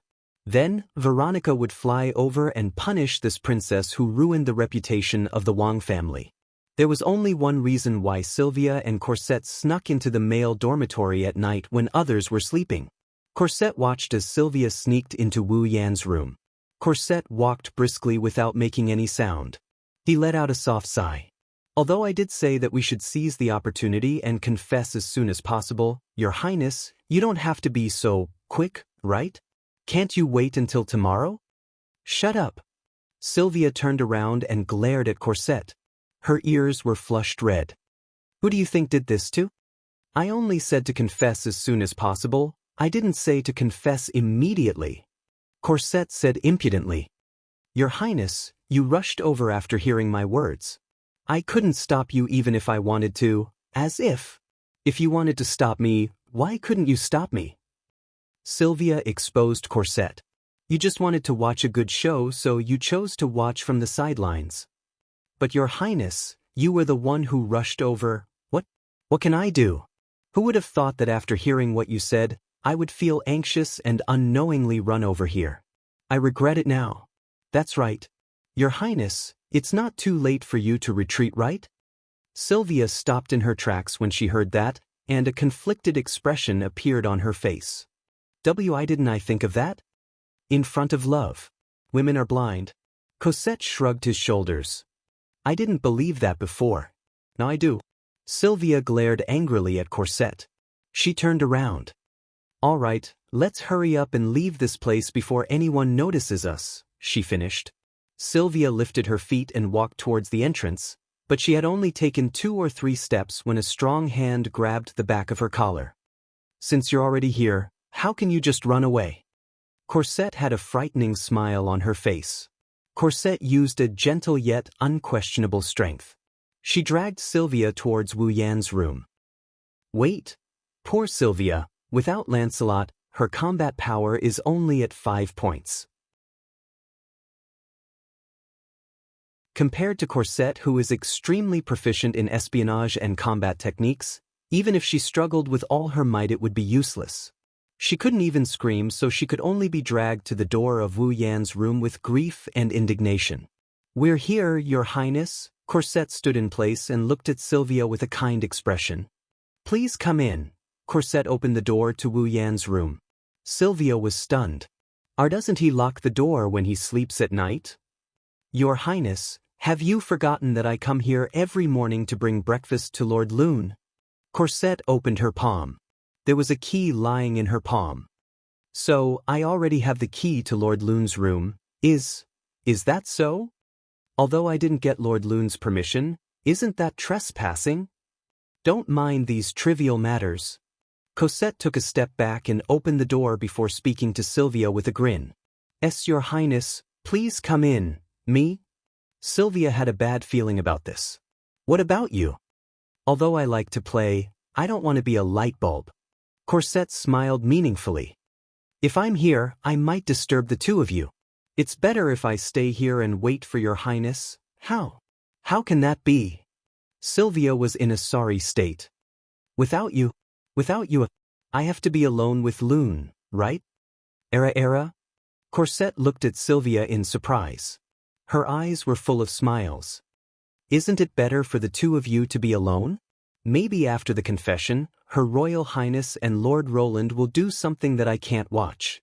If I'm there, won't it ruin things?" Zhang Tai thought to himself. You.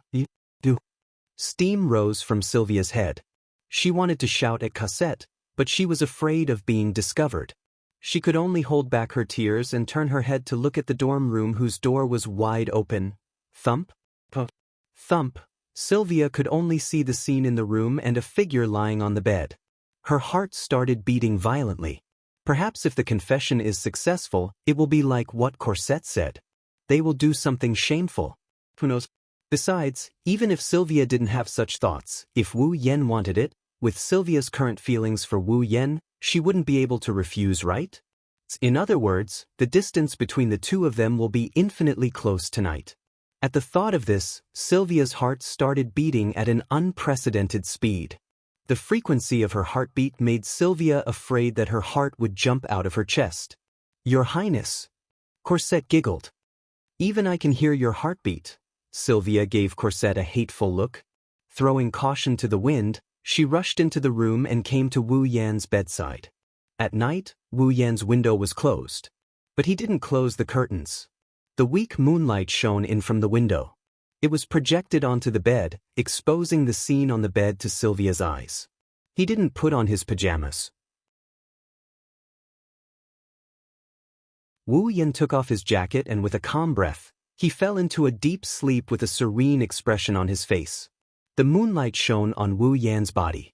At this moment, Wu Yan was like a cloak made of gauze. He blended in perfectly with the moonlight. The temperament of a vampire ancestor was vividly displayed in the room.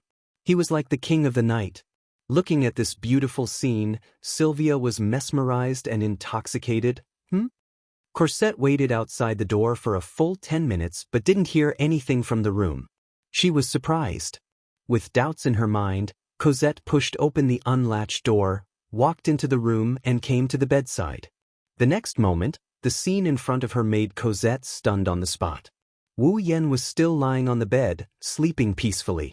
Sylvia, who was supposed to wake Wu Yan up and confess her love for him, somehow slipped under the blanket. She laid in Wu Yan's embrace with one hand hugging Wu Yan and the other hugging the dragon-shaped plushie that originally belonged to her. With a smile on her face, she fell asleep peacefully. Corsette didn't know whether to laugh or cry. In the end, she snuck into the male dormitory just to sleep with her sweetheart. "Your Highness, really?" Corset gently sat on the edge of the bed and helped Sylvia pull up the blanket. She looked at Wu Yen and hesitated for a moment before reaching out to touch his cheek. In fact, Corset didn't know why she encouraged Sylvia to confess to Wu Yen. She only knew that if Wu Yen was really with Sylvia, it would be the best outcome for her. In that case, Corset would be able to serve Wu Yen legitimately and no longer be his personal maid in the morning. Corset was very loyal to Sylvia. She was so loyal that even when Veronica wanted to put her in an important position and other nobles wanted to poach her, they were all mercilessly rejected by her. That's why Veronica was so surprised when she heard that Corset was serving Wu Yen. Originally, Corset thought that she only needed to serve Sylvia for the rest of her life. She didn't need a second master at all. In the beginning, she said that she was Wu Yan's personal maid in the morning. In fact, that was just a joke. Other than making breakfast for Wu Yen, Corset didn't do anything else that resembled serving him. Making breakfast wasn't really serving him, was it? But recently, Corset started to do more and more things while helping Wu Yen make breakfast. She even helped Wu Yen get dressed and washed his face in the morning. This was completely within the scope of serving him. Corset didn't know why this was. Her loyalty didn't allow her to serve two people. But if Wu Yen and Sylvia could become a couple, then Wu Yen could also become her master and be served by her. With this thought in mind, Corset unconsciously started to encourage Sylvia. Perhaps, Corset should also ask herself the same question she just asked Sylvia. Like? Corset murmured to himself.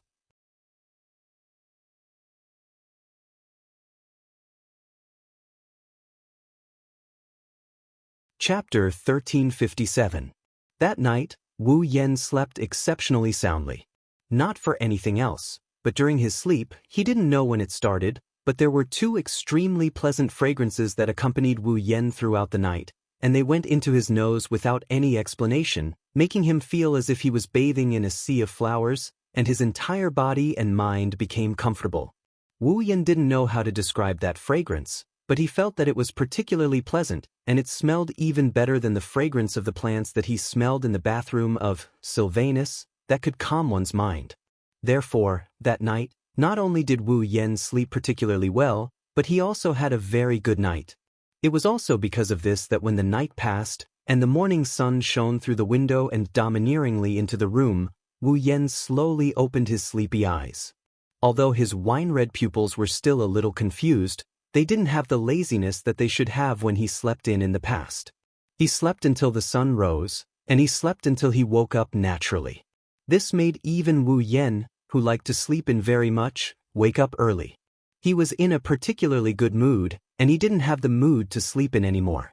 He directly woke up, and he couldn't help but smile. Unfortunately, this smile quickly froze on Wu Yan's face.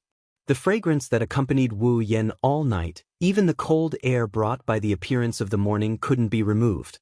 It still lingered around Wu Yen, and with Wu Yan's breathing, it entered his body, making Wu Yan's body relax. But now, Wu Yen no longer had the time to pay attention to it, and it made him have a good dream. The fragrance of a good night.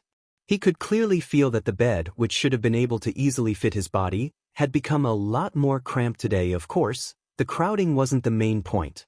The main point was that Wu Yen could feel that his spread-out hands. It seemed that he was holding two extremely soft things, one big and one small, on the left and the other on the right.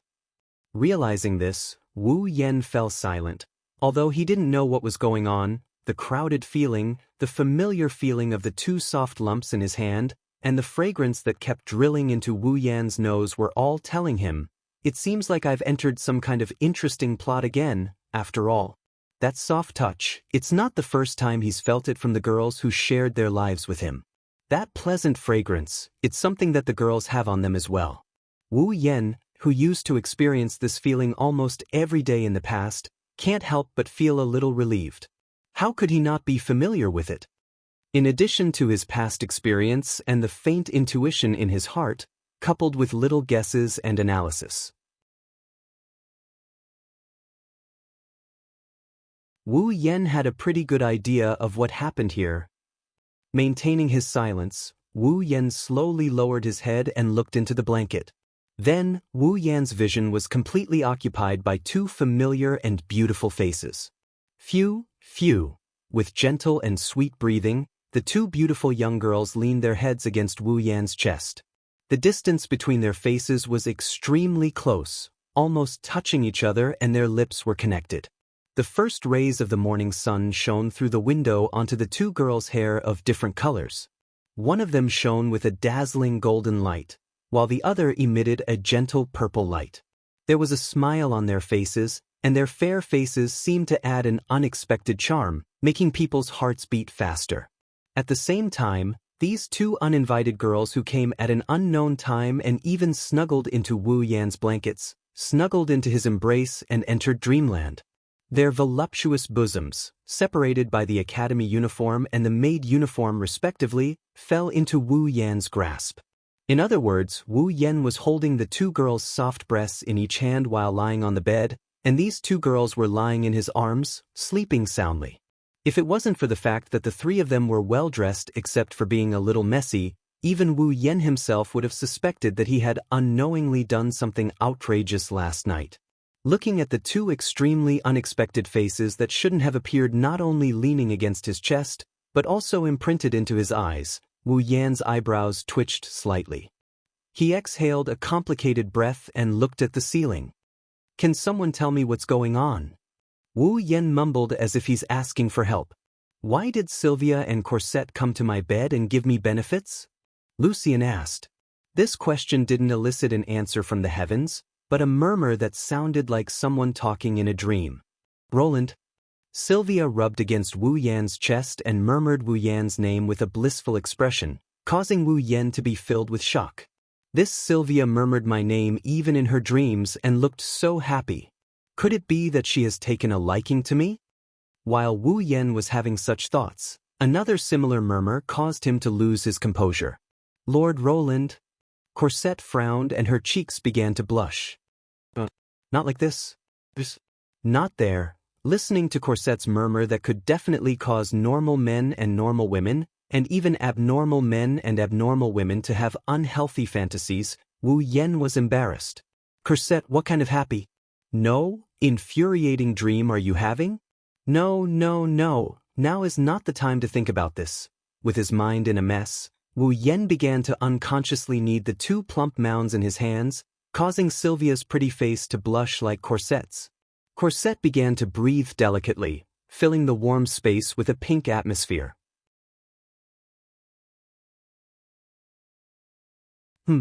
Perhaps because Wu Yan's movements were too violent, or perhaps because Corset's combat strength was high and her senses were sharp, Corset slowly opened her eyes with a soft groan.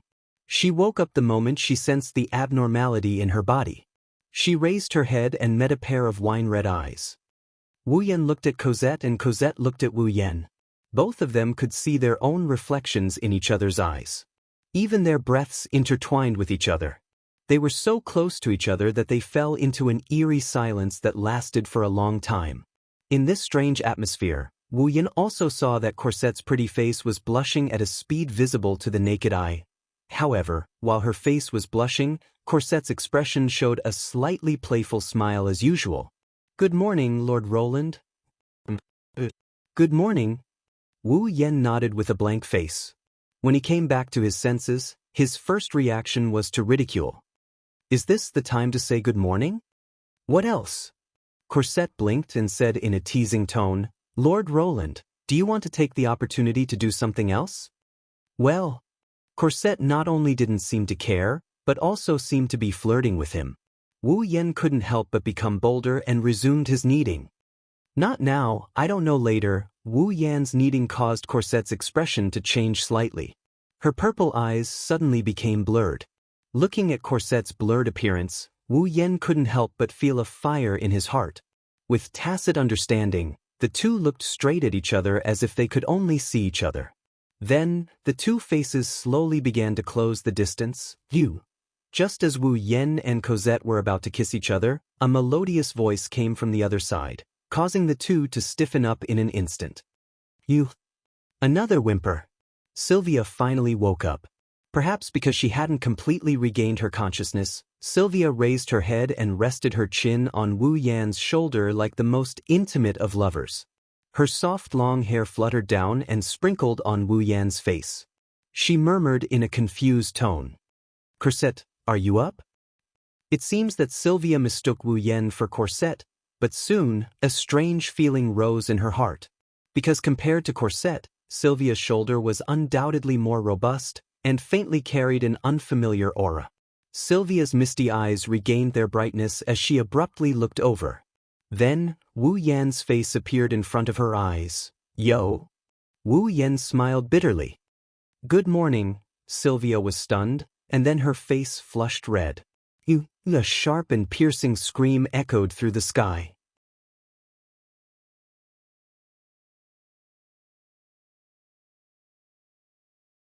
Chapter 1358. Sigh. Wu Yan sighed tiredly on his way to the lecture hall. "I finally had a good morning, but it turned into a farce in the end? Why do I have to be so tired?"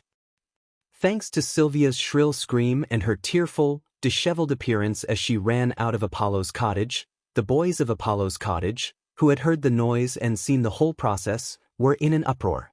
No matter how you look at it, it looks like a girl running away after being violated.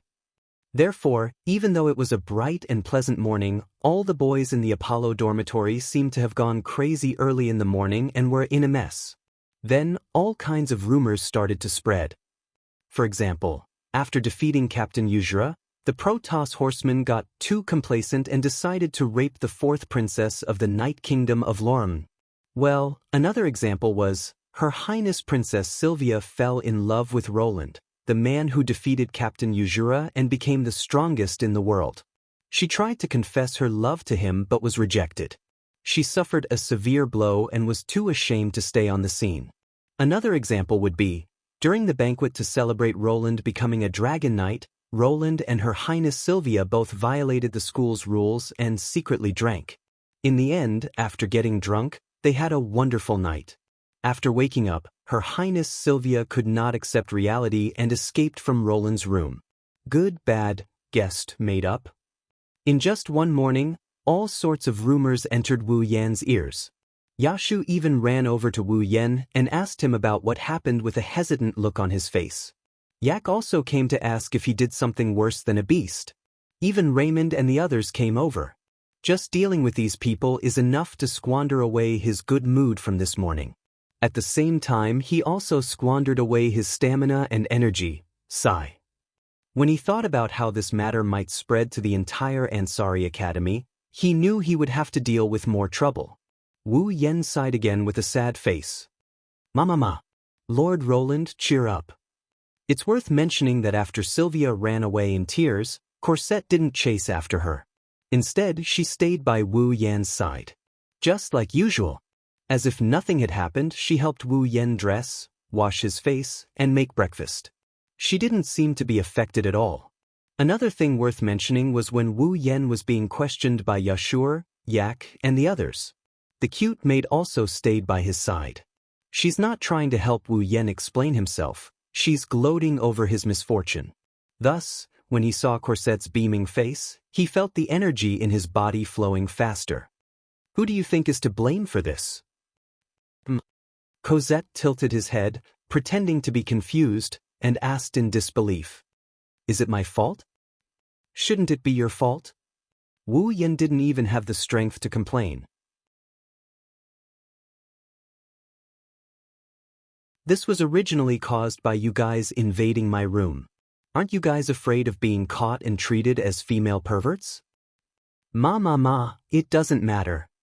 Cosette smiled perfunctorily. "As long as you don't get caught, even the laws of the Night Kingdom of Lorea can't find a reason to punish you." Then, Cosette raised her index finger and blinked her eyes. "Lord Roland, don't you like it?" Wu Yan couldn't help but take a few more glances at Cosette's cute and playful actions. He rolled his eyes at the same time. "Do you think you can get away with it by acting cute in front of me?" "Can't I?" Cosette was surprised from the bottom of her heart. Then her expression changed. A faint blush appeared on her face. Her moist lips slightly exhaled a sweet breath. Her little tongue licked the corner of her mouth. It was as if she had changed into a different person. In other words, compared to this cute action, President Lebecca's provocative action is more to Lord Roland's taste, right? You. Wu Yan was a bit flabbergasted by Cosette's astonishing transformation. It's a pity you didn't go into acting. Even if I go into acting, Cosette will still act as a maid. Cosette chuckled and changed the topic. By the way, Lord Roland, what do you think about Her Highness sleeping next to you? Wu Yan stopped in his tracks when he heard that. He quickly regained his composure and shifted his gaze to the other side. What do you mean, what do I think? Isn't that an accident? Rune-sama, you are surprisingly mean. Even Cosette couldn't help but feel helpless after hearing Wu Yan's response.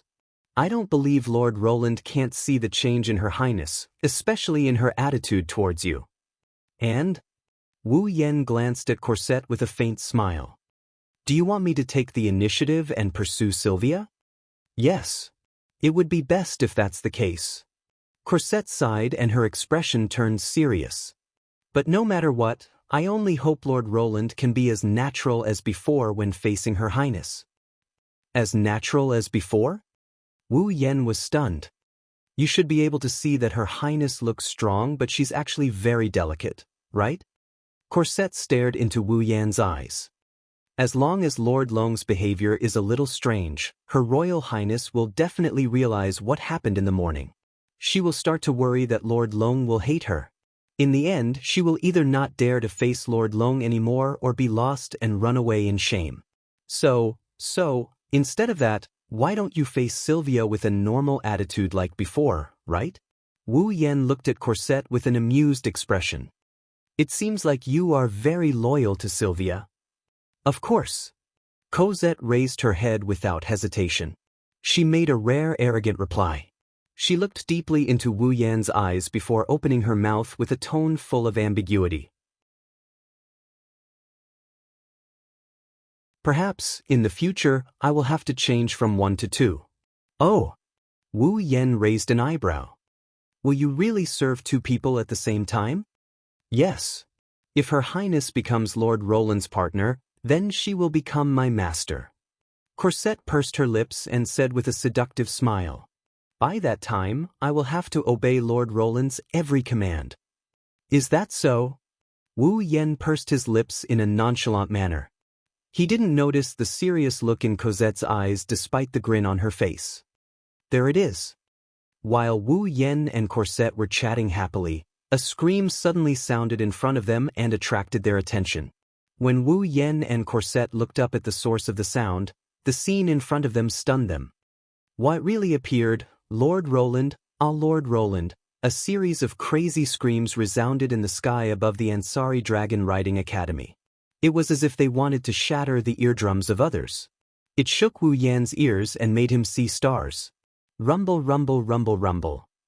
Along with the screams, the ground started shaking like an earthquake. It's getting closer and closer to Wu Yan. The screams that resounded through the sky came from the female students of all grades, all dressed in the academy's uniform, who filled the entire area in front of them. The trembling sound was caused by the female students who filled the entire field of vision. They rode their respective dragons and charged towards Wu Yan with hearts in their eyes.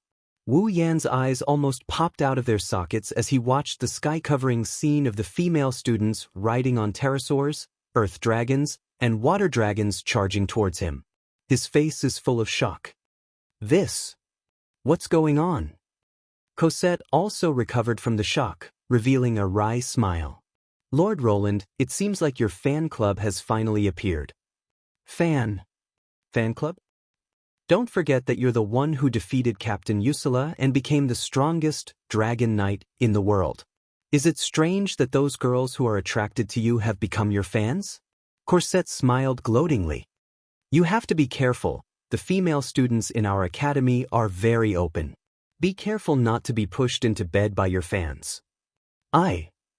Wu Yan's curses were mercilessly drowned out by the deafening screams and the rumbling sound that shook the ground.